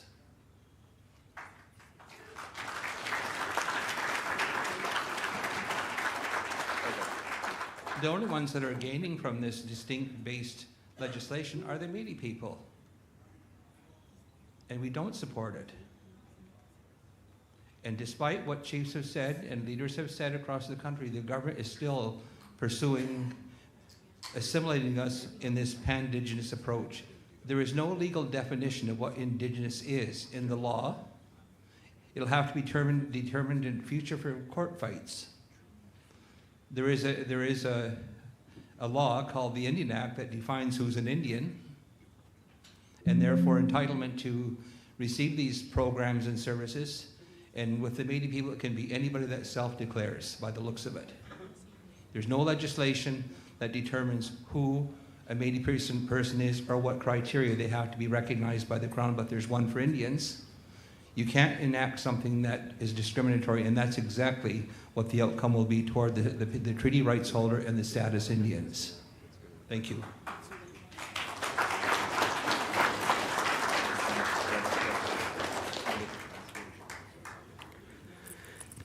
Thank you, Chief. And I would just like to confirm that the concerns that you have flagged have been echoed throughout the country with regards to the challenges of distinctions-based Indigenous health legislation as it was conceived, as well as the challenges of bringing enough clarity for chiefs to make informed decision on the implication for the impact on treaty right, which the intention is not to infringe or to modify any treaty right, but to support the health system for First Nations and Indigenous people on a service and program perspective. But definitely your concern that you've laid out today was heard throughout the country.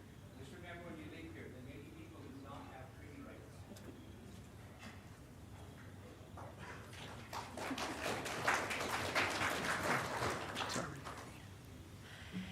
Microphone 2, please state your name and First Nation. Good morning, everyone. My name is Adam Pewis. I'm the chief at Shawanaga First Nation. I echo the former chief's remarks, and I will remind the department that all your documents, we've changed names a few times. It was, I don't know, ANSI for a while, and then whatever, there was been a whole bunch of names The bottom line is all the original agreements and all your legal documents still say Department of Indian and Northern Affairs, period. You're Diane. That's where the agreements lay.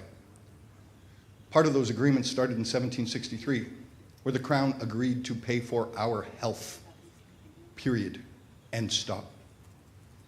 You've indicated earlier today, sir, that it's about $6 billion a year to look after your little red children, because that's the way the documents read. That's us. My question is, if you can't find $6 additional billion, because we come to the mic, we come to the podium, we say we get about half the money that we need. You recognize that. We recognize that.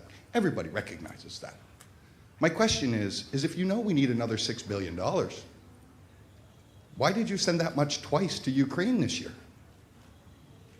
My next question is, the money that you sent to Ukraine, and they need it, I get it, I appreciate that. My next question is how do I, as a First Nation community, apply for third world poverty status in Canada? Because the opportunity for me to access monies from the Canadian government as a third world country in Canada would be a heck of a lot easier than going to my local Indian agent and begging, please more, sir. So what I would encourage your department to look at is that the surpluses that you talk about, the surpluses that you give to the rest of the world, come from our trust funds. All the surpluses in the country come from our resources and come off of the continued genocide of our people.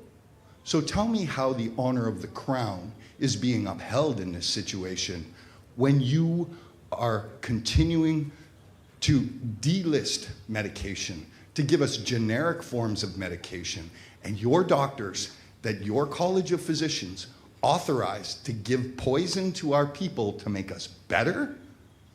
How is that upholding the honor of the Crown? I hate coming to the mic. I hate saying to individuals like you that we have a challenge, because it falls on deaf ears. And if we don't make this complaint, then there's another pan-Indigenous approach to assimilation. I don't mean to offend you personally, but I do mean to offend the department, because my people are dying. We just talked about water legislation. My community took 23 and a half years so that we could get a new water plant. Our community, we don't wash cars. We don't water our lawn. Our kids can't even have a water fight because water is so precious in our community. We have it trucked in from a neighboring municipality who sells us our own water. In my own community, I'm 10 kilometers away from Georgian Bay, where there's 15 billion gallons of fresh water. And you think I can get that into my citizens' toilets? No, please more, sir. So what we're looking at is what we wanted in the first place, was a parallel process. You're on our land, you reap the resources, we have bills, you're gonna pay them, period, end stop. So find us another $6 billion. Chimiguch.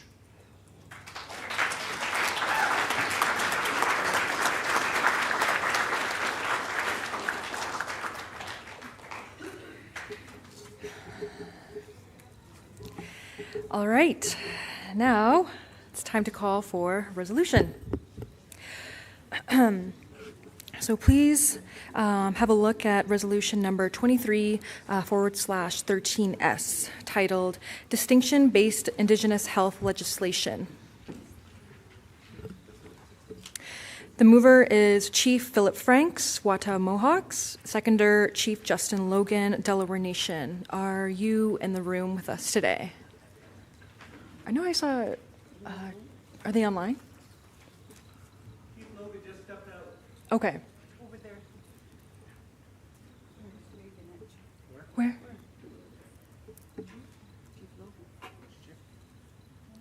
Chief Logan and Chief Franks.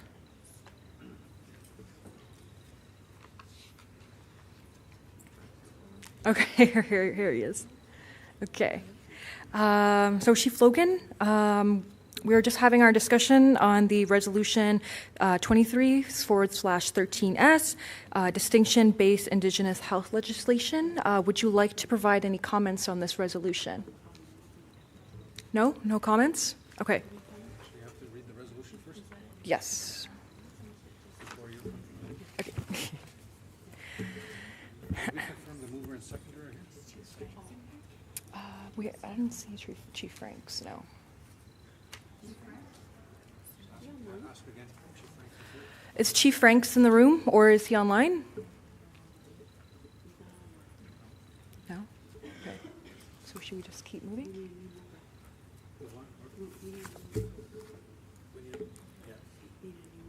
Okay, so we will need to ask for a new mover for this resolution, please.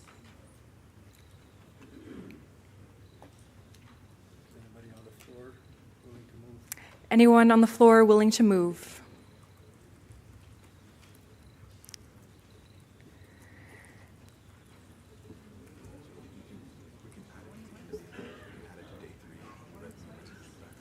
Okay, so we can add this resolution and revisit it day 3.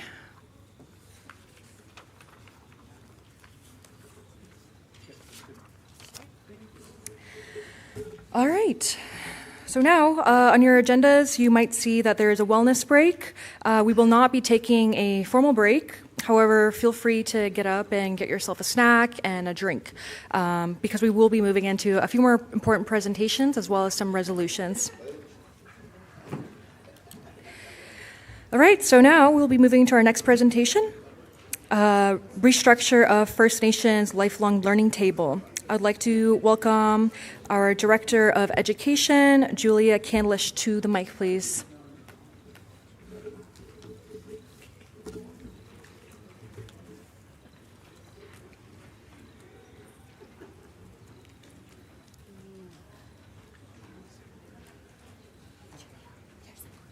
Okay, great. Okay, good afternoon, everyone. Can we bring up the presentation? So for those of you who don't know me, I'm the Julia Candlish, the Director of Education at the Chiefs of Ontario, Wolf Clan Haudenosaunee. And we do have a couple of resolutions on education that we're bringing forward from the Chiefs and Technical Committee on Languages and Learning. Okay, is that the presentation there? I don't see it on the, oh, there we go. Okay, so the first resolution deals with the restructure of the First Nations Lifelong Learning Table. And so we currently do have a mandate for the First Nations Lifelong Learning Table that was provided to the Chiefs and Technical Committee on Languages and Learning back in 2016. And so at that time, the resolution approved a 3-year strategic plan.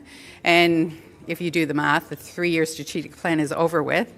But we are still utilizing that as a basis for the work that is being done under the First Nations Lifelong Learning Table. We also, that resolution also approved the terms of reference for the First Nation Lifelong Learning Table, and it called for the Ministry of Education, that's EDU, the Ministry of Education to fund the process. This is a bilateral process. I should have started out at the beginning talking about this is a bilateral process between First Nations in Ontario and the Ministry of Education. So it's a provincial bilateral process. Hard for you to see, but just to situate it, it is a subcommittee of the Chiefs and Technical Committee on Languages and Learning. We have several advisory committees or advisory groups under the Chiefs and Technical Committee on Languages and Learning. I'll just call it the CTCLL from now on.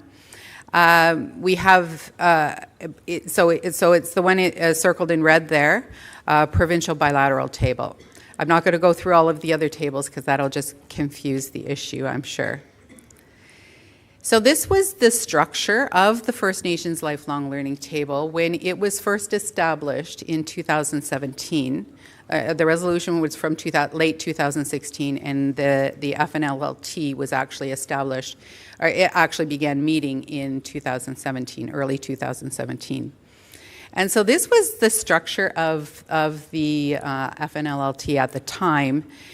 It looks quite complicated, and it was quite complex, to tell you the truth.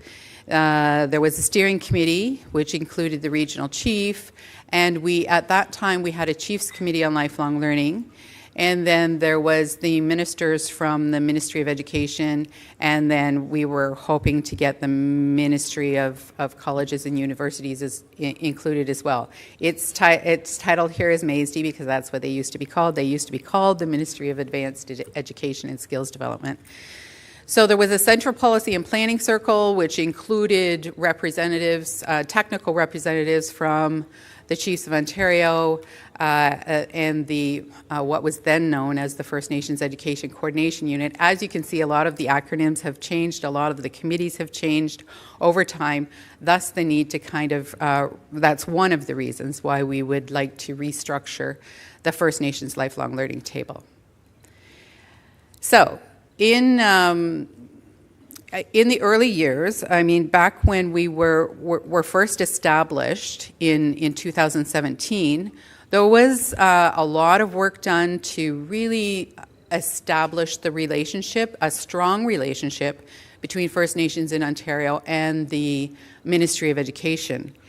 But since then, many things have happened. So for the first couple of years, it seemed to be going very well. We were getting a lot of work done on that 3-year strategic plan. Since then, there's been a lot of things that have impacted the stability of the First Nations Lifelong Learning Table. So first of all, there was the sunset of the First Nations, Métis and Inuit framework from the Ministry of Education in 2017, which left the Ministry of Education without a real solid guiding document or a guiding principles, things like that, for the relationship with Indigenous organizations. So, and then there was a change in provincial government in June of 2018, which created a little bit of disconnect with the First Nations Lifelong Learning Table. The change in government disrupted a lot of our engagement with the Ministry of Education for a full year. Then there was the change in First Nation leadership also within Chiefs of Ontario, and we can't disagree that also caused some disruption, because if you recall, in the structure, the original structure, the regional chief was a key part of the steering committee. COO staffing changes also in the education sector. There was a lot of key people that moved out of positions within education, which also created a bit of a void. Then we had the COVID pandemic hit in 2020, which also disrupted the functioning of the First Nations Lifelong Learning Table. So what we kind of tried to figure out, say, what is it that needs to happen? We need to reset this and reestablish the First Nations Lifelong Learning Table. It's a very important table because many, many, many of our students attend school in the provincial education system. So we have to really pay a lot of attention and time, devote a lot of time to looking at what are the issues, what are the concerns, what are the strengths, what are the opportunities within for First Nation learners in the provincial education system. So we really thought about it for quite some time, and we began to think that we could bring this through on the leadership advocacy strategy. The leadership advocacy strategy is a strategy that creates an opportunity for Leadership Council, for the COO Leadership Council, to meet on a quarterly basis with the Premier of Ontario and key ministers within the provincial system. the provincial political system. And so we brought forward the First Nations the reestablishment and the reconfiguration of the First Nations Lifelong Learning Table as an important topic for the first Leadership Advocacy Strategy meeting, which took place in 2023. The outcome of that particular meeting there was a full commitment from the Ministry of Education to establish something called the Lifelong Learning Table Planning Circle. And this would create an opportunity for bi-monthly meetings with the Associate Deputy Ministers of all of the divisions within the Ministry of Education. I should have included a chart so you could see the complexity of the Ministry of Education and all of the various divisions within that ministry. So this will help us navigate and ensure that we are able to speak to those particular divisions and really understand what their priorities are. They will understand what our priorities are, and we can hopefully get things moving again in the right direction. So that was the Leadership Advocacy Strategy, and the outcomes of that was the establishment of the First Nations Lifelong Learning Table Planning Circle, and we agreed that we would work with the Ministry of Education to determine what that would look like and how it would work. So we came up with a new structure for the First Nations Lifelong Learning Table. And we did work on this together. We decided to have the planning circle, which was the associate deputy ministers, or assistant deputy ministers they're called, in the provincial Ministry of Education, and the Chiefs and Technical Committee on Languages and Learning. So we would meet together once every other month to provide guidance, to develop a shared work plan, and to identify shared priorities. Then what was left of the original First Nations Lifelong Learning Table was coordinators so First Nation Lifelong Learning Table coordinators in each of the PTOs, and there was one with the Independent First Nations and one with the Chiefs of Ontario. So those coordinators have been working on the priority areas from that original 3-year strategic plan. There's been no update to it. There's been they work on a lot of emerging issues is what happens right now. So we're trying to get away from that and get a bit ahead of the game and start working on priority areas of First Nations, as well as things that are coming forward within the coming down the pipeline in the provincial system, so that we get a heads up and we are able to engage much earlier than we are right now. The collaboration circle is those coordinators, and we are expanding the circle a bit to ensure that it aligns with the participants at the Chiefs and Technical Committee on Languages and Learning, so the different entities that participate on that. So the collaboration circle will identify community needs, talk about implementation and provide progress updates, and share information with the planning circle.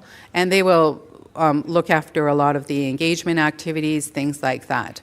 So we've streamlined the structure of the First Nations Lifelong Learning Table to have a collaboration circle and a planning circle that work together, rather than having all of the other components that were in the original structure. So the next steps of the First Nations Lifelong Learning Table, and when I refer to the table, it includes the planning circle and the collaboration circle. So we will be working on revising the terms of reference for the First Nations Lifelong Learning Table. The terms of reference is way outdated now, and we've started working on it, but we haven't finalized that yet. The next point is very key, is that we want to be able to utilize recent analyses as priority areas of focus for the First Nations Lifelong Learning Table moving forward. And I'll talk about those key recent analysis in the next slide. And also, we will be determining with the Ministry of Education support to address First Nation priorities. They have a different way of working than, say, the previous government had. When we established the First Nation Lifelong Learning Table in 2017, there was a very different environment. They've really, briefed us on what environment it is that they work in now, and told us that it will be much easier for us to provide them with our priorities, and then they can look within their divisions to see what their mandates will allow them to work on. So we've agreed to move in that direction, although that it doesn't sound like a full partnership, but it's definitely better than what was existing prior to this. So when I talk about the recent analysis, this is analysis that was done under a different priority area within the under the Chiefs and Technical Committee on Languages and Learning. But the outcomes of these reports are very, very central to the work that's being done by the First Nations Lifelong Learning Table, because it talks about student outcomes in the provincially funded schools. So under the First Nations Lifelong Learning Table, we have a data sharing agreement with the Ministry of Education where we access data on First Nation students in the provincial education system. We access data on self-identified First Nation students, as well as students that live in First Nation communities but attend schools in the provincial education system. It's aggregate data. We don't see data on any specific community. We don't see data that names any specific students either. So it's aggregated data that we use to do this analysis. But the findings in these analyses that have been done recently really point to issues with attendance, and I won't go through the numbers, but issues with attendance at schools, issues with grade 9 students not accumulating enough credits to be on track to graduate within 5 years. And then graduation rates, which kind of makes sense, are also lagging for First Nation students. And I should also tell you that all of these numbers are run for pre-pandemic. They're much worse when you look at them post-pandemic. So we have a lot of work to do. We have a lot of work cut out for us to try and see what we can do to work with, to work together to address some of these challenges. The second report, and these reports, by the way, are in your packages. And there is a briefing note in your package as well that goes along with the resolution. The second report is suspensions and equitable access to a positive disciplinary climate. And this really just looked at suspensions in elementary schools and suspensions in secondary schools.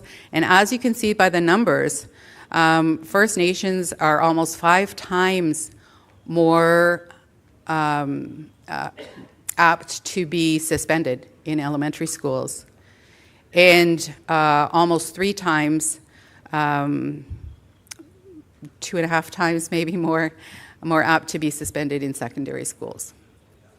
So once again, these are deficit numbers for sure, and we understand that. But what we want to be able to do is use this as a baseline to then be able to develop programs, policies, supports for First Nation students that are going to make a difference and improve these numbers as time goes on. Or at least provide the rationale for why this is happening, and maybe there needs to be changes in the system to recognize these things so that these numbers change. So there is a resolution. I guess it will get announced after. It looks like, no, I'm not sure what the resolution number is going to be. But the suggested mandate here in the resolution is to retire the previous resolution because it's now outdated. That was the bilateral process on education, and replace it with this resolution. And then agree to replace the former FNLLT components, which was that previous structure, with the planning circle and the collaboration circle for the new structure. Require the First Nation Lifelong Learning Table to be fully funded by the Ministry of Education. And this is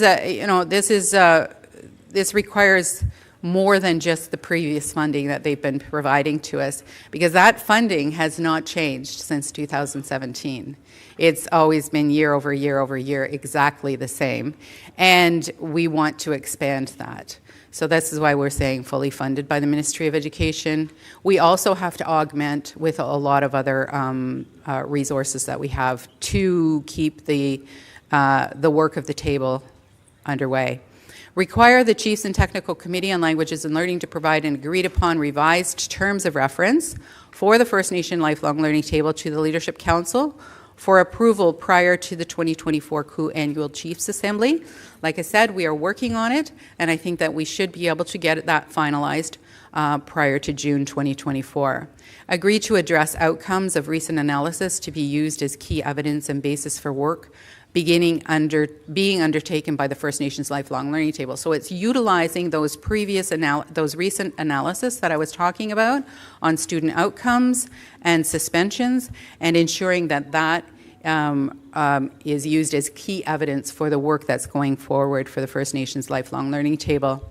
And then once again, direct the CTCLL to pursue a similar bilateral process with the Ministry of Colleges and Universities to expand this out to the full lifelong learning continuum and ensure that we are addressing post-secondary education needs of our First Nation learners.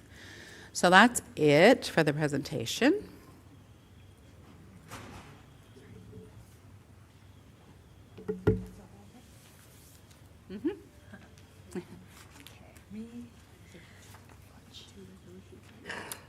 We're just doing the one for right now? Yeah. Okay. So with that being said, we got you, Julie, for that wonderful presentation.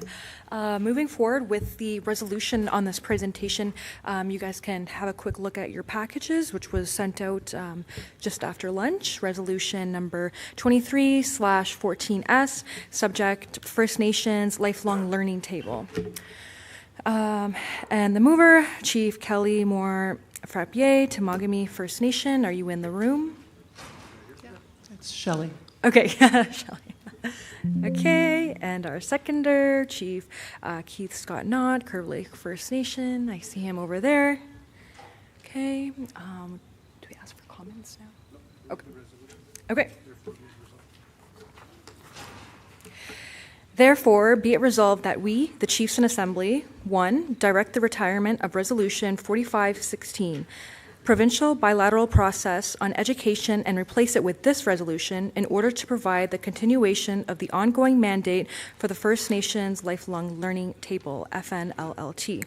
2, direct the former components of the FNLLT, including the Steering Committee, the Central Policy and Planning Circle, and the Coordinators, will be replaced by the Planning Circle and the Collaboration Circle. 3, call for the Ministry of Education to fully fund the FNLLT, Planning Circle, and Collaboration Circle be fully funded under a multi-year agreement with the associated parties.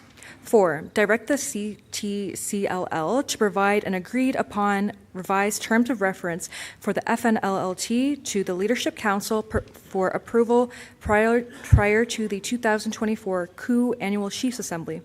5, direct the recent analysis conducted by the COO education sector on student outcomes in provincially funded schools and suspensions and equitable access to a positive disciplinary climate be used as key evidence and the impetus for work being undertaken by the FNLLT. 6, direct the CTCLL to pursue a similar bilateral process with the Ministry of Colleges and Universities to focus on post-secondary education for First Nation learners. And finally, 7, direct the CTCLL to provide annual updates on the progress of the FNLLT to the Leadership Council and the Chiefs in Assembly. And Microphone 2. Okay, yeah, I'm moving to support the reestablishment of this relationship and to expand to the work with the PSE, as well as getting some long time overdue funding allocation that is going to support the work so that we can get the work done. So yeah, that's all I have to add to the presentation. So miigwech. Miigwech for those comments, Chief. Are there any more questions or comments? No. Chief, not? Any more comments or questions? No? Okay, miigwech. I'd like to open up the floor now to any leadership who would like to speak on this resolution. Asking one more time. Asking for the last time, any more questions or comments on the resolution? Okay, I'm seeing none. Now I'd like to call to question. And all in favor?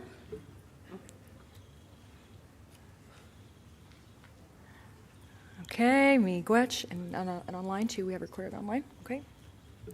Opposed? Okay, I'm seeing none, and any abstentions? Okay, resolution carried, miigwech.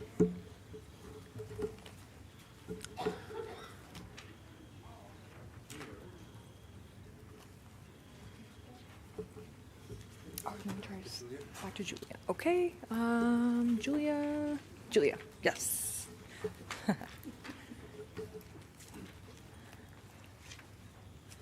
I tried not to go too far because I knew I was being called upon again.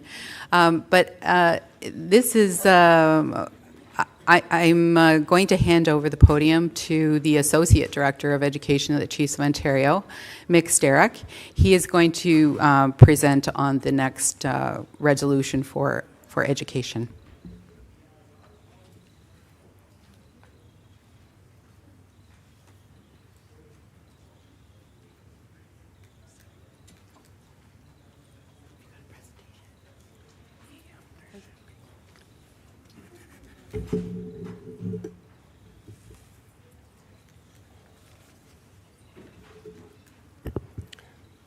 Thank you, Chiefs and Assembly, for providing the education sector a bit of your time this afternoon. And so the resolution that I'll be unpacking for you today. Is this? You want presentation? Oh, yes. Presentation.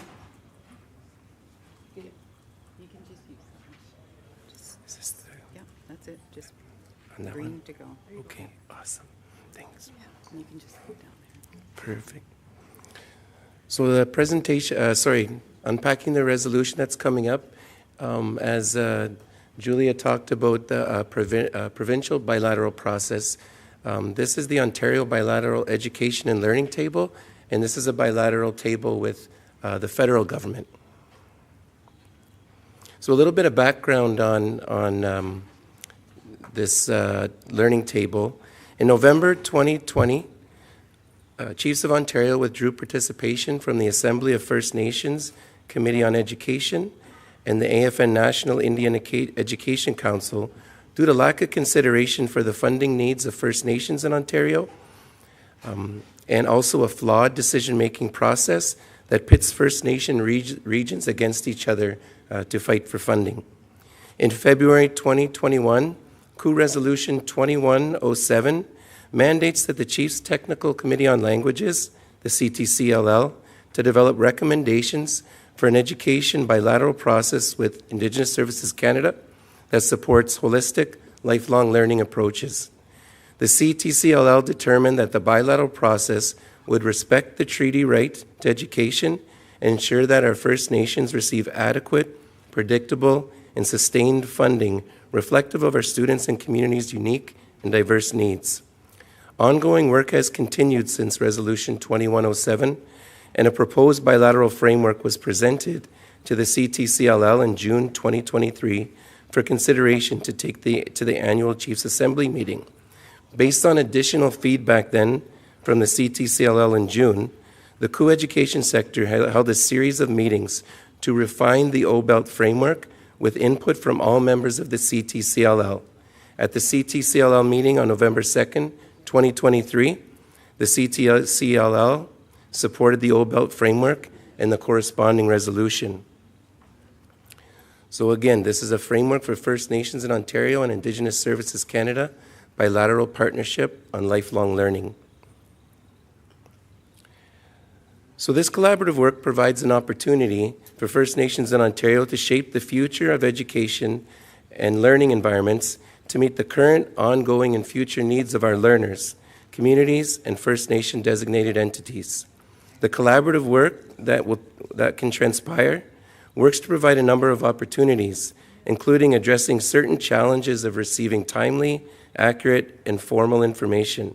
This process will establish a shared understanding and improve communication at all levels regarding the strengths and challenges associated with the funding, policies, processes, programs, and services available to support First Nations education and learning. The collaborative work can also break down operational silos within First Nations and First Nations designated entities, as well as within ISK, and address navigational challenges and community engagement fatigue. It can improve coordination of respective decision-making processes to facilitate more timely implementation of recommendations, understanding First Nations communities, PTOs, independent First Nations, and unaffiliated First Nations may have their own unique decision-making processes that need to be respected when we're developing consensus. It will help clarify the roles, responsibilities, processes, and timing considerations associated with education reform. It will identify and address capacity needs for all partners, and it will better align grassroots and top-down approaches. So the purpose and objectives are clear, and the purpose of O-Belt is to provide an overarching structure to build and execute an evergreen strategy that supports all First Nations in Ontario in asserting their sovereignty and jurisdiction over education and learning that meets the needs of First Nations communities, individuals, and First Nation designated entities.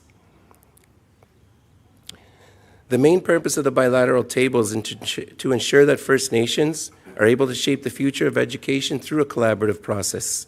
The framework here provides a flexible structure to jointly carry out work under 4 pillars: gathering and sharing information, drafting recommendations, facilitation of decisions and approvals, and meaningful change for reform.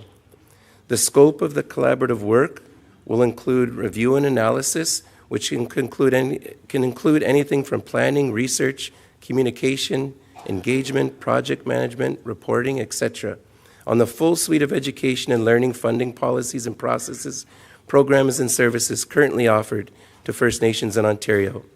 The work there includes, but is not limited to, assessing what's working well and what can we build upon, assessing what's not working well and requires possible improvements, adaptations, and modifications, determining what is currently missing from the suite of education for our students and learning, and through funding and processes that are put in place, and determining changes required for ISK to facilitate and accommodate meaningful change. This includes accountability mechanisms and protocols that should be put in place, changes to funding, policy, processes, and programs, and service from the federal government, changes to funding approaches, mechanisms, and methodologies, changes to the funding levels for sure, and even legislative change. So the proposed structure, as you can see, there's a number of variables. And when you see where it says the O-Belt core team, this will include representatives from the Chiefs and Technical Committee on Languages and Learning. From ISK Ontario, it would include the Region Director General and/or Director of Education and Social Programs and Partnerships. It will also include ISK Headquarters, Director General, and/or Associate Deputy Minister of Education and Social Development Programs and Partnerships, and other members of federal departments that will be brought in as required. The CTCLL representatives at the core table are to obtain direction and guidance from the CTCLL, Leadership Council, and Chiefs of Assembly to bring forward to this core O-Belt team to advocate. The O-Belt priority teams that you see, that would be a start, but that could grow over time. And currently we would begin with a priority team under post-secondary, K-12 education, which is currently what we have in place with the OTIFA, Education Partnerships Program, and infrastructure.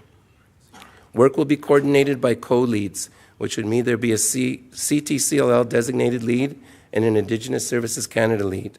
It will be guided by operational terms under the OBELT Terms of Reference. It will be guided, they will be supported by coordinators put in place to coordinate the activities of the priority teams. And the OBELT priority teams will be established as designated in the strategic plan developed by the core OBELT team. The core table will develop a terms of reference for ongoing work that's approved through the appropriate decision-making processes of each site. They'll develop a 5-year strategic plan based on evaluation of the current suite of ISK funding, policies, processes, programs, and services, and gaps identified by First Nations communities, individuals, and designated entities. They would meet quarterly at a minimum to review, discuss, approve, and provide feedback as necessary on work plans, action plans, operational terms, critical paths, priority team reports, and recommendations prior to moving into respective processes. There would be an annual evaluation conducted, and this report would go directly to First Nations communities. They would develop and approve and disseminate communication and incorporate emerging issues into the strategic plan. So the key points in the mandate of the resolution are to support the establishment of an Ontario bilateral education and learning table, understand the newly formed Ontario bilateral education and learning table will continue to work towards fulfillment of the remaining operative clauses in Resolution 2107, call on the federal government to commit to and fund the Ontario bilateral table, and require annual, at a minimum, updates to the Coup Leadership Council and the Chiefs of Assembly on the progress of OBELT. Thank you.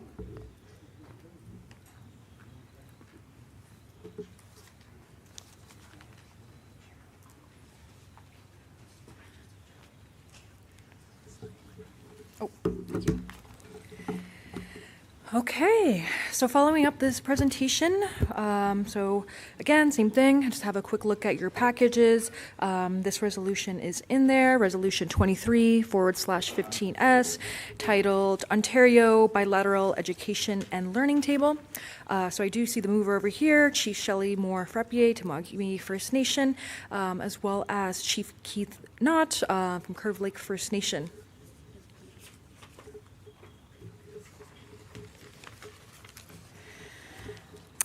Therefore, be it resolved that we, the Chiefs in Assembly, 1, approve the proposed approach outline in the attached document prepared by the Chiefs of Ontario and Technical Committee on Languages and Learning for a bilateral process between First Nations in Ontario and the federal government on education.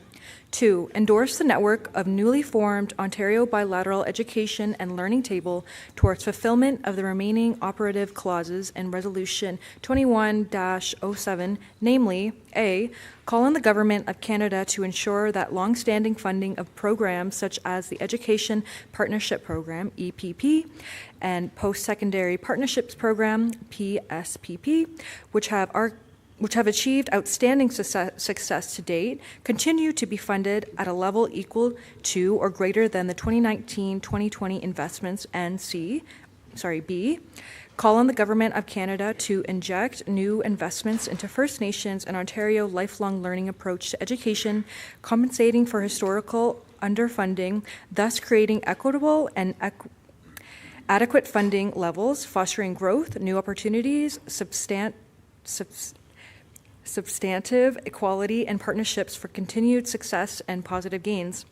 3, call on the federal government to commit to and fund the Ontario Bilateral Education and Learning Table as outlined in the attached document for 2024-2025 and jointly review the funding requirement annually. 4, direct the CTCLL to provide annual updates and interim updates as necessary to Coup Leadership Council and the Chiefs in Assembly on the progress of the Ontario Bilateral and Learning Table.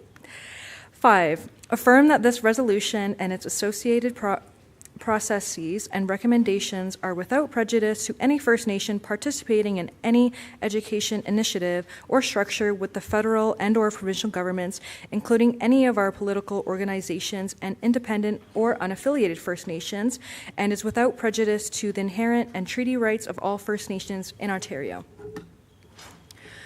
So, would the mover and seconder like to speak? Mic 2.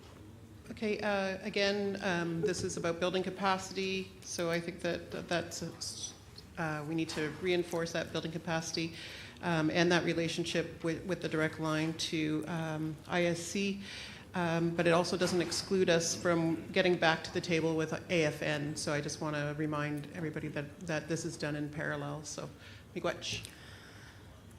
Miigwech for those comments. Chief Knott.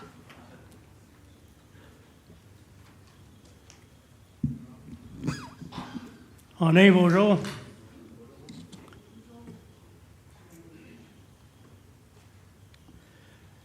Ni gone ka pundishnik kas mokka mekesten doram oshki mong don japa kimandao. I'm better known as Keith Knott, Chief of Curve Lake First Nation. I'm in great support of this resolution. I have always supported education all through my years. Now it's more important that I acknowledge this resolution. I think of the dark days of the residential school and the 6 to scoop. The opportunity wasn't there for our children. And we have that opportunity now to come out of those dark ages and lift our youth and the future youth to a better education. I will always support education because I feel it's the first step in life for us to move forward. And we should try harder and harder to get more resources from the federal government. The same way as we were talking about water earlier, we talk about various other things, infrastructure. This is just as important as all of those, if not more important, for us to move forward in this time of life that we are in. It is impossible that we have to live the way we do under this present system, the colonial system. This is why we should try harder and harder to get what totally belongs to us. So that's why I totally support this resolution. They didn't have to ask me twice to support resolution in education. Miigwech. Miigwech.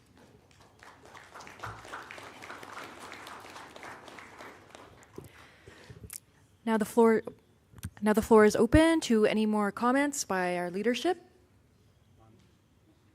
Anything on Zoom? Oh.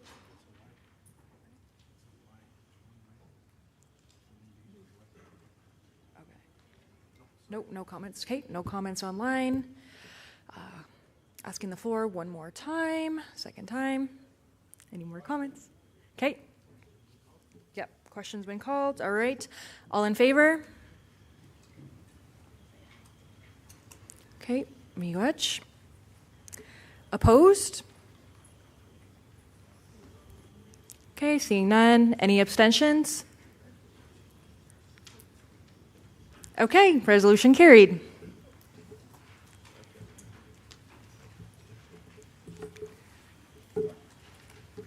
Now I would like to call upon Adam.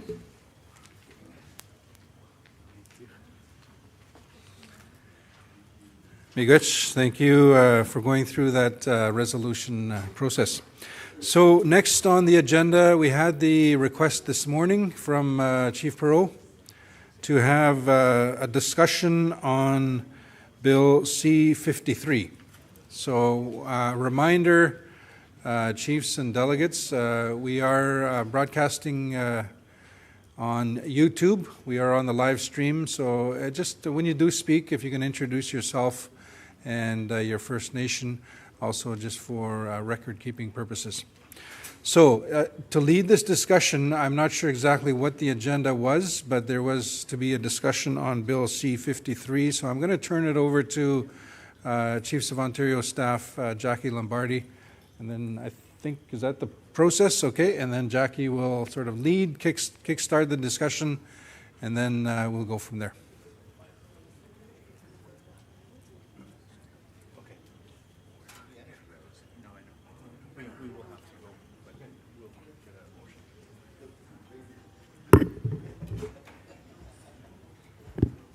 Hi, everyone.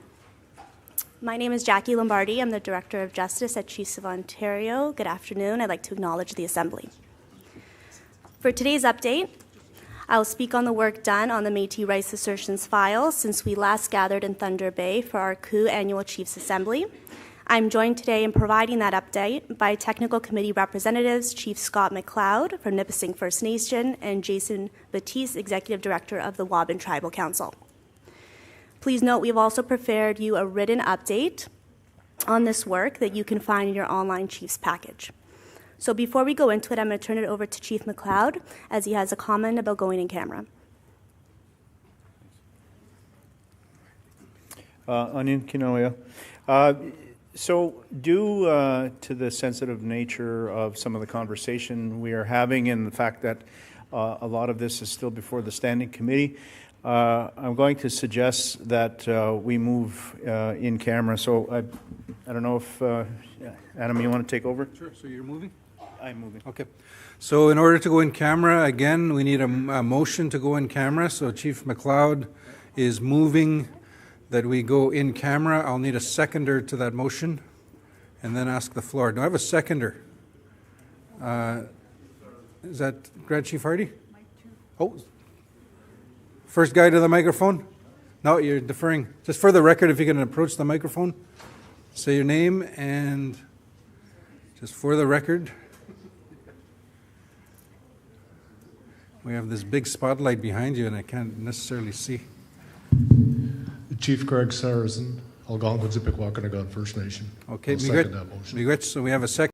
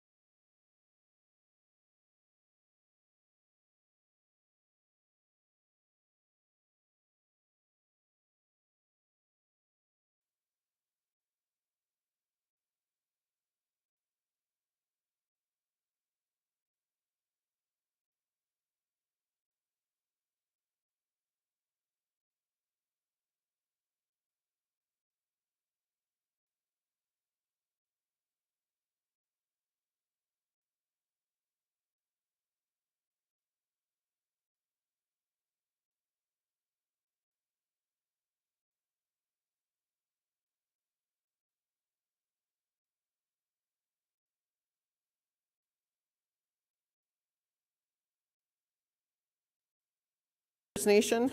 In 2017, Ontario recognized 6 new historic Métis communities, including the Abitibi Inland Historic Métis Community, the Abitibi Community, and Mattawa-Ottawa River Historic Métis Community, the Mattawa Community, as part of the Métis Nation of Ontario. In 2018, Ontario and the MNO entered into a harvesting agreement by which Ontario recognized the right of MNO members to harvest in designated Métis harvesting areas. The Métis Harvesting Agreement, the Abitibi Community and Mattawa communities claimed Métis harvesting areas include Nadaki-Manon. In 2018, Ontario approved or authorized MNO members Peter Descoteaux and/or Mark Descoteaux, collectively the Descoteaux, to build an incidental harvesting cabin on Pond Lake, the Pond Lake Cabin in Nadaki-Manon.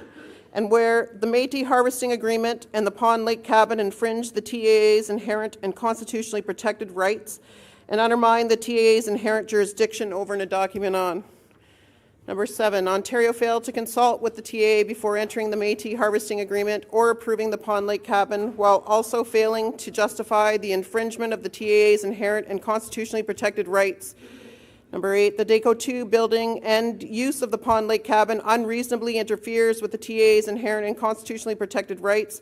The TAA, on September 14, 2023, issued a notice of eviction to the Descoteaux copied to Ontario and MNO. At that time, a peaceful protection camp was installed alongside the Pond Lake Cabin and access has been restricted. The camp is still maintained. Number 9, on November 17, 2023, a statement of claim was filed in the Ontario Superior Court of Justice at North Bay, Ontario, whereby the TA asked the following relief. A declaration that Ontario incorrectly concluded that the Abitibi community and Mattawa community or any Métis community hold rights protected under Section 35 of the Constitution Act in 1982, defined below within Nadaki-Manon. A declaration, B, a declaration that the Métis Harvesting Agreement results in a prima facie infringement of the TAA's harvesting rights. C, a declaration that Ontario breached the Crown's obligations to justify the infringement of the TAA's harvesting rights prior to entering the Métis Harvesting Agreement. D, a declaration that Ontario breached the Crown's obligations to consult and accommodate the TAA in respect of the potential impacts of entering into the Métis Harvesting Agreement on the exercise of the Temiagama-Anishinabe's inherent and constitutionally protected rights before entering the Métis Harvesting Agreement. E, a declaration that the Pond Lake Cabin result in a prima facie agreement of the TAA's harvesting rights. A declaration, F, a declaration that Ontario breached the Crown's obligations to justify the infringement of the TAA's harvesting rights prior to the authorizing the Pond Lake Cabin. G, a declaration that Ontario breached the Crown's obligations to consult and accommodate the TAA in respect of the potential impacts of the Pond Lake Cabin on the exercise of the TAA's inherent and constitutional rights prior to authorizing the Pond Lake Cabin. H, a declaration that Descoteaux unreasonably interfered with the TAA's harvesting rights by constructing the Pond Lake Cabin. J, I, an order that the Descoteaux remedy the nuisance by removing the Pond Lake Cabin within 30 days from the date of the court's decision in this matter or within a period of time the court deems just. J, an interim injunction restraining the Descoteaux from accessing or using the Pond Lake Cabin for any purpose other than removal. And K, costs of this action. And 10, the TAA, TFN continue to oppose Canada's Bill C-53, an act respecting the recognition of certain Métis governments in Alberta, Ontario, and Saskatchewan to give effect to treaties with those governments and to make consequential amendments to other acts based on questionable claims to Indigenous identity and Indigenous rights in Nadaki-Manon by the MNO, and lack of consultation by Canada with the TAA and TFN, who have established and constitutionally recognized inherent Indigenous rights in Nadaki-Manon. Bear Island, 1991, Supreme Court. Therefore, be it resolved that we, the Chiefs in Assembly, number 1, stand in solidarity with the Temagami First Nation and the Temiagama-Anishinaabe in their commencement of the legal proceeding, North Bay Superior Court of Justice Court File Number CV 23-0000187-0000 against Mark Descoteaux, Peter Descoteaux, and His Majesty the King, and the right of Ontario to protect their inherent and constitutionally protected rights, which have been unjustifiably infringed by His Majesty the King in right of Ontario's Ontario recognition of Métis community with the Section 35 rights within Nadaki-Manon, and 2, support interested First Nations in the Ontario region who want to intervene in the legal proceeding North Bay Superior Court of Justice, court file number CV 23-000000187-0000 against Mark Deco 2, Peter Deco 2, and His Majesty the King in the right of Ontario. Didn't want to leave anything out. So that was a mouthful. Time for a glass of water. So I need a motion to entertain this resolution. You're moving, obviously. So we have a mover, seconder. Seconder, Chief McLeod. So we have mover and seconder. There is a motion to entertain the resolution. Any comments? I don't see any. All in favor of the motion? Raise your hand. Okay, thank you. Any opposed? I see none. Better check online. I don't think I see any online either. Any abstentions? None? Okay, so the motion is to deal with the resolution. Normally we can deal with it at any point later on, but what we have received a request to deal with it right away. So this is going to be repetitive, but I need to now read into the record formally the resolution. So I'm going to ask for it back. So we've just gone through the resolution, so I'm not going to read the entire resolution, but I am going to the operative clause on the last page. So of course the subject reads, subject is titled Support for Temagami First Nation and Teme Agama Anishinaabes Collective, the TAA, and Ontario Métis Harvesting Agreement and Métis Section 35 rights in Dakimanan. The mover is Chief Shelley Moore-Frampier, Temagami First Nation, who is present.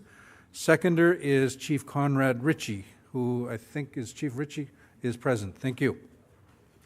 So the resolution reads, for the record, therefore be it resolved that we, the Chiefs in Assembly, one, stand in solidarity with the Temagami First Nation and the Teme Agama Anishinaabe in their commencement of the legal proceeding, North Bay Superior Court of Justice, court file number CV-23-000000187-0000, against Mark Decoto, Peter Decoto, and His Majesty the King in right of Ontario, to protect their inherent and constitutionally protected rights, which have been unjustifiably infringed by His Majesty the King in right of Ontario recognition of a Métis community with Section 35 rights within Dakimanan.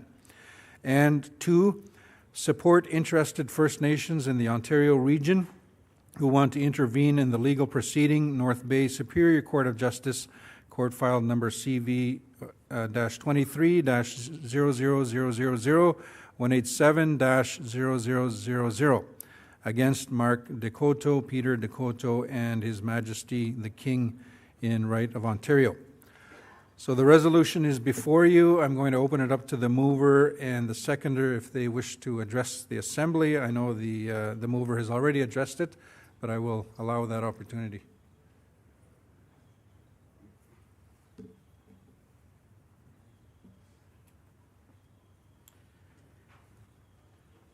I think it's also interesting to note that Peter Deco 2 is a conservation officer as well, and I know that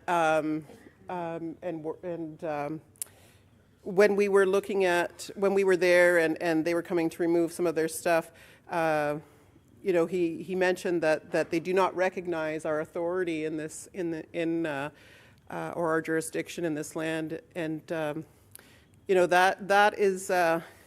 A message that we need to really be sending out there is that we are, you know, the sole rights bearing with any established rights in our respective territories, and that needs to be understood. So I just wanted to add that. So miigwech. Miigwech, seconder, any comments? So we'll go to microphone number 2.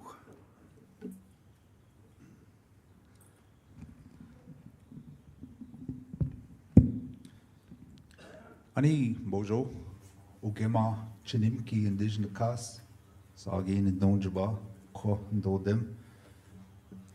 I just wanted to stress to the chiefs that we have to continue to stand together as one, and when it comes to the assertion of others within our treaty territories, within our homes. And we have to continue to do that and to push that and put things on record to show that day and show that paper trail, to show all those things that we continue to stand united as one nation. The people, the original people in these homelands. United we stand, divided we fall, and we have to continue to stand together as chiefs in our nations, and not to think in a way that we're separated from each other. And we have to remind our young people and our children of that, because they look to us. The young people don't look at the preaching or what we talk about. They look at our behavior and what we show them, how we conduct ourselves. And if we continue to operate and function as one people, that's what we'll continue to show them. And so I just wanted to add a few of those comments to that motion, and to support Chief Shelley and her people, and to remind us that we're one people, one family, and we have to continue to operate that way. Miigwech. Miigwech. Miigwech, Ogama Conrad Ritchie. So the floor is open, microphone 2. Yeah, bonjour. Brian Perro, Chief of Couchiching First Nation. I stand in support of the resolution. What is happening is both Canada and Ontario, by suggesting that they're going to have a treaty with the Métis, I guess, organization or corporation. They're trying to water down our treaties. Ontario's already covered in treaty. And if they go ahead with a treaty this way, that achieves their goal to do away with our treaties. It weakens our treaties when they give a treaty like that. And we need to keep reminding both levels of government of that. In Treaty 3 territory, you know, I've suggested to the chiefs, anytime there's any proponents from industry, resource extraction companies or mines or forestry operations, that if there's a seat given by Ontario or whoever to have a voice in what happens in our territory, that we oppose that, and we send a strong message to industry and say that your project is not going to happen if you even speak to someone other than the rightful owners of our treaty territory. And as far, go even further to tell them your project is not going ahead. If we have to block everything, every development within our territories, send a strong message, direct action. So anyway, that's whether this passes or not. What are they going to be creating over there? Harvesting rights. What's going to happen when people are out there hunting and somebody comes and tells you, "Hey, you're in my my harvesting area," and someone can be from right down here in Toronto and come up to Treaty 3 and show their card and expect to have that recognized there. If I want to go hunt in Nan territory, I show that respect and I ask one of those chiefs up there if I can go goose hunting or whatever there. I've had so many, I've signed a lot of letters inviting not only Nan people, but people from Manitoba and Robinson Superior to come and fish, hunt, moose hunt in our area. But what's going to happen out there when there's a dispute and people are carrying guns? Canada is going to put people against people in dangerous situations. So I think, hopefully we can kill this or make them come to their senses. But we really got to point out to them, their goal is to water down treaties and take away all of our rights. So I speak in support of the resolution. Miigwech. Miigwech, Chief Perot. So the resolution is before you. The floor is open. If there's any more comments, questions, microphone number 4.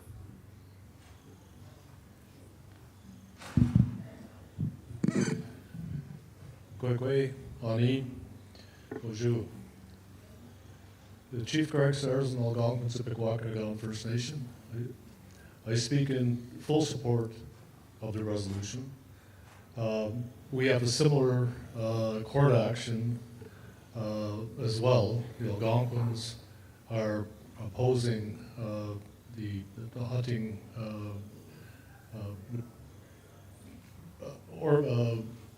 arrangements that have been made with MNO. We've taken MNO in Ontario to court as well to oppose that. And when they recognize the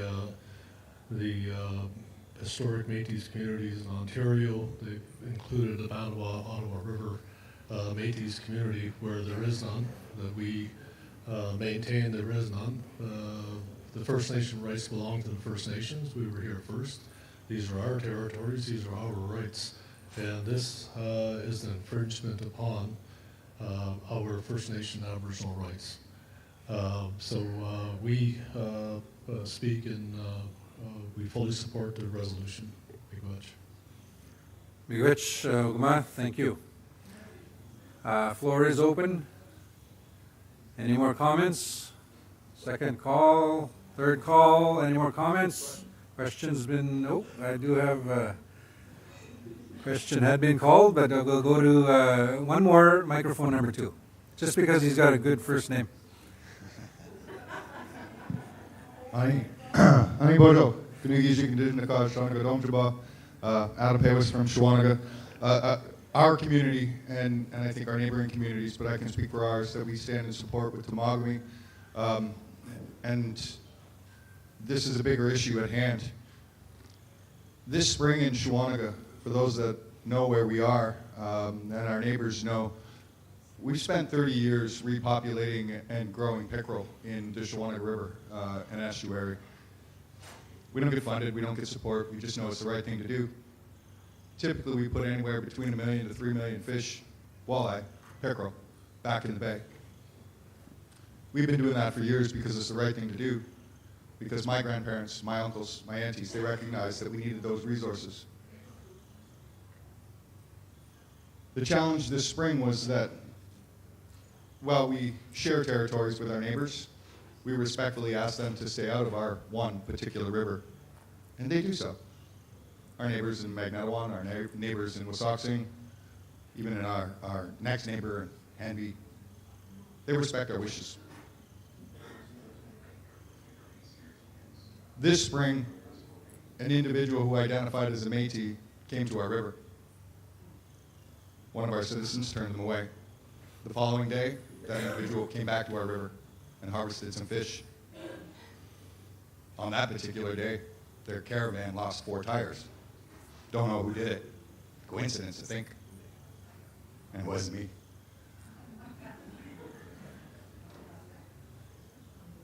The following day they came back, and before they could make it to our river, one of our citizens took it in their hands to adjust their attitude physically. That Métis person left our territory in an ambulance. It's happening already. So while I support the initiative and I support the resolution, my concern is, where's the line in the sand? Because I think we all have some highly motivated citizens who would step up to the plate to dispense justice as we see fit. And before that gets out of control, we need to have some resolution. I stood in this room last week. Michael Tabolo was here, and I clearly said to him to take his message back to the legislature, and I'll repeat it here today. My community and my neighboring communities have a treaty with Ontario. We have a treaty with Canada. We have a treaty with our Haudenosaunee brothers in the south. We have an understanding with our Anishinaabe neighbors. I do not have a treaty with the Métis. The treaty I have with Canada says that I will not harm or molest their citizens while they're in our territories and grant them safe passage. The same is not true with the Métis. So, at a peaceful point in time, I encourage support for resolutions like this, demonstrations. I think somebody said affirmative action. Well, we're there. My question is Jason, Scott, this is our discussion, collectively, chiefs, communities. Where's the line in the sand? We've been pushed back for hundreds of years, and I'm not suggesting, nor do I condone violence. But I can tell you I will not stand idly by while my rights, my citizens' rights, and your rights are disregarded by our treaty partners. So that's what I'm looking for, is I'm looking for some kind of a solution before my highly motivated citizens take justice into their own hands. I don't encourage that, but it's going to happen. As Chief Perot said, next fall, our citizens will be armed, and they will be in the bush, and they will be hunting as they've been doing for countless generations. I guess my question is when do we allow this stain of Canadian history to quit affecting our land? It may be time to draw a line in the sand, and is this it? Because this is what we're really talking about. It's all well and good to have legal action. It's all well and good to say we're going to support people. But my citizens are ready to go to war, and I don't want it to get to that. So I don't know what the resolve is. I don't know what the ask is, but I do know that this spring, a Métis person left my territory in an ambulance. Can't guarantee it, but I'm pretty sure it won't be the last. Oh, which? Very strong statement, not specifically with the resolution, but speaking to the issue. Of course, Nij was kidding about the first name, Miigwech, for your understanding. But I will not cut it off the discussion. We do have a member of the Young People's Council at the microphone. Just following rules of procedure, can I have a chief recognize the youth? Thank you very much. So, microphone number one. Honey, just Chimigwech to the Gimok that recognized me. I didn't realize how many hands would go up so quickly.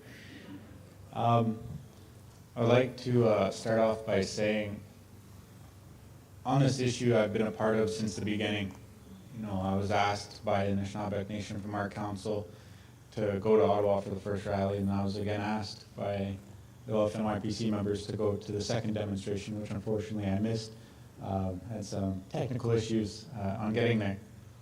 But when I look around this room, I'm humbled by the fact that there's thousands and thousands of years of history and knowledge of our people sitting in here. Doesn't mean you have to be an elder to understand or know the knowledge. There's younger people in here, there's younger generations of people in this room that have knowledge that maybe some of your community members don't have. And I sit and I look at these red cloths that don these tables, and I look up here of all of these nations. And I think back in history of the confederacies that once, I won't say dominated these lands, but have been on these lands for thousands and thousands of years, like the Haudenosaunee, the Three Fires Confederacy, the Cree Confederacy, and going out west, the Iron Confederacy, the Blackfoot Confederacy. And I sit and I think about these confederacies and these nations. And there's one nation that has not existed in any of these. It's the Métis Nation. It has not existed. And continues not to exist, and that's why I say it's a corporation. Tired of calling them a nation when they have no rights to our lands, they have no rights to our treaties. I don't see them with these, our grandfathers here. And speaking to more personal issues of it's already happening. It is already happening. It's already came to my community. It's been in my hunting territory. And I speak to that of Killarney, where they name it, there's a historic community there. And I want to point out to the unceded nation of the Wakwamacong Odawas, as that was their territory. And every fall, I get a letter to them asking if I can hunt in their territory because there's some good hunting over there. And I heard ORC a while back tell stories of what happened with the Métis kind of occupied that area. A Métis member came to my community. Chaging First Nation has just opened a grocery store and has been operating for the past year or so, 2 years. A Métis member came into our grocery store and started yelling at a 17-year-old girl. It's her summer job. Because he pulled out their Métis card and demanded that the taxes be removed. It's unacceptable. It's getting violent. We hear that Métis members are leaving our territories in ambulances. And I want to iterate one saying from Ogichiga. Is this an infringement on our territory, our treaties that we have with the Crown, Ontario, and Canada? I want to reiterate again, we have no treaty with the Métis. And I urge every community, every nation to continue to support this. Because if this fails, not only will it continue to affect you and the rest of your lives, it will affect me and the rest of my life. But then I look at my little boy who's running around somewhere in the hotel causing a muck. I know he is. He's like me when I was small, he's a little Genghis. But what about his rights? He doesn't even have a status card yet. You know what the government told me? You got 2 years. It's the waiting list. It's approximately 2 years. And then how come is it so that the Métis Corporation can get members like, oh, you're Métis? Oh, well, here's your card. Here you go. Welcome. We have members of each one of our communities who are still struggling to try and get their status. Each one of you knows somebody who's part of a family that belongs to your community and they don't have status. I've invested a lot in this fight as well, being away from home, being away from my family. But it's something that I will continue to do and continue to support the Gimok here, because as this fine Gimok over here said, gotta mobilize the young people. I know this, and I know I'm taking up time, but it's a very passionate item for me. How many communities have had information sessions to their youth on what bills C-53 is, or C-55? You guys got to reach out to the young people. Us, council, can only do so much. I've reached out to so many youth. So many people say, hey, what's this? I see you talking about this. What does this mean? It's very important that this reaches the young people because there's a lot of us. We can help. If it's sending emails to crash somebody's server saying we don't want to support this, we don't support this. And if this continues, it's like, where do we draw a line? how far do we go? Is our active step making a declaration of war? Because that's what it is. So again, I want to urge everybody. I know I'm young, got a lot of energy. So Chimigwech, we need to put our foot down. Chimigwech.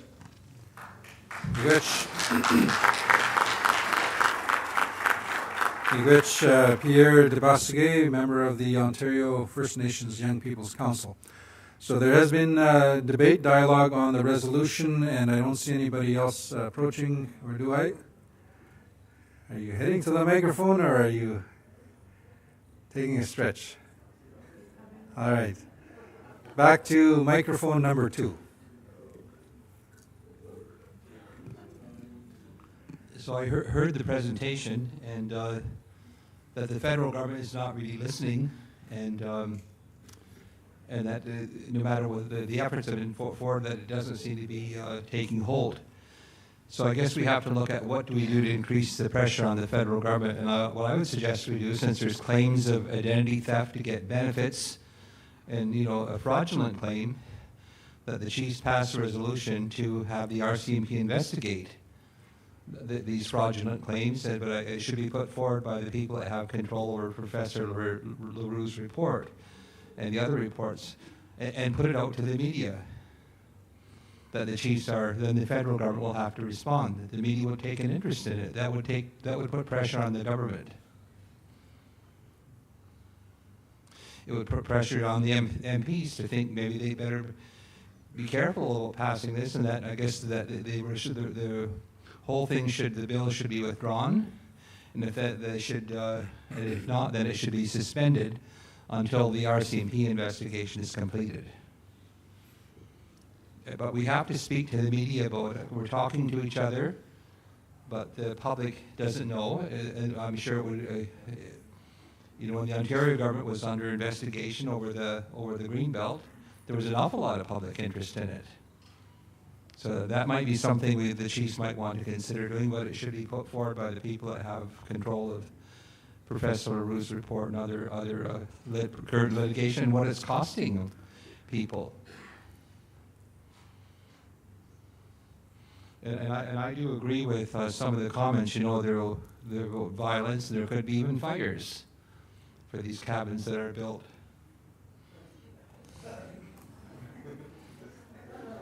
People do, if they can't get justice through a proper process, they'll try to get it some other way.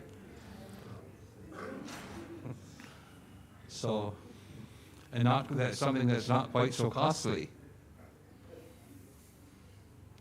I'm not suggesting that people do that, but it could turn into that. I'm not planting any ideas.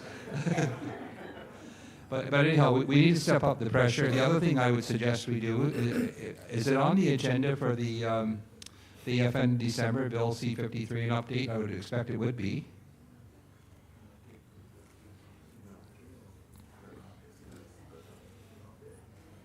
It is? Okay. Well, then we should also invite the leaders of the political parties to come to the meeting. Let's ask them, how are you advising your party to vote on this? Give them a factual rundown of what the issues are, and says, how is your party going to vote? Tell the chiefs. And how can you justify supporting it in the face of the issues that are presented? Those are my suggestions. Thank you. Miigwech, Chief Miracle. So again, the resolution before you is a specific support resolution.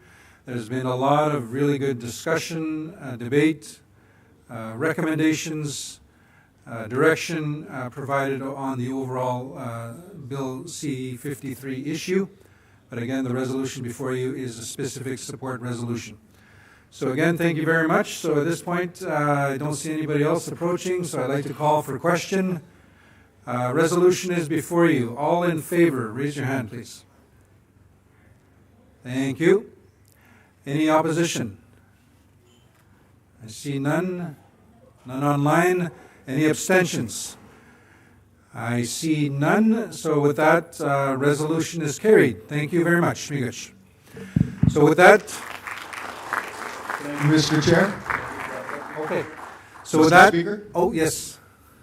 I'd like to second R. Donald's motion to have the RCMP investigate this situation. I realize that there's going to need to be some work on what a resolution would look like, but maybe Jackie and her team can whip something up for us between tonight and tomorrow. And I'm pretty sure R. Donald will be here tomorrow. And again, we're not suggesting violence or Jewish lightning or any of those things, but we're against that. But to start the RCMP investigation, I'd be looking for a motion for that.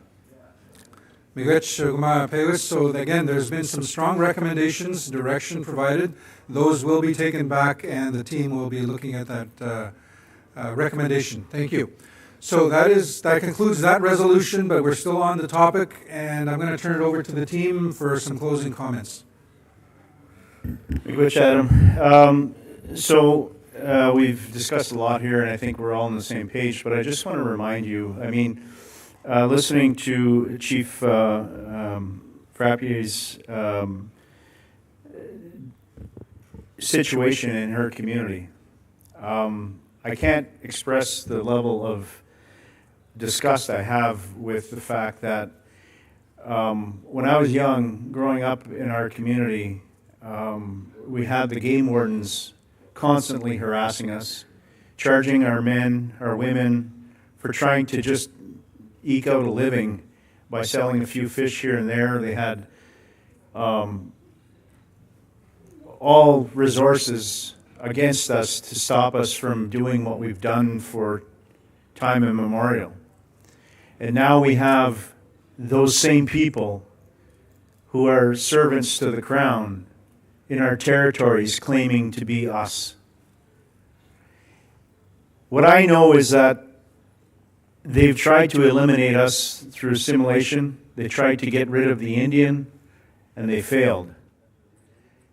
Well, now they're trying to make everybody Indian. And that's a fact. Because if everybody is, then nobody is. So I'll leave you with that, and I just want to say thank you for your support. We've been doing a lot of work. I want to say thank you to the team. They've been awesome in getting all this stuff together and putting the word out there. So, Miigwech, and please continue this fight with us. Miigwech.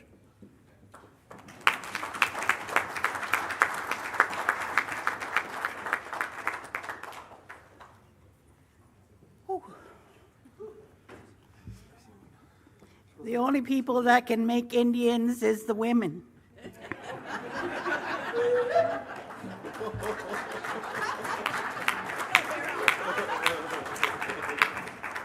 If you don't believe me, ask your grandmother and your great-grandmother.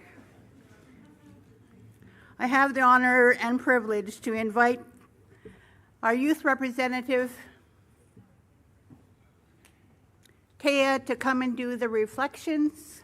Following that, I'm going to ask my brother Barney to come and do the elders' reflections. And then I'm going to ask my friend Adam to do some remarks or announcements he's going to do.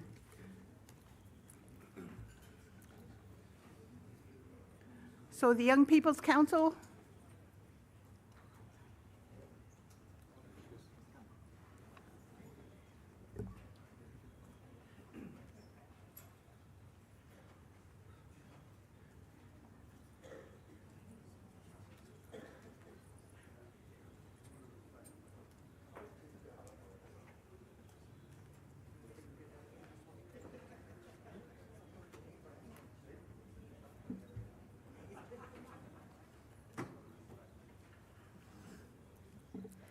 Would everybody? It's been a long day, so I'll just keep it brief, but my name is Taya Quachigan, in case you didn't hear me when I was up here earlier introducing myself. I'm from Moose Cree First Nation.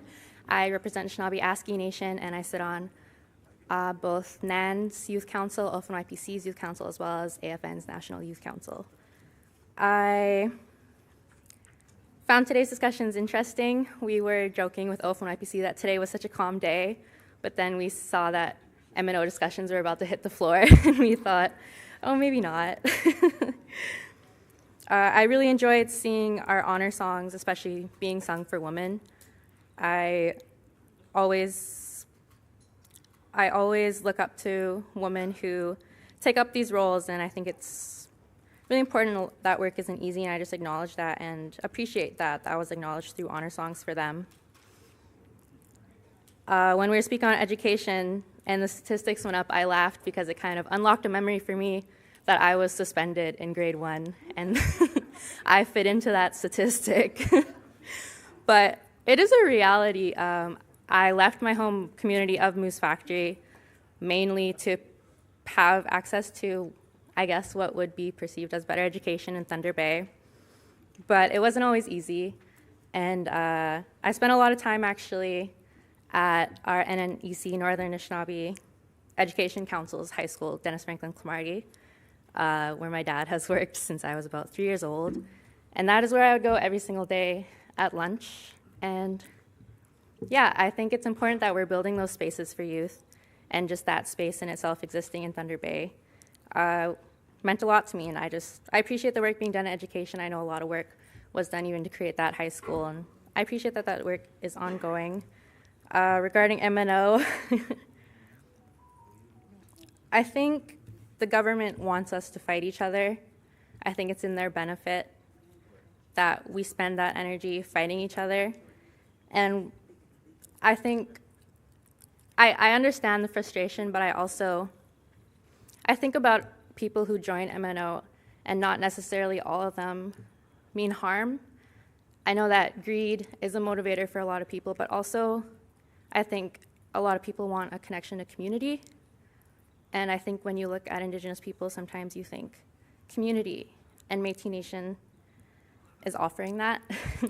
So I just wonder how we're sometimes treating our members, even if they're distant, who don't qualify for status, just how we are welcoming them. I think maybe we should be more welcoming to some of our non-status members. I think even some members who don't grow up on reserve experience that, not necessarily feeling welcome in our communities.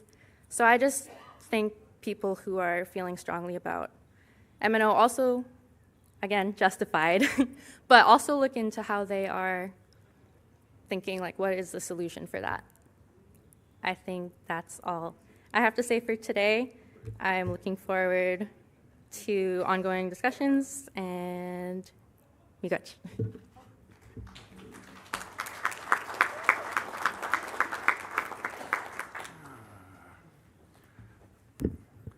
Don't know where I'm going here. Our young just keep getting smarter and more eloquent. You know, going to put me out of a job.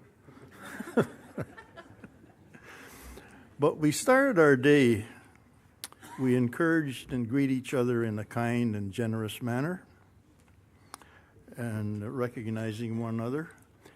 And the thought is, of course, in our language, Ojibwe, kakina gabejgumin, we're all the same. And so we started our meeting that way this morning. It was really good to hear the drum, the medicines, and so on.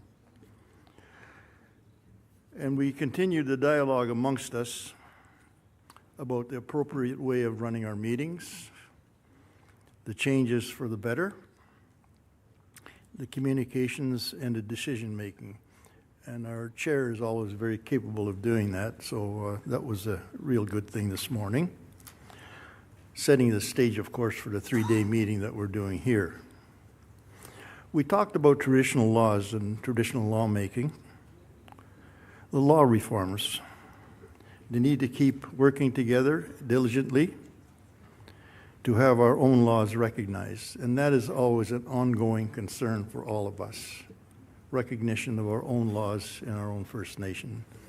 I doubt that we'd have too much problems with that last subject matter if we had our own laws set in place. And we talked about holding both levels of government to account. And that's always been our work over the years, holding them to account. And as always, we talk about protecting our resources, financial or otherwise. And we talked a little bit about that when we're talking about the pickerel fishing, in doing that and in protecting that. We do that in our own First Nation as well. So, and you know what? There's a depletion of resources. There's lots of moose hunting in our area, and it's getting a little more difficult as days progress. So we have to keep an eye on that. And protection of our land, of course, is central to any discussion that we have. Protecting what we have, it's very important. I know our regional chief talked about his own area and protecting his land and standing up for his own rights. And I remember him saying that, the constable was saying, oh, we won't arrest you because you're the regional chief. But he was standing there on his own, looking at himself as a First Nation person, protecting what he had. And then just food for thought. I think you did a real good job in honoring leadership, the past leadership at the AFN, or the person that looked after us there. And the other thing that you talked about a little bit was maintaining the integrity of our prospective PTOs. I think that's really important as well, to maintain that integrity, even moving forward with the things that we have to do. And lifelong learning. I think Chief Knott put it in the right way, that he said the language is a priority, and more of a priority now than it was when he first became chief, And I think it's important there, learning our languages. At the National Conference of Elders in Alberta, I think one of the priorities that came from that was the protection and getting our language a little more, teaching our language more. The other thing I'd like to acknowledge here is our youth co-chair. Did you ever hear anybody that was so eloquent in speaking? Our youth. We can be proud of that. These are the people that we're putting out there now. And I just can't help but acknowledge her because she spoke so well. And kudos to you. I think she deserves one of these. Yeah. And then,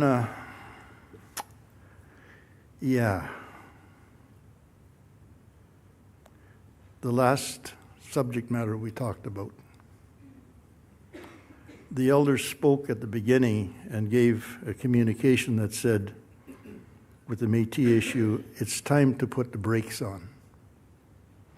We said that we stand behind the politicians because we didn't want to get really involved too deeply in that, but we stood behind our leadership 100% and moving forward. And time to put the brakes on. I myself, like many of you, didn't pay close attention to it at the beginning when I was chief. Never thought of it. Never gave it a moment's thought. Because simply, some of my own family were claiming to be Métis. What do you do? So we let it go. We are a kind-hearted and a generous people. And I think we treated that subject matter this way at the beginning. But suddenly we woke up about a year and a half ago in our own First Nation when a thing came to our doorstep. And we said, what's happening here? We need to do something. And that's when my son Jason began to work at it. And then it becomes a bigger and a bigger issue. But it's, when I said, Kikinagabejugumen, we're all one. We have to stand together, be together, but not only say it, but do it. We have to do it. And, it might hurt us a little bit along the way, but we need to protect what we have, and it's so basic for our children. We need to do that. It's our responsibility as chiefs, councils, and as a people. So we need to do that. And the other thing is, when Chief McLeod started to speak at first, he's, very talking about it, it's very hard, near impossible, But, you know, we have to take heart. We still have to try to do it to the best of our ability to try to protect ourselves. There's an old line that says, we will accomplish what we can to do, we'll accomplish what we can do today, and we'll do the impossible tomorrow.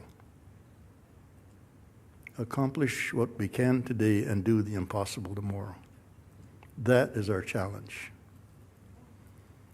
That what looks impossible will be possible if we put our minds to it. And again, we're all one. You need to remember that. Keep that in your hearts and your minds. And I think we'll be successful. We have grown to be a very strong nation. I don't know if you realize that or not, but we are. Just get us upset and see what happens. You know, our ancestors never turned back to a good fight. They did that. Now it's up to us today. Fight the good fight and protect the land, the resources for the people that is under our watch. So that's about what I've got for today, and we look forward to tomorrow and all these developments. And so again, I'd like to thank our regional chief and staff and all them people that put this together for us. And we'll see you again tomorrow, and we'll see what develops. We'll accomplish what we can today, and we'll do the impossible tomorrow. Miigwech.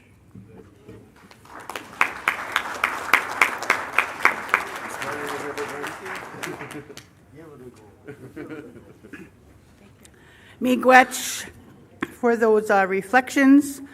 I want to acknowledge the young people and their kindness and hospitality in ensuring that our elders were looked after for their treats and their nutrition this afternoon. I want to remind us that that this morning when we had ceremonies, Elder John talked to us about making adaptions, that he had fire there. So we started our council this morning. So I think we're ready and good that we can say we can close our council now. But I also know that Elder Navy is back there, that you can, he was be really happy to share his medicine. So if you need to smudge to get yourself back in balance and to honor yourselves tonight, so that we're going to do that, doing the impossible tomorrow. Miigwech, Adam.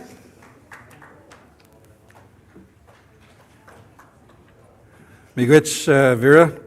So we have just a couple of announcements, a couple of things to take note of, some information. One is NOSM, that's the Northern Ontario School of Medicine.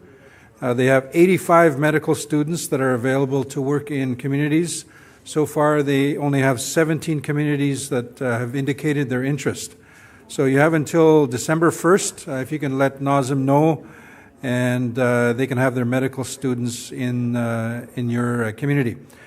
The contact for NOSM this year's placements is Sam Senecal, and you can email Sam at ssenecal@nosm.ca. That's nosm.ca. So just one quick announcement. A couple of other things. A reminder, tomorrow morning, 3 agenda items are going to be in camera. So if you're joining virtually or if you're watching the live stream, just to let you know, we will be going in camera and resuming just after lunch. Also, a couple of other points. If you're in the room, reminder, go down the hall, past I can't remember the room name, where the meals are. There are a lot of vendors out there, so if you can show your support for the vendors, beautiful work, beautiful products that are out there, you can go have a look. Also, the meeting room here will be locked as soon as we leave. So just to let you know, you can't come in and out. That'll be for safety reasons, security of the Eagle staffs that will be here overnight. So the doors will be locked. Also, the youth are doing fundraising drives. So I believe they're out in the hall somewhere. If you can support the youth fundraising, have a look for the Youth Council members. They are doing some really important activities. Also, a reminder for tomorrow night, we do have the screening of the film. I gave it the wrong name this morning. It's Into the Weeds. It's a documentary featuring cameos from Ontario First Nation leadership and elders. So as part of the screening, the director will be there. She's going to introduce the film. There's going to be an opportunity for questions and some discussion. That's tomorrow evening. Really good film. I haven't seen it, but really good reviews. Also, for tonight, we have a number of chiefs committees that are meeting. The Chiefs Committee on Economic Development is meeting in the Baker Room at 5:30. What time is it now? I think it's almost 5:30. The Chiefs Committee on Health is meeting in the Windsor Room. Also, I've been advised Anishinaabe Nation is having a caucus session, third floor. So that starts at 5:30 as well. So with that, those are some announcements. We won't have an official closing. That'll happen at the end of day 3. So with that, we wish you all a good night. Get some rest. We've got a big day tomorrow. So with that, miigwech, have a nice evening. Good night.